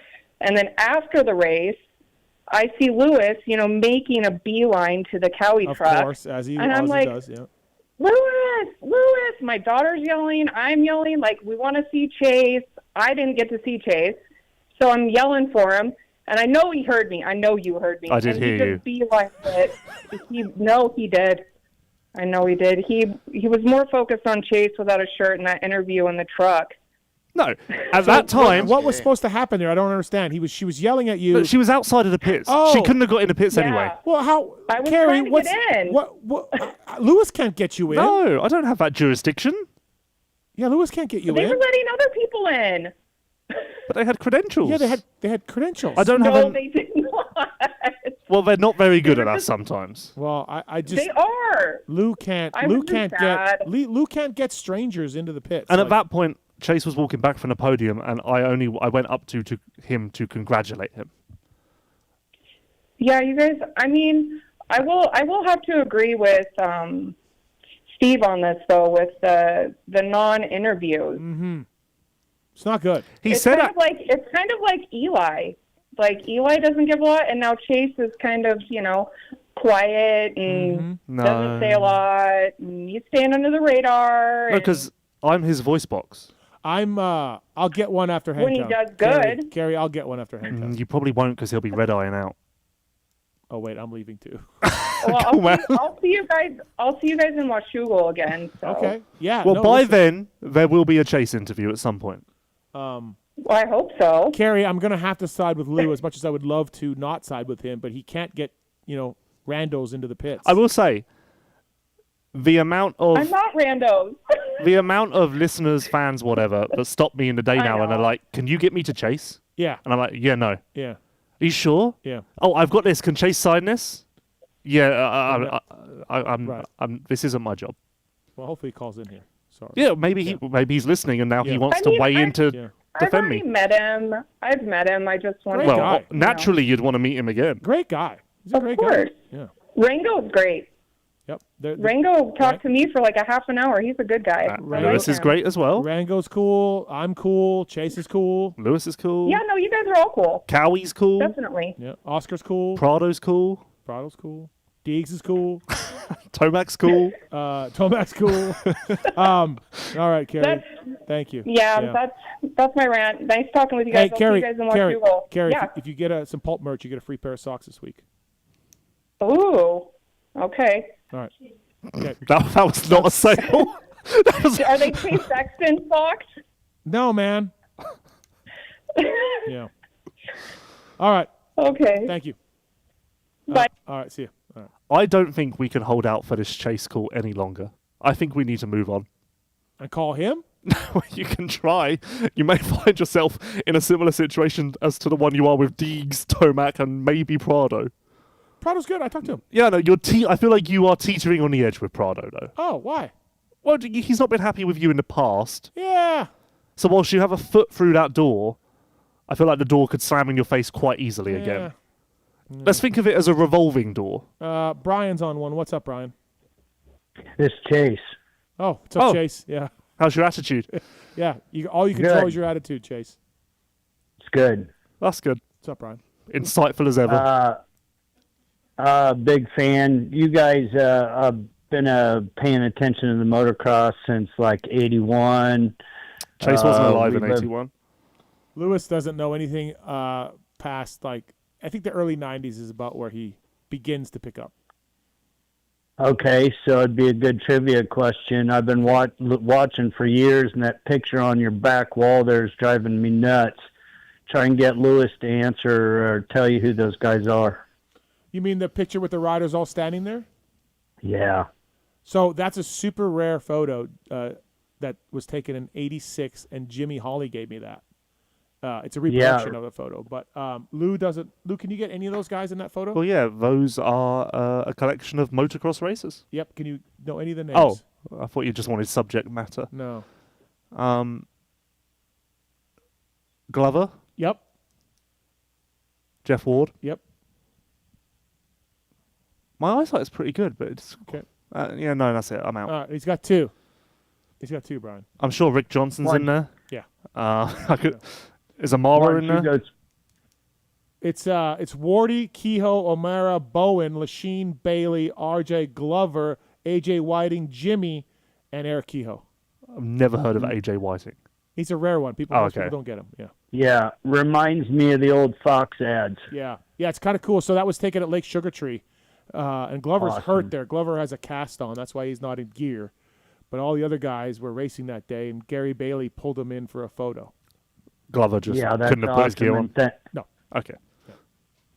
Thanks for explaining that, Steve. No problem, Brian. Thanks, buddy. Appreciate it. Thank you. Yeah, thank you, Steve. By the way, AthenaUSA.com, PulpMX26 is the code to save. We didn't have a code with those guys for the Get and Athena guys, but we got it now. PulpMX26 code saves with them. Also, my buddy Zeb Armstrong. Have you ever thought about owning and operating your own motocross track? Want to give your kids a chance at running their own business? There's a turnkey profitable opportunity for you. Zeb owns a bunch of motocross tracks in NorCal, and he's wanting to downsize and sell one of his tracks with various purchase options available. If you or anybody you know is interested, email rep Racing MX at yahoo.com for any questions and further details. So it's a 100-acre property. It's got a main moto track, room to build additional tracks, all of that. If you're interested in getting one of these tracks, getting this track from Zeb, email repracingmx@yahoo.com. PulpMX code saves you with CARDO systems. The systems can easily fit on any helmet. They sound crystal clear. PackTalk Edge and Edge phones are waterproof and dirtproof, allowing you to communicate with a range up to a mile away. CardoSystems.com, code PulpMX saves you with those guys. All right, it's on to the Beta USA I Don't Know Man segment. I don't know, man. I don't know, man. I don't know, man. I don't know, man. I mean, I don't know, man. I don't know, man. Beta USA, I don't know, man. I'd really maybe not talk about Benny and Oldenburg's day. Benny rode good in the first moto. Yeah, Benny was good. Benny was good, like late in the moto too. He was coming up. So this segment is powered by Beta Motorcycles. Look, they're making the best enduro trials and motocross bikes out there, and they're easily the best looking bikes in the pits. But it's rideability and premium performance that actually back it up. Head to betausa.com to find a dealer near you. Does the read actually start with look? No. Okay. No. I was going to say that's a bit of an odd start to a read. If I was Kiefer, I'd say look it. Yeah. Look it. Betausa.com, I don't know, man segment. Go ahead, Lou. You have one? Yes. I'm going to head right into my wheelhouse here. If I've talked about WMX once, I've talked about it 1,000 times. Apparently, I don't know basic English as well, because talking is not a word. But in Europe, there is a WMX series as well. It's not quite jammed down your throat as much, but it does exist. I'm not aware of this in America at all. No. Have you heard this at all? No. Do they seem into it? I feel like they could do a little bit more with the publicity. Yeah, I think we need some more interviews. I did enjoy the fact, though, that they did make it into the press conference for Parla, an event at which they were not competing. Yes, absolutely. Because that was imperative. Yeah. Well, it's the 5 Fs. Yeah, we should have wrote those down. Honestly, that made my day.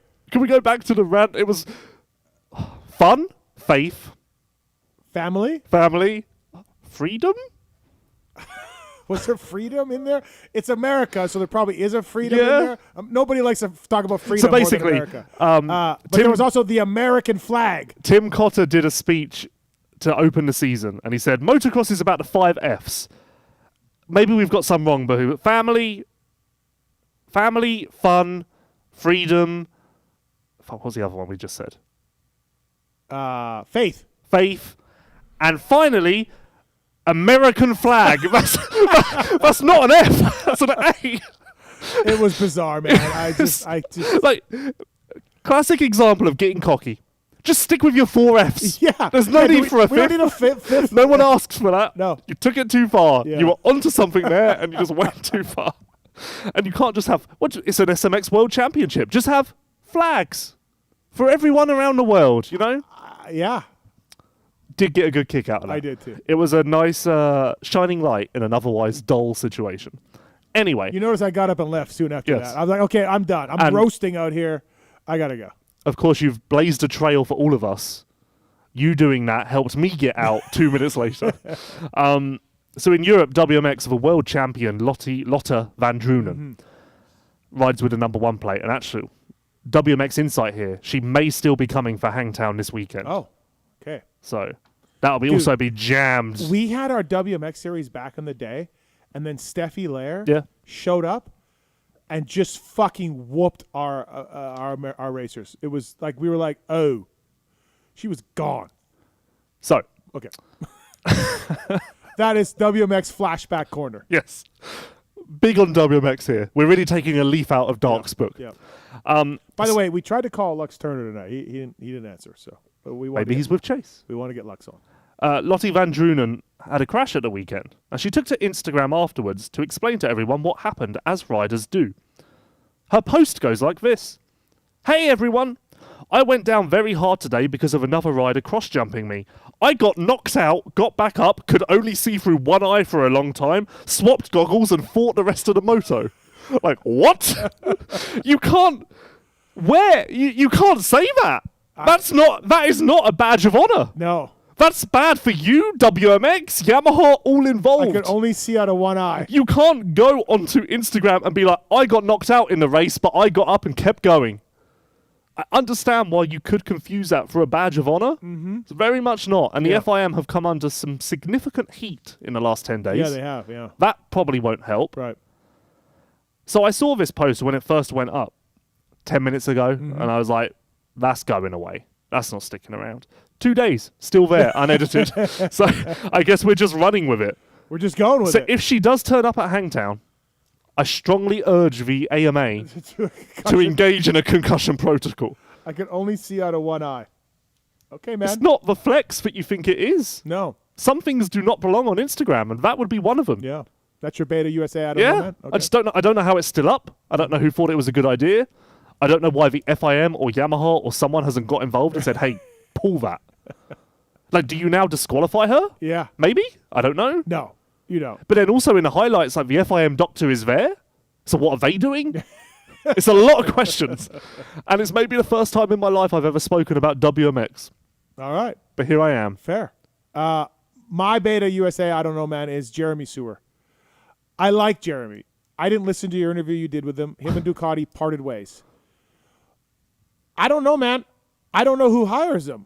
He's first of all, shout out, pour one out for his incredible streak that ended. 229. Fucking hell. In our sport, that may as well be 6,000. The last time that he missed a GP, Villapoto hadn't won his last Supercross championship yet. So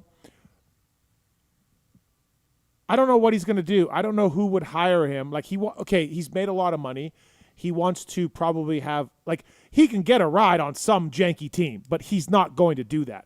So I don't know of a factory team that hires Jeremy Sewer. I hope he does it, and I hope he gets back to, look, at this point, anywhere in the top 10, regular weekly would be good. Yeah. But he has had a couple of really bad years. He did make a podium last year in the opening third round. 2 podiums. 2 podiums? Yeah. In the motos or overall? Overall. Okay. So I don't know what happened to him, though, man. His results are horrific, and I don't think it's the bike. I think he's not happy with the bike, that's for sure. But he can't go from where he was, a top 5 every single fucking weekend guy, 3 years ago, 2 years. How old is he? I honestly don't know. 31, 29, 30. We should ask Hunter. We should have deep dove it with Hunter. Yeah. What He would have probably rather talked about that. What's been going on? So I don't know, man. Well, how long have you got? What do you want to know specifically? So in my interview, which by the way, kudos to him. How rare is it in this sport to get an hour interview with a rider less than 24 hours after they terminated a contract mid-season? Fairly rare. Our riders aren't so good with the talking. So props for that. Right? Yeah. Cool, man. So yeah, props for that. In the interview, he said, I have no plans. I did this without a backup plan. right. And already, of course, can't believe Lewis and Jeremy would publish that bullshit. Why lie to us? He wasn't lying. Lying? About no backup plan? Yeah, Okay. everyone thinks he's got something cooking that's a secret. There's nothing cooking. Well, look at his results, though. If you are a team, yeah, I believe that. Look at his results. It's not like he's got some factory Honda ride waiting for him. And equally, he's not keen or not desperate to jump into anything. Did he take some of the blame? He said. So he said. Oh, boy. Oh, boy. Well, these are cliff notes. He's obviously a shorter guy. Mm-hmm. So he said he really needs a stable rear end because he can't manhandle the bike as much as everyone else. So that does make it. Big man can. The big man maybe can manhandle the bike a little bit too much. That's why we should go right over there to that bike. I think I'd just stay Fantic if I was him. But so he said that's why he's maybe a little bit more sensitive, can't overcome issues so easily. But I did, being the elite journalist that I'm known to be, I did say to him in the interview, you do have a reputation now for complaining too much, and everyone just thinks you're never going to be happy. Thoughts? And he went into a very good speech that I think every single rider would back. And he said, if I'd never complained to a team, I would have never got outside of or into the top 20. I'm not that talented. Like, I don't have the raw natural talent to take me to a world title. I have to fine-tune and work on bikes and get in a sweet spot to get there. That's just called testing, Jeremy. That's just called testing. Okay. Every rider does that. Okay, but it's not complaining. We also did a bit of a deep dive into teams who now focus too much on data and don't listen to the riders. And he was explaining how the data would tell the team that the rider should be hitting a turn in first gear, but his style was hit it in second gear. Why should he change based on the data? And there are teams out there that would make that argument and kind of push the rider. But anyway, he has no plans. I threw out a couple of hypotheticals.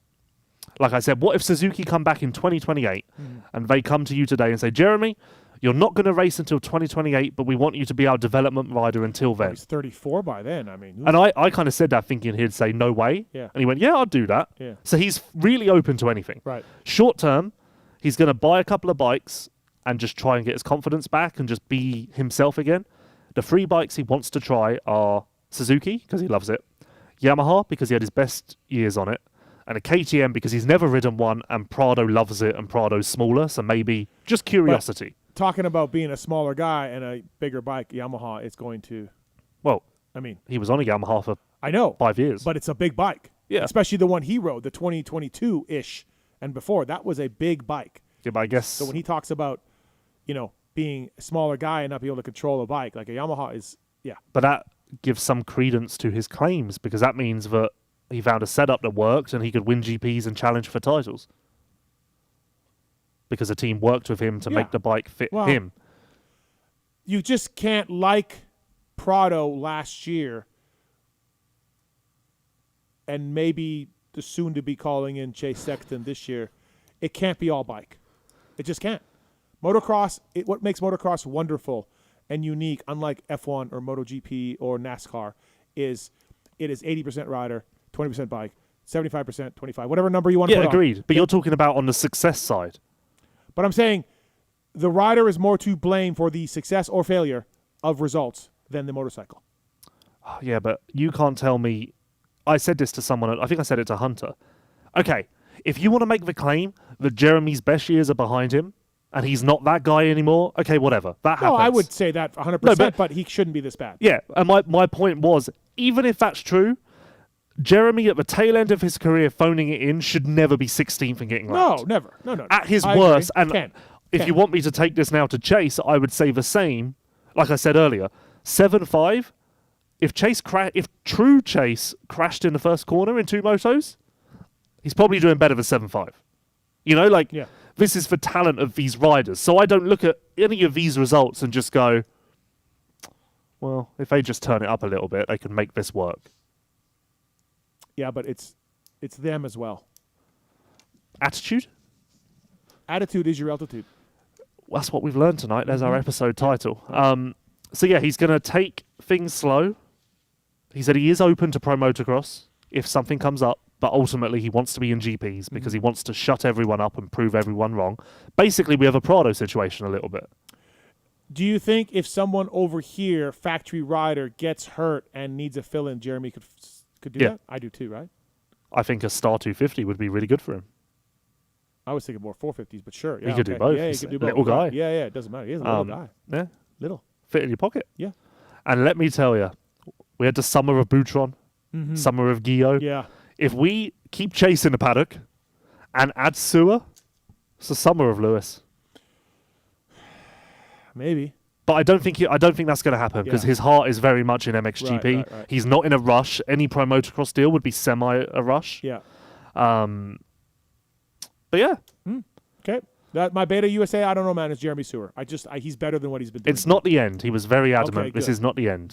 Good to see. I just don't know who would hire him for a top tier bike anymore. I don't even know if he wants a top tier bike. I think he just wants a bike that he's comfortable on. Right. And I mean, fuck, it's a bit of a trend now, isn't it? This is now going to sound like a bad comparison, but just take it at a surface level. Roxon's built a bike and a program that fits him. Webb going to Tether is kind of what he wants to do, isn't it?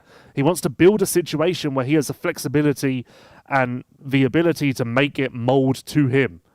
So more and more, these riders are just looking for that. And I think Webb more than anything wants to go back home. He wants to be based in North Carolina. And that kind of comes down to what I just said, though, doesn't it? That's all part of making the package yeah. fit. I think there is a little bit...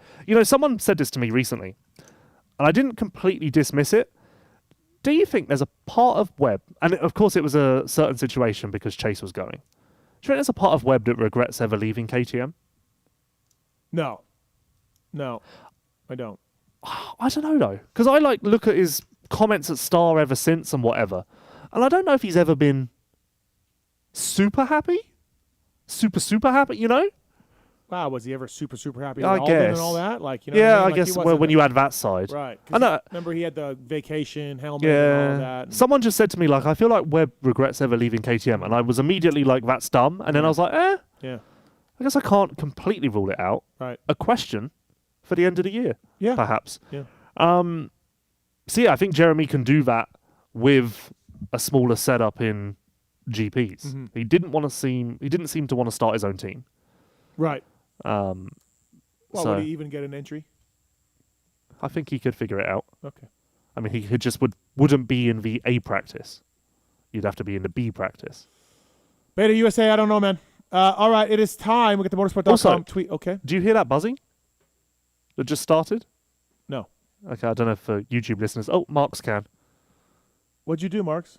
I didn't do anything. I farted, but I don't think that has anything to do with the buzzing. You can't hear it? It just started like 2 seconds before No. Lou said something. That's how on the ball I am with Is it this still show. going right now? Yeah. Yep. Is this the same buzzing that happened at the start of the last show? No, that Oh. was different. It's fine. If the listeners can't hear it, I can power through. We'll keep tabs on it. Okay. And probably do nothing. It's an ever-evolving situation. Well, we got some new chords. I changed chords out after the Kiefer debacle. Did you test them? Yep. Oh, okay. Yep. I don't hear buzzing over here, so. Okay. It's just it's me and Marks and our finely tuned ears. Motorsport.com tweeted Tallon coming up as well. It's some more Paula talk. Yeah, we haven't really got into Parlor, have we? I think we did. Okay. I don't know, man. Here's some awards. It's time for the awards. Oh. You ready? What are these called? The Pulpies? The Pulpies. Yeah, let's do that. Okay. So I have the categories. Yep.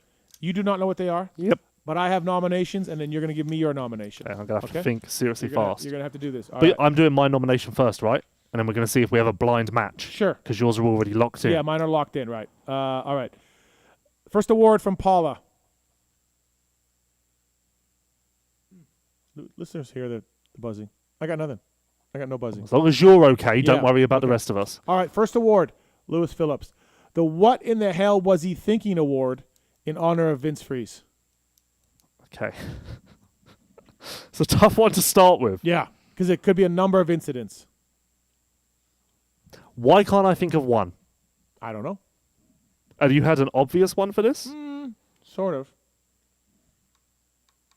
The What in the Hell Was He Thinking Award in honor of Vince Freeze.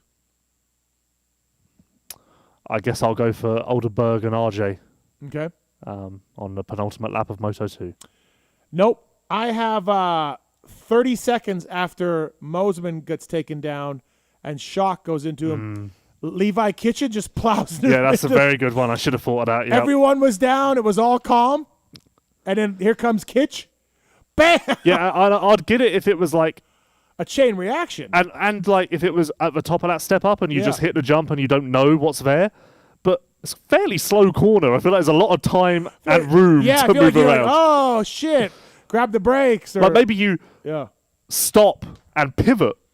Yeah. Maybe. Yeah. I don't see how you end up in the situation that Levi I don't did. know either. It was just like, whoa. Okay, next up. The Just Walking Around Out There Award in honor of Lewis Phillips. The Just Walking Around Award out there in honor of Lewis I almost Phillips. want to go Oldenburg again. I'll go Cooper Webb because I Okay. feel like he was just walking around to whatever result came, listening to air horns. Nope. I got you, Lewis Phillips. We watch the motos together, the first two motos. We walk back to the press tent for the intermission. Yep. Get on our laptops, tweet, whatever, grab water, and then I assume I go to get a water, the horn Yep. blows. You just walk away from me. No, I You remember. just No, walked away, and I'm like, okay, I guess we're leaving. No. I guess we're going. I don't know what's going on. no. Okay. I remember this situation. Wait, are you sure it was in the intermission? I think it was between 250 and 450 Moto 1. We didn't go back. Was it not when we... Yeah, because we went to the toilets, which sounds super sketchy. Oh, we did. Yes. I think it was that day. Yes. Okay, So I'm sorry. you went in before me. Yep. I was waiting for Well, one to... I had to pee, yeah. I was waiting for one to become available. I went in, came significantly after you, came out, stood there, looked around, and was like, well, there's no way he's still in there. Maybe he's gone to the press tent. I walked to the press tent, got a water. You weren't in there. Came back out of the press tent, looked at the restrooms again. You were still nowhere to be seen. And I was like, I don't know, man. He's gone. I watched you walk away from me. I had a water. Well, maybe this was once I was like, well, he's fucked off without me. I'm just going to walk off. And then maybe you tandemed me and were like, oh, there he is. But I never saw you again. And I was like, I don't know where he went. I guess he's just left. Was waiting for you. A classic communication issue. I was waiting for you, man. And I was waiting for you. And I saw you walk away from me. It says a lot about you as a person that when I couldn't see you, I immediately went, well, he's just left without me. Like I'm going to do that? I never even gave it a second thought that you could be somewhere waiting for me. I'm going to leave the wingman? Yes. Maverick's going to leave Goose? Yes. Okay, man. Next award. The Where in the Hell Was He Award in honor of Claude Rains, who played the Invisible Man in the 1933 movie. I have no idea what any of that means. The Where in the Hell Was He Award. Okay. In honor of Claude Rains, who played Invisible Man in 1933. I'm going to go. There's many options for this. Mm-hmm. I think you went Colt Nichols. So if I want a match, I would go for that. But in order to keep it interesting, I will go Gage Linville. Factory rider, nowhere to be seen in the top 30. I did go Colt Nichols. Yep. Never saw him all day. No. Just never noticed him. He went 1920, 21-19. I don't know what he did. 2017. Okay. And never saw him all day. I was also thinking Mitchell Harrison. Also a good one. Because he should be better than 22-20. Right? Yep. Yep. The What in the Hell Am I Going to Do for a Living Now award in honor of Alex Ray. The What in the Hell Am I Going to Do for a Living Now? I mean, this is fucked up. But based on how it went, Austin Faulkner. That's mine. Oh, that's mine. Yep. Because he needs something, a flash, lap time, something. Yeah, I honestly, one of the most interesting silly season things to me is what the hell? Who's he even talking to? What's he trying to do? Does he want to do a lower level AEO Bar X type thing? I have no idea. Nope. We're gonna go to some re-raceable categories. Okay. Who's That Guy award in honor of the Fox re-raceables that we do? Who's That Guy What award? a brilliant plug. So obviously we know everyone. I had to go into qualifying. Okay, you don't have that. Yeah, and obviously I know everyone as well. Actually, have I seen the name Dylan Cunha before? I don't know. Have you? Have you? What was the last name? Dylan Cunha. Spell it? Cunha. Cunha. No. Have you? So you just went to qualify for no reason. Sage Powers. I feel like I've seen that name before. There's a guy named Sage Powers. I'm like, I have no fucking clue who that is. Yeah, the only person here who I don't feel like I've seen the name before is Dylan Cunha, 36-37, All right. in 250s. Next award, the Where in the Hell Did That Come From award in honor of Jose Boutron. Because when Boutron showed up, we were like, ha ha ha ha, Boutron's here. He's 40 years old. And then the dude went like 15-12. Could go Prado, who didn't qualify the last time he raced an outdoor. This isn't really one. Actually, no, Romano. Okay. Because in no way did I think he was going to run top 3 for a very, very long time in Moto 1. Yep. I went Lux Turner. His previous best outdoor finish was 15th. Yeah? Lux Turner's previous best was 15th. And then he just got a 7th. I mean, you could also go Hammaker. He'd had he's 3 led top laps and stuff. He'd done 30 starts in motocross, 3 top 5s. In 30 motos. 30 rounds. Overalls. Yes. Nah, still not. I didn't think it was that few, but still. Yeah. Lux Turner. 30. He started 30 Lux of 46. Turner finished 50% better than he's ever done. Based on the fact that I was very scared off by some pre-race reports, I almost went Dudney, just because I was so like, I don't know how this is going to go. I've listened to my friend Daniel Blair about Dudney. Yep. And he was very high on him, and I'm going to fucking be dealing with it on Wednesday. Blair Matthes show. Well, I will be dealing with that motherfucker going on. Your about ace Dudney. card is second overall, sure. Yeah, 6'4". no, yeah, no, but still 6'4", Yeah. still good. The the Moving Goalposts Award in honor of every factory team manager, because they move the goalposts, the team managers. When you say, why did you sign that guy? His Supercross results are great. No one cares about motocross, and his Supercross results are great. And then you talk to the same manager later on, and you're like, hey, what about that guy? Oh, man, he's great in motocross, and like it's great. He's great in motor. Nobody moves goalposts like factory team managers after the fact. After the fact, they love to move the goalposts to justify things. I've seen it over and over and over. And my award winner for that, the Moving Goalposts Award, is Deegs. Because he's moving his own. I'm going to kill him. I'm going to win. I'm just happy to be here. Jet should beat me. R.I.P. Jet. A lot of moving goalposts, which we touched on tonight earlier with JT and all of that. So that's my Moving Goalposts Award. Yeah, I can't see another good one for that. Although, circling back, there's no way you know who Magnus Smith is. No. So you just went to qualifying for fun, really. Yeah. And also, these names would have been in the qualifying results. Did Chase call yet? No? Okay. Is it the buzzing? Maybe he's scared of the buzzing. Oh, yeah, maybe. Maybe the buzzing is him trying to tap in. Okay, the Lit Kid Award in honor of Timmy Ferry. I did not like Jet's brown Alpine Stars stuff. That's coming up in a bit. Oh, okay.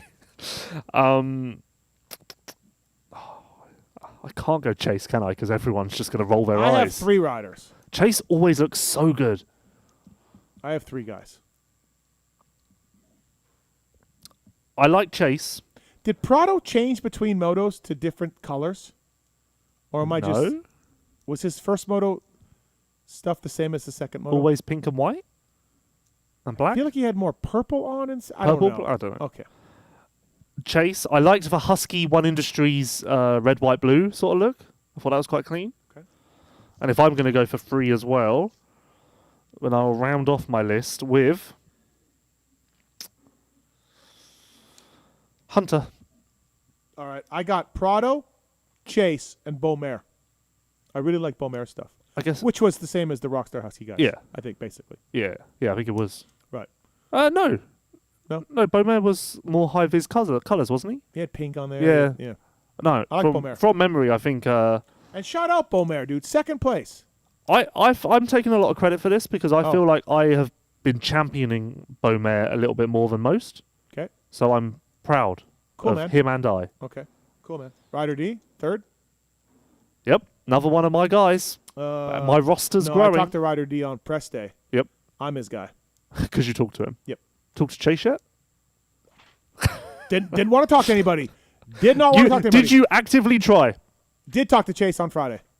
Oh, did you? Walked through the tent. He was on the fucking cycle. Tent? Oh. The bike. He's on the bicycle. I went, what's up? He went, what's up? And that's it.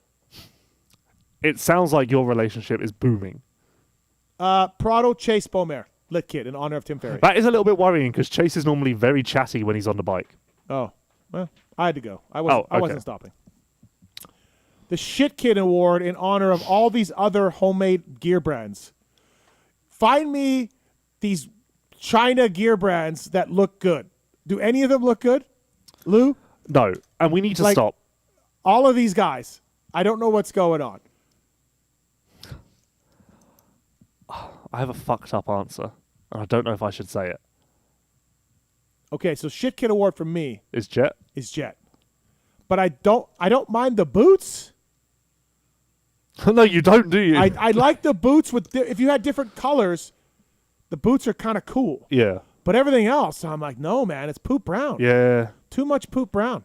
And look, fuck Jeff if he's going to get mad because I have praised the A-Star gear over and over and over. Chase looks incredible in it.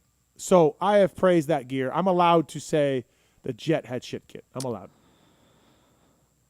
Whilst I understand and appreciate and champion the thought process behind it and the matter of fact that it represented and honoured, I didn't feel like the beta guys looked great.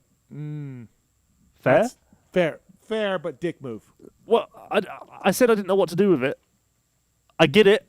I think it was a great idea and a beautiful gesture. Mm-hmm. I just didn't feel like the execution was there for me. But nonetheless, that doesn't matter because the concept matters more. I should just stop. this isn't really a shit kit. Can I do a board kit? A board? Yes. Okay, yeah. So I was in Anstey's motorhome when he was getting changed in the morning. Mm-hmm. He pulls out his 4 gear, and I'm just like, I've seen it all Dude, before. dude. Thor is in a deep, dark rut. I literally said to him, I went, here we go again. Yeah. I don't know what they're doing. I don't know either, man. Like, they are lost. Yeah, it's never shit kit. No. It's just anonymous kit. Yes, anonymous kit. It's just I don't know what they're doing. And like Chad Reed with I think it was called the Senator gear with like the half forehead. Yeah. Yeah. The white, green, and black stuff was really nice. I had the yellow, blue, and black. Mm-hmm. That stuff was a clear category leader in my mind. Right. And I cannot name you a 4 gear that I've gone, for 10 years? I was out of the cat stuff. I forgot about that. It's actually better, then.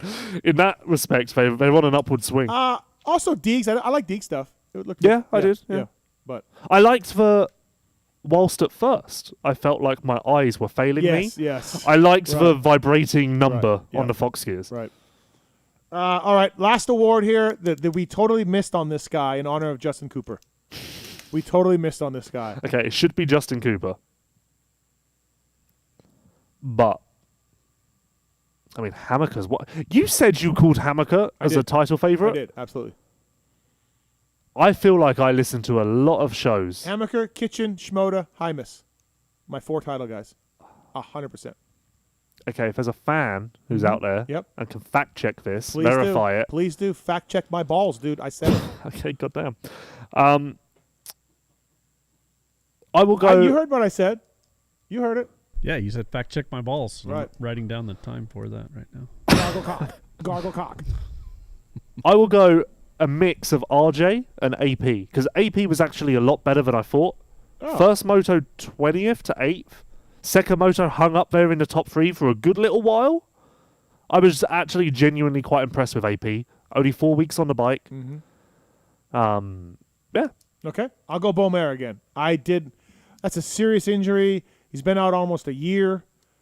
To get second in a moto, endurance is good, speed is good. Like, I know he went 11-2, but I mean, like, I didn't have him finishing. I didn't have him staying in second. Do you know what I mean? Yeah. Like, I didn't have him staying there. The dude did, though. You could even say Hunter because how many people really called him to win round 1? Oh, I did. Of course you did. Fact check my balls. Okay. No, I did not. I didn't. It's a good. That's a good declaration because no one wants to do that. So it's like No, I'm you kidding. can, I did but not. you won't. But Hammaker, 100%. He was in my title fight. Absolutely. See, I always said just Kitchen, Shimoda, and Hymus. Oh, okay. Oh, Did you know Hammaker tore his trap yes. muscle? Yeah, in Salt Lake. Oh. Yeah, he told me the whole story. Told me too. I was like, I knew he got hurt at Salt Lake. They were keeping it low key, Yeah. but I didn't know how serious it was. I just figured he was off a bike for like maybe a few days. But then he broke it down for me on the timeline. Yeah, that's what. Which we're not allowed to talk to interviews, Cowie guys after podiums. Now. So we'll discuss this. Okay. I double checked. Okay. I don't know, man. No, I said that to Hammaker. Like, my first question in my interview was, I completely overlooked you because I saw you after Salt Lake and you looked seriously hurt. Mm-hmm. So I thought there's no way you're A, making it to Parla, and if you do, going to be any good. Oh. Like, Burner told me he was going to be okay for Paula. So I Right. knew that, but Like, after Salt Lake, I saw him. He was hanging out, so obviously not Yeah. that bad. Yeah. But he had like his jacket in one arm Oh, and then yeah. draped over the other, and that's Right, never right. a good No, sign. no. I think I even saw his mum like putting it on him, and I was like, "Oh, this is done." Right. Of course, as well, he has a history of shoulder injuries, and he said he was worried about that as well. So yeah. All right, that's the awards. Yep. Good And the times. award for leaving us hanging goes to Chase Sexton. Chase Sexton. Congratulations. Yeah. Brunt Workwear, by the way, PulpMX Show code saves with Brunt Workwear, the Marin boot, the Omen boot. Thank you to those guys for all that they do for us. And the code PulpMX Show saves you with the boot company. You can get the steel toes if you want, non-steel toes, different colors. Tallon's got a pair. Do you still wearing the Brunts? Yeah, I have the Marins. Yeah. But you still wearing them? I don't wear them daily, but I Okay. wear them every once in a while. They're comfortable. Cool, man. You wouldn't expect him to wear them daily, so we're fine. Well, he's a working man. Oh, okay. Yeah. Well, then maybe he should be. Yeah. Maybe you should be. Maybe I should be. A bunch of mechanics are wearing these as well, including the winning mechanic, Cam Chain. Camera. Yeah. For some reason, I only figured out that was his name recently. He was really good on the show when we had him on, like 2 weeks ago or 3 weeks ago. Yeah, you've been on a good little run with mechanics here, haven't you? I need to keep doing it. Okay, so thanks to the folks at Brunt Workwear for all that they do. PulpMX show code saves you with them. Thank you to that. Also, we want to talk about the LUXON MX brand there. When you look at Club MX, they're using it. Phoenix Racing as well. Nexus bar mounts are available now at a massive improvement in comfort. They've got the GNCC points leader with Jordan Ashburn as well. Stu Baylor's got wins with LUXON. LUXON code is Pulp 2026 code. Saves 10% over orders over $100 ship free within the United States. You want factory level performance clamps and premium quality you can trust. Head to LuxonMX.com. Pulp 2026 code saves. Thank you to LUXON for doing that. And then also Yellow Magic at MotorcycleIndustryJobs.com. Job of the week. Area 24 sales manager. I don't know what area this is. Yeah, what's Area 24? I don't know. It's a area in the States. But Suzuki, coming off their Supercross title, is looking for an Area 24 sales manager. Full-time job. They're responsible for overall retail sales, wholesale sales, accessory sales, ancillary product sales, management of area and dealer inventory. You got to meet your goals. You got to manage dealer inventory. I'm just trying to see what it says for. Business casual apparel is allowed. Does that include Brunt? I think so. Good. Area 24 sales manager at motorcycleindustryjobs.com. Job of the week. Yellow Magic. Check it out. Motorcycleindustryjobs.com. Job of the week. Upload your resume for free today. Thank you to those guys. Speaking of Suzuki, just you wait until you see what I've got cooking with Kenny.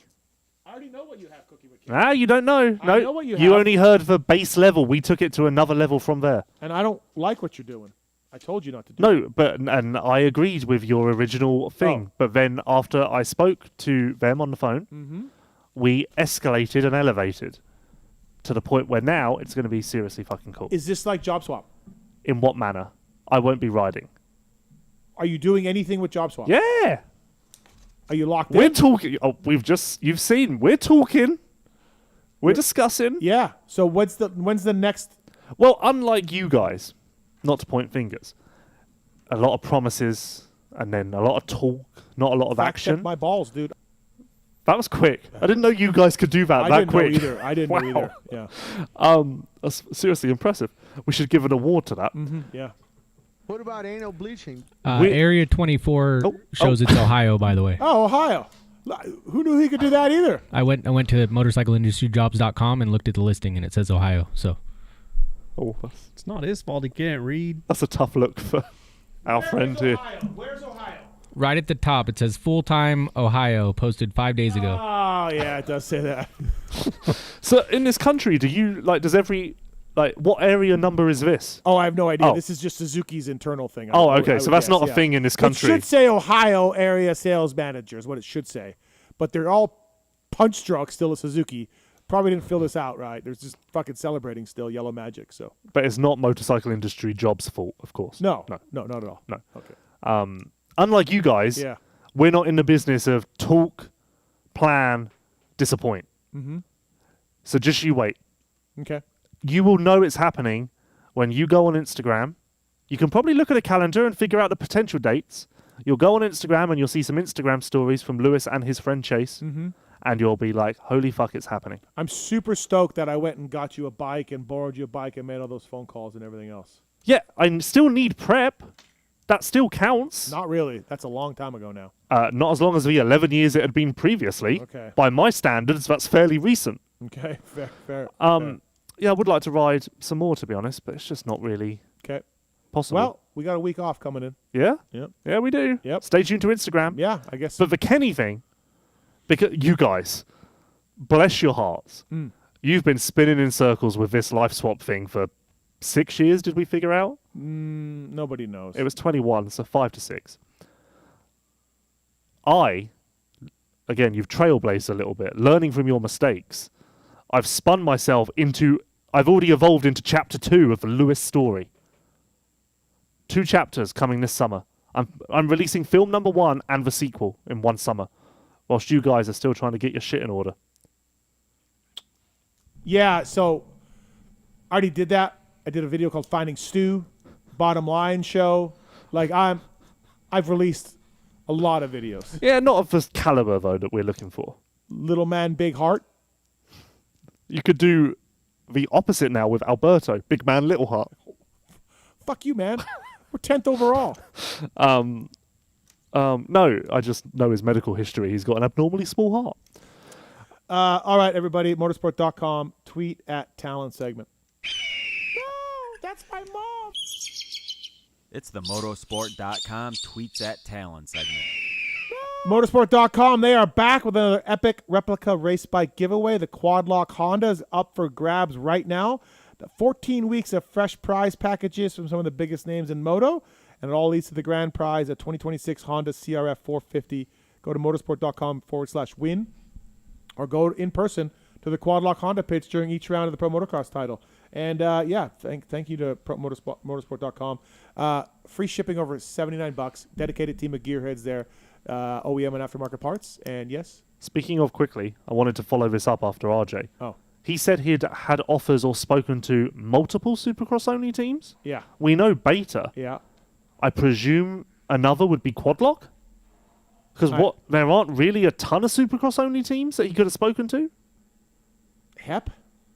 Maybe? I guess? Anderson's back on the bike, but I don't know if that's a fluid situation, so... Do you feel like the timing of the Anderson announcement during the press conference on Friday was kind of like, just let this get swallowed up a little bit? You know, if they'd done it a week earlier, it would have been the full news story. Yeah, good point. I don't know. Do people in our sport actually think ahead that way enough? I would hope so. I don't know if they do, though. There was an agent on Instagram telling a rider to snap some handbrakes. Snap some handbrakes? Yeah. What do you mean? Voland cleaned out Thrasher. Oh. Yeah, Thrasher DNF, second motor, right? And then on Thrasher's Instagram, his agent's comment is time to snap some handbrakes. Oh. So, okay, goddamn. Yeah, okay, goddamn. We shouldn't be doing that. Nope. Motorsport.com, at PulpMX Show on the Twitter. And Tallon over there in the corner, he reads the best ones. I was actually going to do the worst ones tonight. Oh, okay. Yeah. That's all the same. Voice of the Drunken People. If you're Mitch and you had to choose one. He always picks Voice of the Drunken People. Always. Well, you know, he always tweets in. The drunks have to stick together. He says, would you resign McAdoo or Romano? I think he means re-sign, but that's not what he wrote. He's drunk. Pick one, McAdoo or Romano. What? Or Absolute MX says, drop both and sign Lux Turner. I've heard low-key Turner to PC chatter in the McAdoo spot. You? I heard some low-key stuff then, too. You're the Mitch whisperer. I am, yeah. I don't know. I don't know if McAdoo's going to be there. Yeah, I'm not sure. I know. I heard that Quadlock's talking to him. Yeah, that's all I've heard. To be honest, you've heard that too. Yeah, yeah, but only Quadlock. So I don't know. Yeah, I don't know about like Romano is the Mumford, right?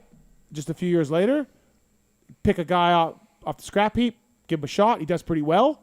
But, like, there was never a point where Mitch was keeping Carson Mumford. And I thought he did pretty well with the team. And I feel like Romano's in the same boat. Yeah, I would be very surprised. Like, honestly, if it is McAdoo or Romano, maybe I just swing for the fences with McAdoo again. Mm-hmm. Yeah. I heard, maybe it is including McAdoo, but I swear I heard 3 names for PC. Lux, Romano, and someone else. Maybe the someone else was just McAdoo staying. Mm-hmm. What about, like, Temmerman? Temmerman, that was the other one. Up, yep. Yeah. That's what I heard. Lux, if McAdoo's out, or if he is already out, Lux, Temmerman, Romano. That was what I heard the 3 people vying for the position were. Mm-hmm. I think you go Lux out of that group, don't you? I do, yeah. No love for their amateur? I mean, you don't bring up Temmerman just because he's been your guy for however many years? I mean, I think he would. If that was the case, I don't even think it would be a question, would it? Yeah, true. Which is kind of a sad reflection. Did you also hear of Romano's chirping at the podium? No. Now, obviously, I wasn't there, so this is all secondhand. Yeah. But first moto, he was battling with Davies and Shimoda to the checkered flag. Uh-huh.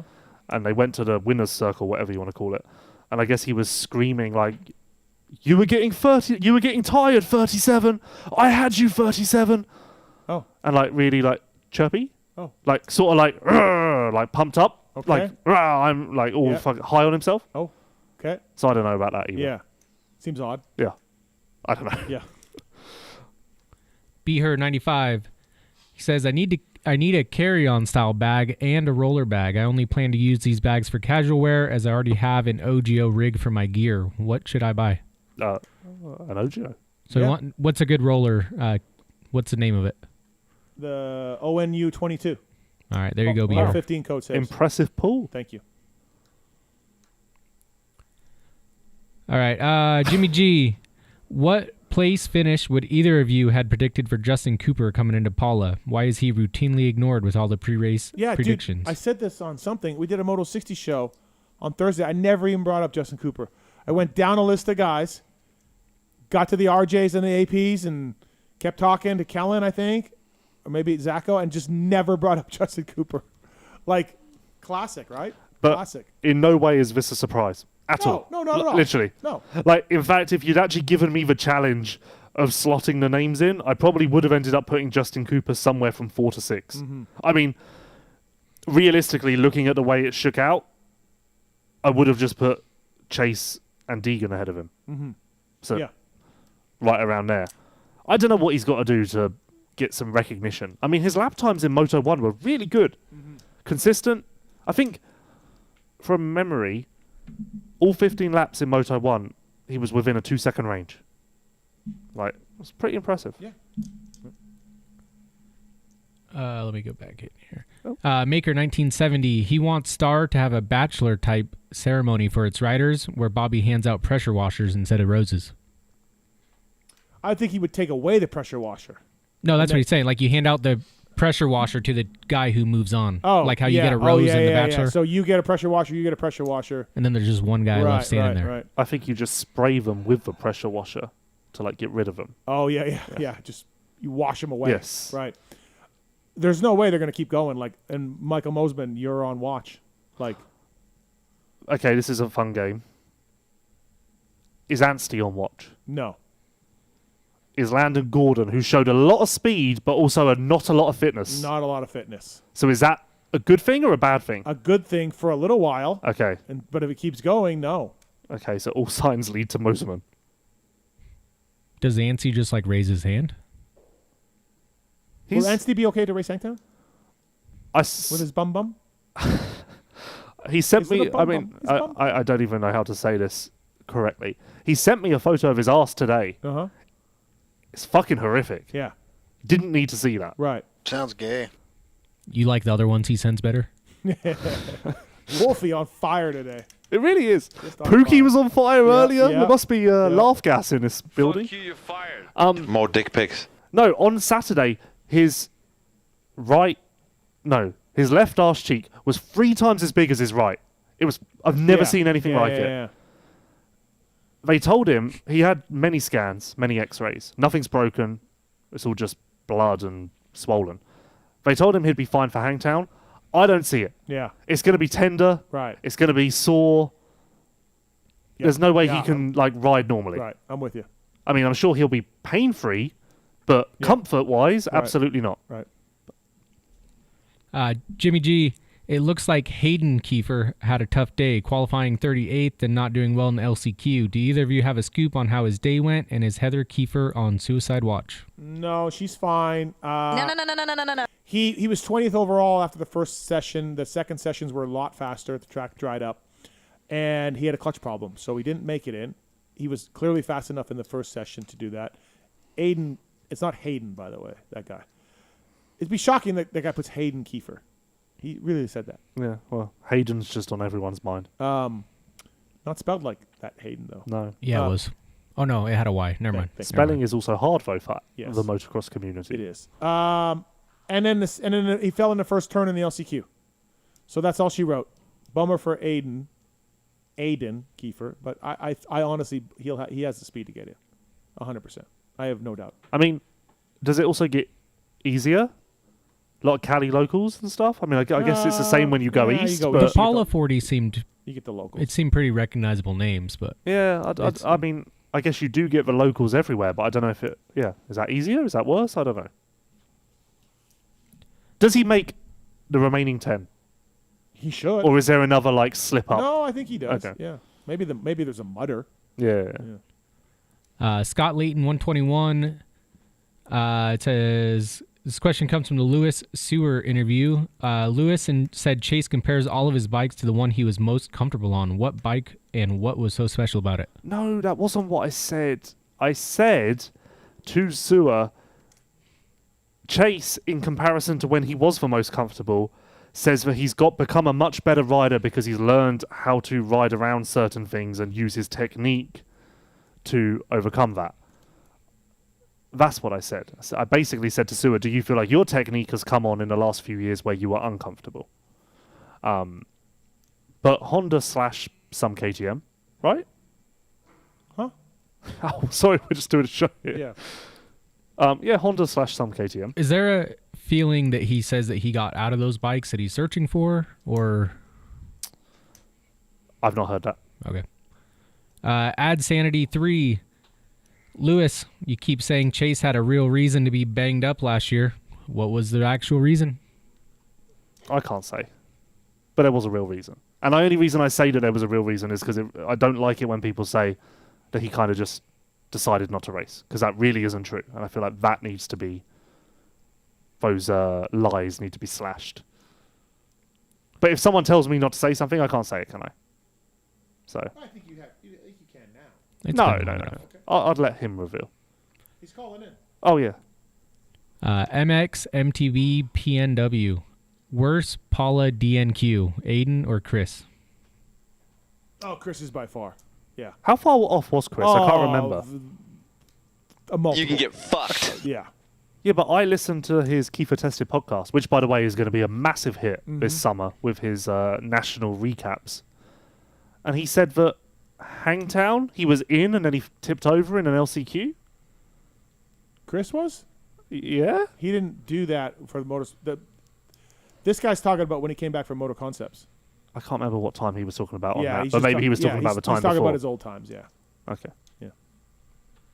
Ole Morris. Steve, any news on Pookie's potential chassis modifications? Yeah. Yeah, we she went and got a plasma injection. I don't really know. They take the blood, they spin it, they make plasma out of it. Does this make any sense to anybody? No. And then they inject it back into the boobs, and it grows. Is that standard practice? It's a new thing. Oh, okay. It's not surgical, right? She doesn't want to have the fake implants. So they said 2 to 3 weeks, and they're going to be like double Ds. And that's it? That's all you have to do? Yeah. Huh. But it goes down after a while. So it's like something you need to constantly top up? Maybe. I don't know. Huh. Yeah. But I'm kidding on the double Ds, but yeah. But no, right now, nothing. So like daily it's kind of a like... I've been watching them. Yeah. Yeah. Big boobs. And nothing yet. Like each day it's like waiting to see if Santa's like come. a sprout. Like you put a seed, and we're waiting to sprout. And I'm watering them. I was going to say, maybe you need to water them. Dude, I'm watering them, just... but nothing's happening. Oh. So, yeah. All right, RM Army Defector for Jesus medium Christ. for medium Lou. Who has had a more traumatic few weeks of injuries, Steve or Eli? Oh, dude. Well, of course, they're one in the same. Inseparable. I've had 3 big crashes, dude, on mountain bikes, and it's fucking horrific. You saw me. I got back from the bike ride today. I iced my back. I iced my wrist.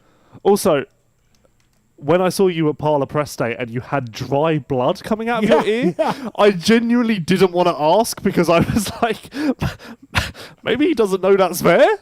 Like, maybe this is a sign that, like, maybe he's about to die. Right. Like, no. and I shouldn't draw attention to it. I mean, maybe he's senile. And he's wasn't like, coming from the center of the ear. It was on the outer ear. oh, okay. Yes. Yeah. I genuinely was like, Yeah. I'm staying away from that topic. Right. Because, like maybe you're senile, you fell over in the parking lot. Yeah. You're just wandering around. It's fucking been rough, man. Me and Eli. Friends. What's next for you? I don't know, man. Do you get back to mountain biking, or are Yeah, you done? yeah, no, Okay. no. But maybe just get back to it in a different way. Just lightly. Yeah. I just can't charge. I can't jump anything. I can't charge. I can't push because my wrist right now, is now worse than the shoulder. I put my MRI results on Twitter, everyone, in the interest of full disclosure. Any celebrity replies? No. Oh. No. Okay. So, all right. Butterlegs, on the Believe the Hype spectrum, where does Deegan's debut land? He says RC 2000, Alessi 04, RV 09, and Lawrence 23. What do you mean by believe the hype? Like the hype going in, or whether we believe it after the fact? I think just like in terms of the the Alessi hype and Stu turning. Stu was bigger. I think. Was it really that? I don't think it was that. I don't think it was that. No. Well, he says RV 09, but I don't remember a ton of RV hype moving. There wasn't a up. lot of like, oh my God. RV was obviously awesome. He was a 3-time outdoor champ. It was just like, it'll come Yeah. sort of thing. Yeah. Like, whatever it will be, But will Stu be. was like genuine, like, oh shit, him and Ricky, here we go. You know? I mean, this is probably a bad thing to say, but was there more with Jet? I think so, maybe, a little bit. It's hard to say, isn't it? Tomac wasn't there, right? Did Tomac get hurt? That was 23. That was Achilles year. Yeah, so there was no Tomac. So I think right away people were like, Yeah, and I guess, and then Chase was coming off a title, Yeah. so similar to what we had with Hunter, the whole hangover talk. Yeah. Okay. Fact check my balls, dude. Noah Jester. Steve, if Pulp was a sports team, who would you trade to Vital for Lewis? A show regular, co-host, or on the payroll? He's only worth a Tallon. I That's all you're worth. I don't understand. You're invaluable. He just said that you're invaluable. I don't understand American sports terms, so can you dumb that down for me? Well, they trade players in Like on a roster. in these leagues, right? Yeah. Like you could trade. Like how Prado swapped teams with Chase last year. Okay. Actually, nothing like that because they didn't make a trade. Right. So don't. Kind of.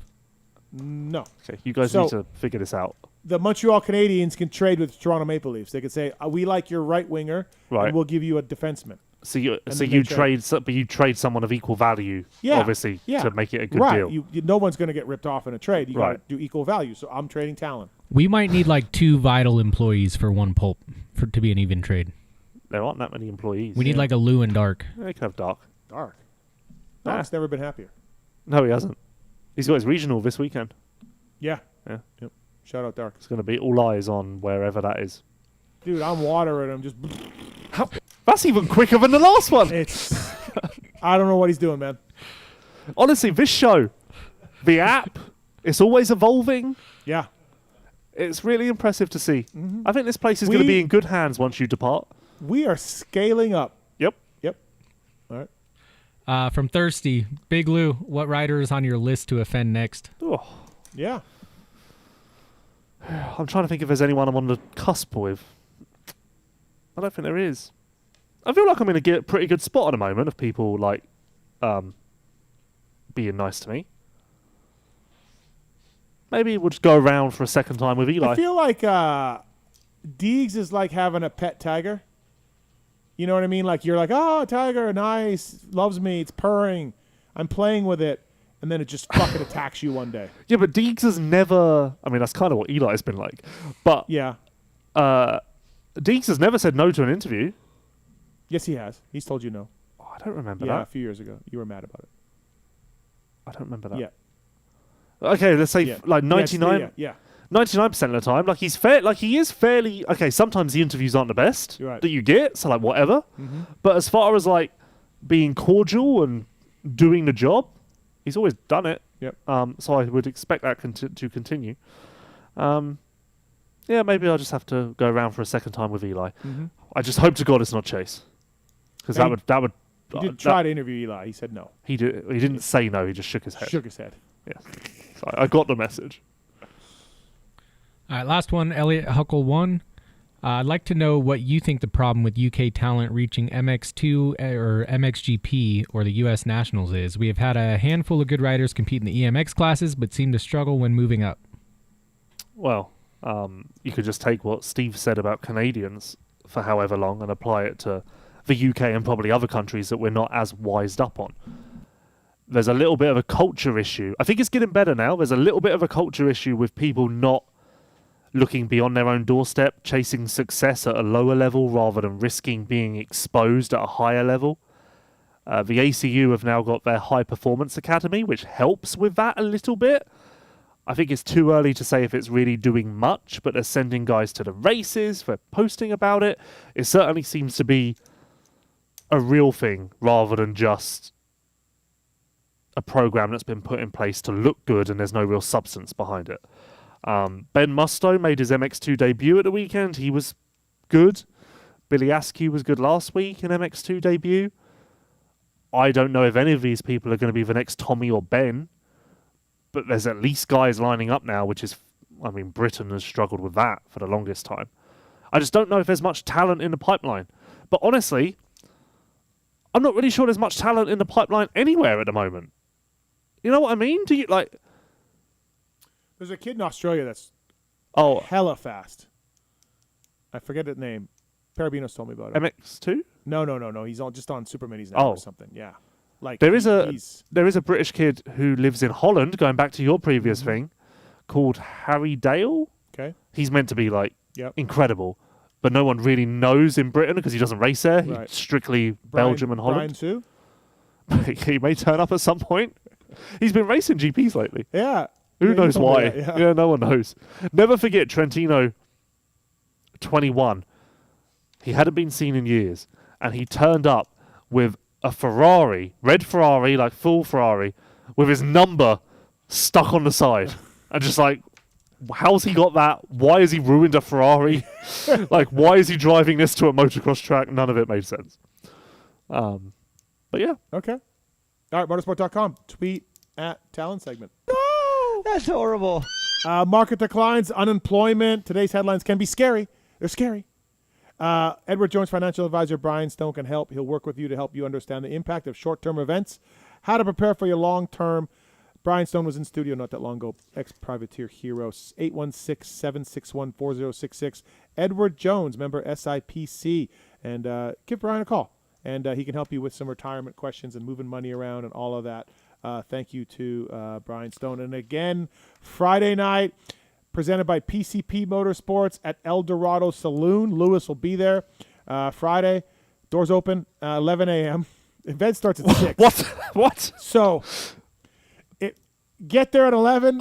We'll be there at 6. Stake out your position. Yeah, get some wings. Take a bottle to pee in. Yep. You don't want to leave your spot. Right. Short drive from the track, El Dorado Saloon and Grill. Free to get in, and myself and Jason's and Weege will be there. Yourself, the Jasons, and Weege. Lewis. Horse Connection, Guts Racing, Progressive Landscapes, Veerkamp Vineyards, Rob Zimmerman Plumbing, El Dorado Saloon, Dwayne's Body and Paint. Does this mean you're doing press day on Friday? No. Oh. It's worth a shot. Hunter Lawrence, Phil Nicoletti, Jason Thomas, RJ Hampshire. I will say. Or Tim, who listens to Mushbrain Langston about Talus injuries. Best caller of the night. There's so much I want to say. But it's just not worth it. But it is worth it. Because you know what? Once again last week, 250 preview on Whiskey Throttle, but who slides in there as a topic? Fucking Lewis. Oh. But they're adamant that Lewis is a nobody who no one cares about. Yet somehow I'm the basis of their entire fucking show. What were they saying? And listen, Ping and I are good now, so don't ruin this. No, I didn't watch it. It got sent to me. But basically, you said Hammaker, Kitchen, Shimoda, Hymas for the title. Yeah. I said all of those minus Hammaker. Ping was calling me out for not including Davies. Why me? Yeah, I don't like know. No one included Davies to my knowledge. Right. But then, I mean, there's nothing really to say because you hear what that caller said about the point of the talus bone, and I mean, as I said, all you've got to have done is been around the sport for the last 6 years to know about all of the talus injuries and how serious they've been. Mm-hmm. So, I think that speaks volumes. But anyway, best caller, best interview. Honestly, I think we actually got some very good stuff from Hunter and RJ. Okay. Hunter's MXON thing. Mm-hmm. I felt like he danced around it a little bit because he never said the MXON explicitly. He listed Paris and OzX. No, he's out for that. Yeah, I know, but I felt like he never. Okay. I mean, I feel like that pretty much seals you not going to earn A. I knew they were out. Yeah. But I didn't want to say, hey, you're out. I wanted to give him the chance to dance around. Maybe, maybe he's like, we don't know yet. We're not sure. When I had heard they were out. Yeah. So. If I was them, I'd skip next year.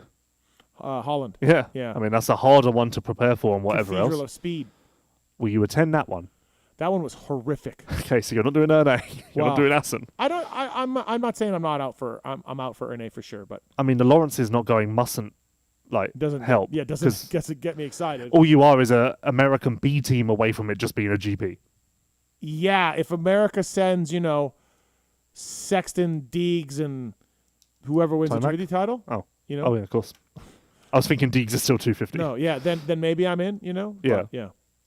These colours don't run. Right. And then RJ, I don't know. I thought the stuff about how he's not having to relocate, and I think in that conversation he was referencing club, and I mean, I guess he was also referencing Beta, even though he didn't take that deal. Ducati, yeah. Yeah. Well, Ducati, where are they going to make him move to? I don't know. Yeah. But. So yeah, I thought we got good stuff out of both of them. Okay. Hunter was the first caller in history to end his interview on Pulp. I think he was. Yeah, so that's nice to be here for that. I had to go. Yep. All right. Best caller tonight, Marks? Yeah, I'll go Hunter. All right. Tallon? I'll go RJ. I'll go Phil. And shout out Dante Oliveira. Yeah, crushed it. I was going to pick him in fantasy, and then, dude, I think outside the top 30. I think he struggled in last year's Paula. 2 years ago, Paula? Yeah, I think he was outside the top 20, like 20 to 25 maybe. Yeah, I don't know. But I stayed away from him in fantasy. Mark, did you pick him? No. Ugh. I picked Rod Bell. Yeah, me too. Oh, Rod Bell. Not very happy with that one. I wish I could play Pulp Fantasy. Oh. Yeah. Oh. You do? Oh. Yeah. How badly do you wish you could play? I don't know. I'd probably part with some money. Oh, okay. Oh, okay. Yeah. Sad. I'm just on the outside looking in. For now. You're not scaling up more, are you? For now. Scaling up? How much scaling can this place do? It was only a year ago that you were resisting the scaling up. We're doing so much scaling, we're going to have to raise the ceiling again. Crikey. Yeah. Yep. Are you kidding me? Who wins Hangtown? That's a good question. I honestly don't know if we learned much from Parlor. It's got to be either Hunter or Prado, hasn't it? I think so. Didn't Prado lead last year for a while? Or run top 3 for a while? Rounds 1 and 2, he was fine. Yeah. It didn't. The bottom fell out at Thunder Valley, so it's entirely possible that's true. I could see. I swear he led or was top 2 for a long time at Hangtown last year. I didn't go. It was my regional weekend. Oh, so I know he led Redbud. I don't remember Hangtown. Okay. I could see this being a Prado track and weekend. Okay. Yeah, I think Prado and Kitchen. Yeah, Kitchen was good there. 2 years ago. Yeah, really good. All right, sounds good. You don't want to weigh in? No, man. I want to keep everybody happy with me. Oh, cool. Listen, thanks to our sponsors. Use the codes to save on PulpMXShow.com, and please support those people if we can. It'd be great. That way we can continue to afford to bring in guys like Lewis. Next week, Devin Simonson and Blake Savage. Any relation between those two? Nope. Okay. Yeah, no, there's not. Lewis, thanks, buddy. Appreciate it. Oh, VitalMX.com. Yep. Big videos get released this summer. Yeah, Yep. That well, actually, Job Swap is on Chase's. Oh, yeah. Okay, all right. Should we wait for Chase to call in, or do you think he's not? Imagine. It would never happen. Imagine we kill the show. We're downstairs. 3 minutes later, we just hear the phone ring. And we run up, and it's Chase. And we lost it. Do we go back live, I think? If we can. Yeah. He wouldn't be asleep yet. Nope. There's always a chance. All right. Hey, Tallon, thanks, buddy. Appreciate it. Marks, good job tonight. Thank you. Great job. Wow. Great job. This is great. Also, shout out Kellen Pookie for the help, Swisscore as well. All in the back end of this scaling up operation. Dude, I'm watering them just... Fuck my ass. I feel like your sound drops are really archaic compared to those over there. I hoard the good ones. Yeah, it seems that way. Yeah. What? That way I What get happened to Jimmy? That way I get the credit. We loved Jimmy. We were going to play Jimmy. I'm thoroughly disgusted with you, Deegan. I forgot about him. Yes. We need more Jimmy. You stupid son of a bitch. I completely forgot about that. Jimmy was great. This feels like the ideal time for him to call in. 100%. Is it possible the Deegan's got to him? I've been trying to get more drops from Marks. He won't send them to me because I want to load my little machine here. Like I said, I hoard the good ones, so I get the credit. Yeah. Your little machine, Makes me look otherwise good. known as an iPad? Yeah. Yeah. I'll send them one day. All right, everybody. Listen, thanks for watching and listening. Appreciate it. Lewis, thank you for making the time for coming in. We got a Always special. here. We got a special re-raceables. Yes. Coming tomorrow. Yep. So that should be fun. Podcast Palooza here. Yeah, it should be a great time for that. And again, thanks for watching and listening. Thank you to Hunter Lawrence, RJ Hampshire, Phil Nicoletti, Jason Thomas for calling in tonight. And until next week, see you later. He was ramming my guy, dude. There's something I want to get off my chest, and it's about that summer when you went away to community college. I got an offer to do Playgirl magazine, and I did it. I did a full spread for Playgirl magazine. I mean spread, man. I pulled my butt apart and stuff, and I was totally nude, and it was weird. I mean, you probably didn't hear about it because I went under the name of Mike Honcho, but I just wanted you to know that. If you could hear me, if it got into your brain somehow, that I spread my butt cheeks as Mike Honcho.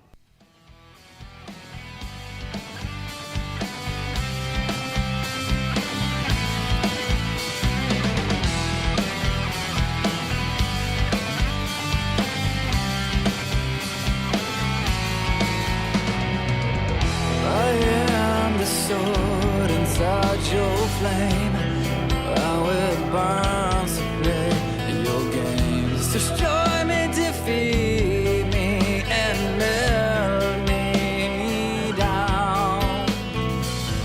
You cast me, complete me, I'm sure. But now I burst out to you, man. Look how far it comes. Why can't you see? Why can't you see? We are the two and one.